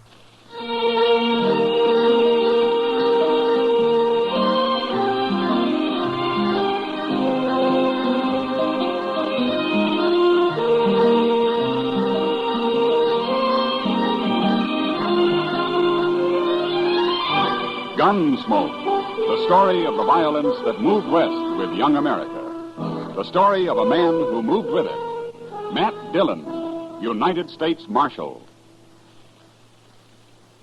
Take it easy, Mom. You know your young folks are going to eat when you give them sugar crinkles for breakfast. Yes, boys and girls love sugar crinkles. And no wonder. It's the sugar rice treat that's just right sweet. Makes breakfast more fun than a circus. Now, the reason sugar crinkles suit young folks to a T is this. Some sugar-coated cereals they've tried seem too sweet. Others don't seem sweet enough. But when they dip their first spoonful of sugar crinkles, they've discovered a sugar-coated cereal that's just right sweet. And say, those young folks of yours love to dip into the pack and eat sugar crinkles as a snack, too. So better get several packages. And now, Gunsmoke, starring William Conrad.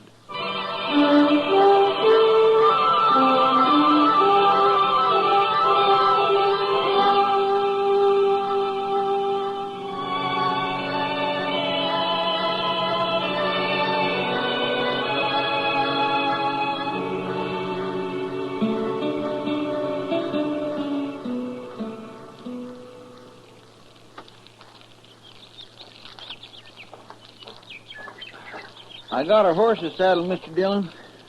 I'm so hungry I could eat a whole hog. Well, all the hog you got this morning is cooking on that stick right there, Chester. Is it done? That depends on how hungry you are. It's done.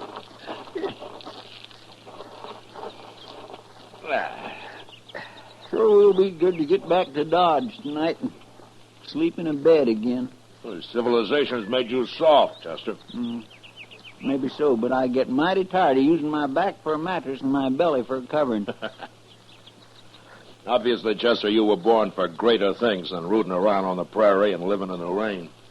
It hasn't been raining, Mr. Dillon. No, it hasn't. But it will, Chester. Sooner or later, it'll rain. Yes, sir. Wish we'd brought some more bacon. Say, don't old man Granby live around here? Maybe we could borrow a little from him. Well, according to what I've always heard, old Granby wouldn't loan anybody anything. You really think he's a rich miser, like they say? Oh, I don't know, Chester. Sometimes a man's entirely different from his reputation. I only met Granby once or twice. He seemed like a nice enough old fellow, though. Well, I wouldn't want to live out here all alone with nothing but a few horses for company. Oh, he's used to it. Well, even if he does have a lot of money hid away, there's no place to spend it out here. Granby's pretty old for the pleasures Dodge has to offer, Chester.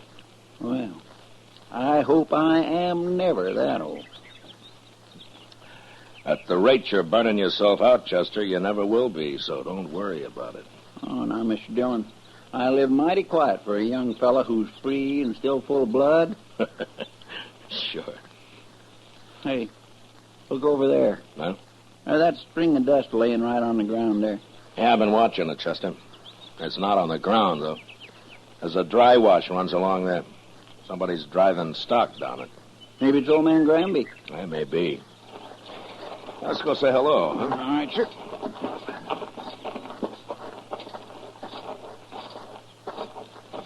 If it is old man Granby, we might just ask him about a little bacon, huh? Well, we can ask. There's no harm in that. Oh. All right.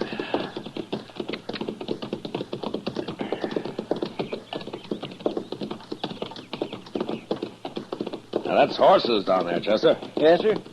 I can see their heads now. I don't see anybody driving them. Now, he'll be along in a minute. Now, let's wait here.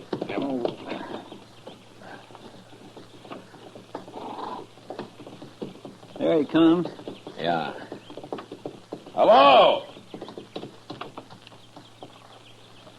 He stopped. That's not old Granby. Let's ride down and say hello anyway.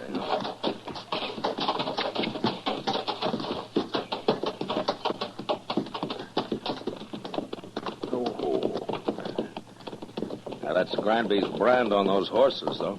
He must have hired him a hand. Yeah, maybe.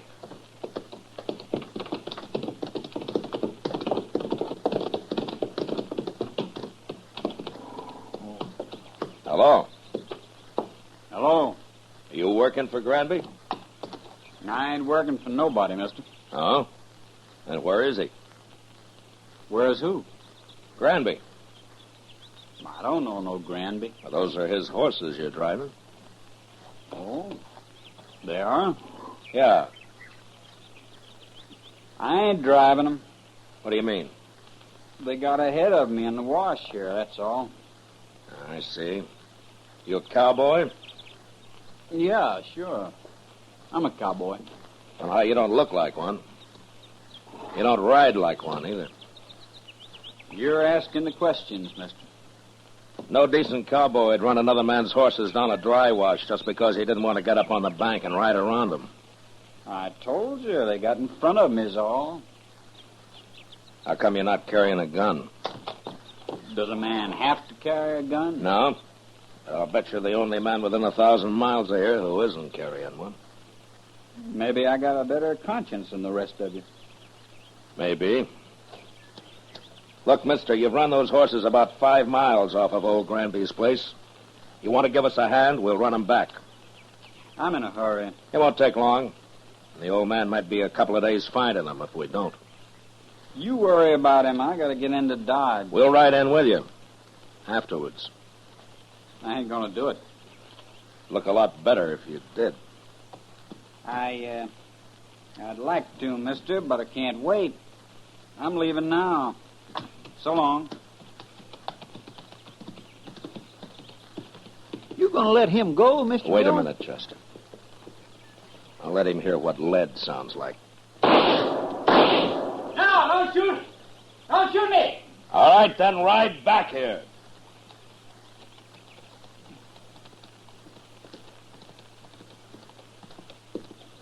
Don't kill me, mister.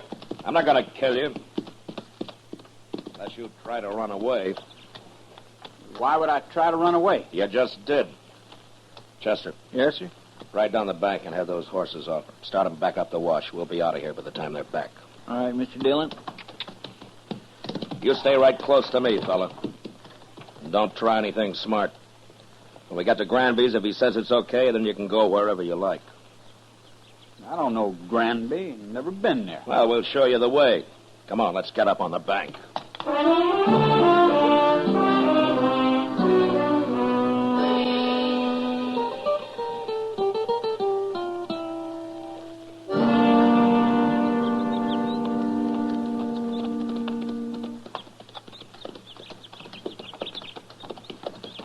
Old man Granby can find his horses all right now, Mr. Dillon. Yeah. But I want this cowboy here to meet him. We'll see if he's in the house. I'll wait for you. Get off that horse, fella. Go on. That's better.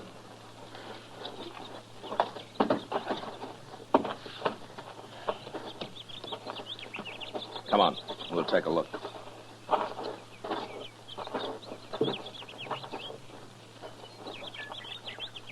Well, what are you waiting for? Nothing. You go ahead, Chester. Yes, sir, Mr. Dillon. Looks like I'll have to herd this man in.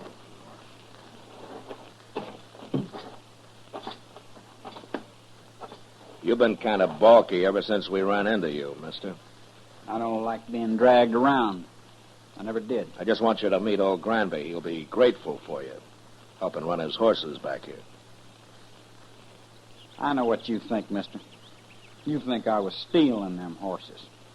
Well, I never heard of the old man. I was never near this place. Yeah, so you told me. But you're here now.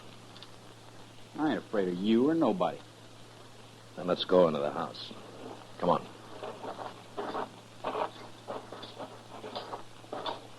Mr. Dillon? Yeah, what is it, Chester? Old man Granby, he's in there. Oh, what's wrong? Right in the room there, Mr. Dillon. He's hanging there. What? Somebody's gone and hung him right in his own house. I don't want to see him anymore. You go take a look. Pull your gun and hold it on this man, Chester. If he makes a move, shoot him. Yes. Now, you just stand there real quiet like. I ain't gonna do nothing. You sure ain't. Just because I happen to be in the country don't mean I killed nobody. Mr. Dillon will decide about that. Who is this Mr. Dillon, anyway? He's a United States Marshal, that's who. A marshal? Looks like you run into the wrong people, fella. I'll hold your gun, Chester. Search it. All right, here. Get around. All right.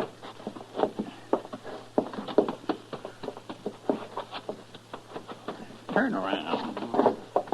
The house is all torn up. He must have been looking for old Granby's money. I was never in that house. There's nothing on him. Not a thing. All right, Chester. Here's your gun. Catch it. Thank you. All right, now, what's your name, fella? Trimble. Joe Trimble. Where are you from? Up north. Up north where? All over. What are you doing down here, Trimble? Making a change. Yeah, sure. And some cowboy you ran into told you about Granby being rich. So you came here and kicked the old man around and hung him. And then tried to find the money. That's a lie. This is the first time I was ever near the place. I'm sure you did it, Trimble, but I wish I had more evidence. A court of law just might not convict you the way things stand. You gonna let me go? No. I'm arresting you. And you're gonna stand trial. And I'll do my best to see you hung. I didn't do it, I tell you. And I'll go free, too. You'll see. There's something mighty wrong about you, Trimble, and I can't figure it at all. But I'll sure find out.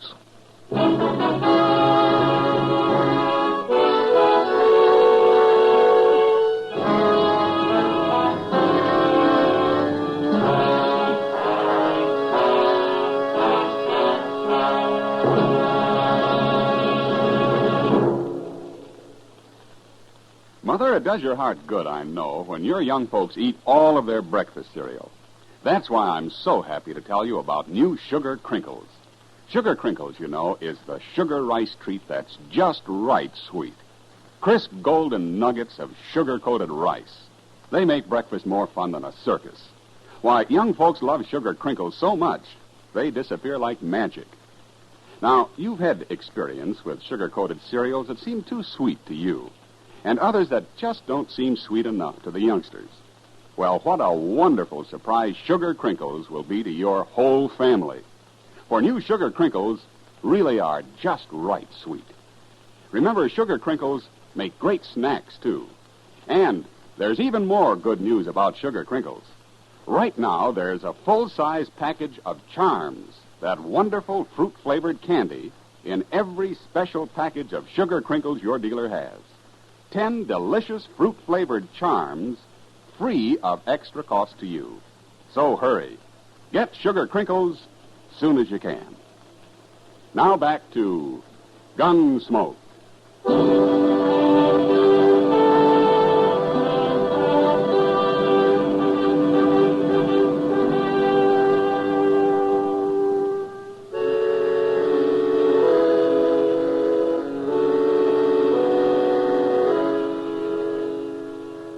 We let Joe Trimble dig a grave out behind the house. Then we laid old Granby in it and covered him with dirt. I was pretty sure now that the old man had never had an extra dollar in his life and that he'd been killed for no reason at all. Anyway, Trimble had done a pretty thorough job looking for the money, and he'd found nothing. On the ride into Dodge, I tried to figure out just what he was. But he didn't seem to fit anywhere. He wasn't a cowboy or a hunter or a gambler or even just a drifter. After we got him locked up in jail that night, Doc and I went over to the Texas Trail for a drink with Kitty. And I was telling him about it. Now then, this fella Trimble, how old is he? Oh, around 25, I guess, Doc. Then he couldn't be running away from home. No, he's a little old for that, Kitty. Well, anyway, they'll hang him. Well, I hope the judge agrees with you, Doc. Why shouldn't they? All I got so far is circumstantial evidence. But then you should have shot him out on the prairie. It's a good thing you're not a lawman. Well, maybe if I were, there'd be fewer killings around here. I doubt that, Doc. You going up to Hayes for the trial, Matt? Yeah, I'll have to, Kitty. That'll take a week, I suppose. Oh, about. Why do you ask? Nothing, only you've just been away for 10 days. Well, I have to earn a living, Kitty. You could make more money gambling right here in Dodge. Oh, now, Kitty, don't start that. Good evening, Marshal. Oh, Major. It's Kitty, Doc. Evening, Major. How do, Major? I'd like a word with you, Marshal. Sure, Major. So we can go over to the bar there. All right. I'll be back, Kitty. Doc. No hurry, Matt. Doc's got a lot of money. Oh, now I'll buy you one drink, Kitty. Just one drink, and that's all. Well, it's a start, Doc. Let's go, Major. I had to come to Dodge on other business, Marshal. But I wanted to pass the word to you that we're looking for a man. Oh? The Army? Yes, a deserter. Oh? Not from Fort Dodge. Where was he stationed, Major? He was with the 7th Cavalry at Fort Lincoln. Oh, up in the Dakotas. And for some reason, they think he headed south. Now, I don't have much of a description of him, just that he was a private, about 25, curly blonde hair, and he had a scar on his left hand. Yeah, that fits. What's his name, Major? He enlisted as Joe Gould, but he's known to have used the name Trimble. Uh-huh. Well, he's right here in Dodge. What? I got him locked up in jail. Well, that's fine, Marshal, but how did you know? I think he murdered an old man who lived a day's ride north of here. I'm going to have him tried for it. Now, that won't be necessary now, Marshal. I'll take over custody of him. No. Huh? Then he'd be tried at Fort Lincoln for desertion. I want him tried for murder. And I got to be there to present the evidence. You could go up to Fort Lincoln. No, the Dakotas are out of my territory, Major. Besides, this is a civil crime. The Army wants that man, Marshal. I'm sorry, Major. He's going to be tried in Hayes first. He is still a soldier, even if he did desert. Well, if the judge lets him off, you can have him. But not otherwise. Major, he tortured and hung an innocent old man, and I'm going to do my best to see him punished for it. Well, I'll have to take this up with my superiors, Marshal. You better hurry. I'm going to Hayes with him tomorrow. I hope you won't regret this, Marshal. I won't, Major. Not if Trimble is properly punished. I won't.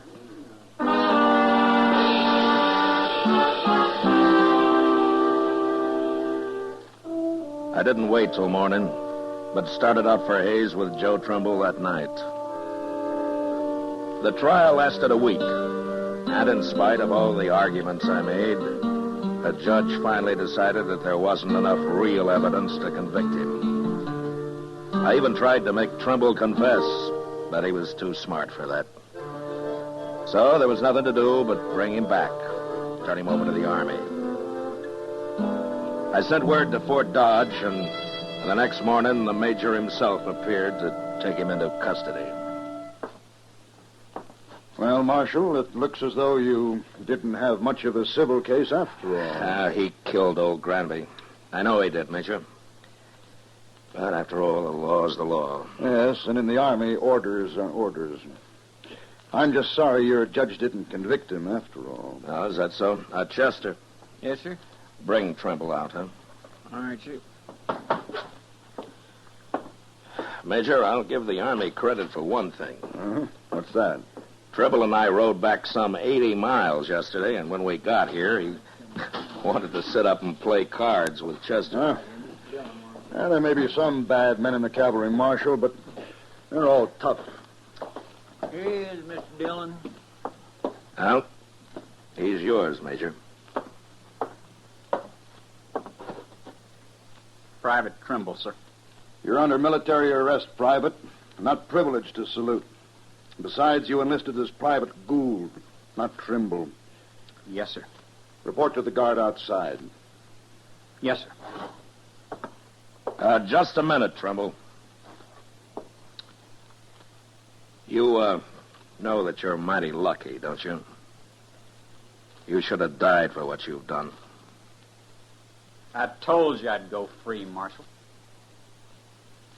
It'll catch up with you someday, Trimble. It always does somehow. That's all I wanted to say. Yes, sir.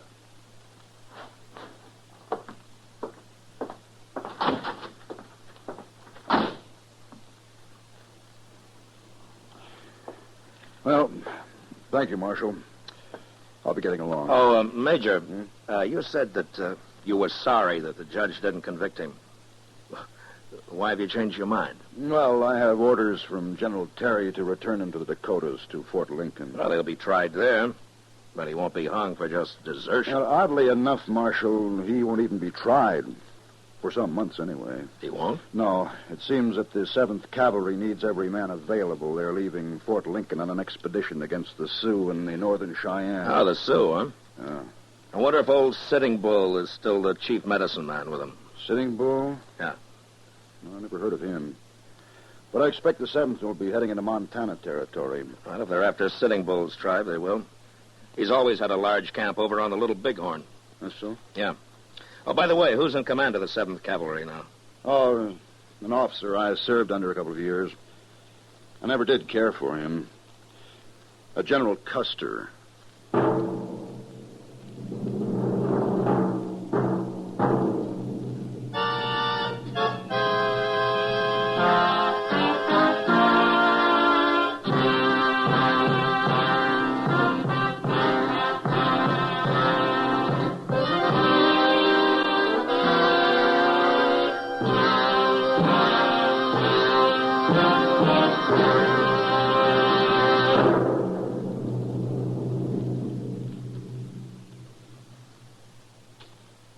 In just a moment, we'll tell you about next week's adventure on Gunsmoke. You know, what you are tomorrow depends on what you eat today. So, Mother, be sure the big and little Indians at your house always eat a good breakfast. And tell me, what could be better for breakfast than Post Toasties? Post Toasties, you know, are the heap good cornflakes. The best thing that's happened to corn since the Indians discovered it. But all of the talking in the world couldn't tell you how downright delicious Post Toasties are. You have to taste those crackling, crisp flakes. Yes, you have to taste that sweet kernel corn flavor toasted. Then you'll know how perfectly wonderful breakfast can be. Put Post Toasties on your shopping list right now, Mother. Just watch how your whole tribe goes for them. Remember, Post Toasties are the heap good cornflakes.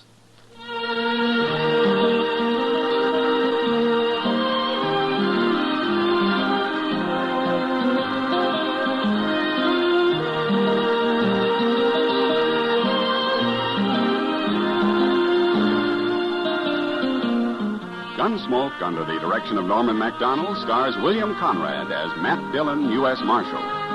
Tonight's story was specially written for Gunsmoke by John Meston, with music composed and conducted by Rex Corey. Featured in the cast were Sam Edwards and John Daynard. Parley Bear as Chester, Howard McNear as Doc, and Georgia Ellis as Kitty. Ken Peters speaking. Join us again next week as Matt Dillon, U.S. Marshal, fights to bring law and order out of the wild violence of the West in Gunsmoke.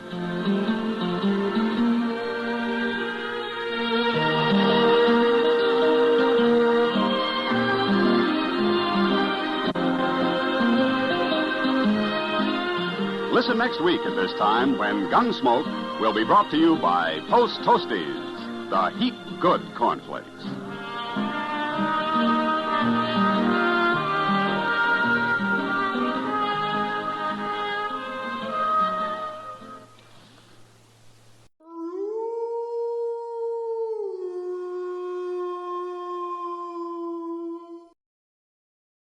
Tune in to nostalgia. Tune in to now. Golden Radio Hour.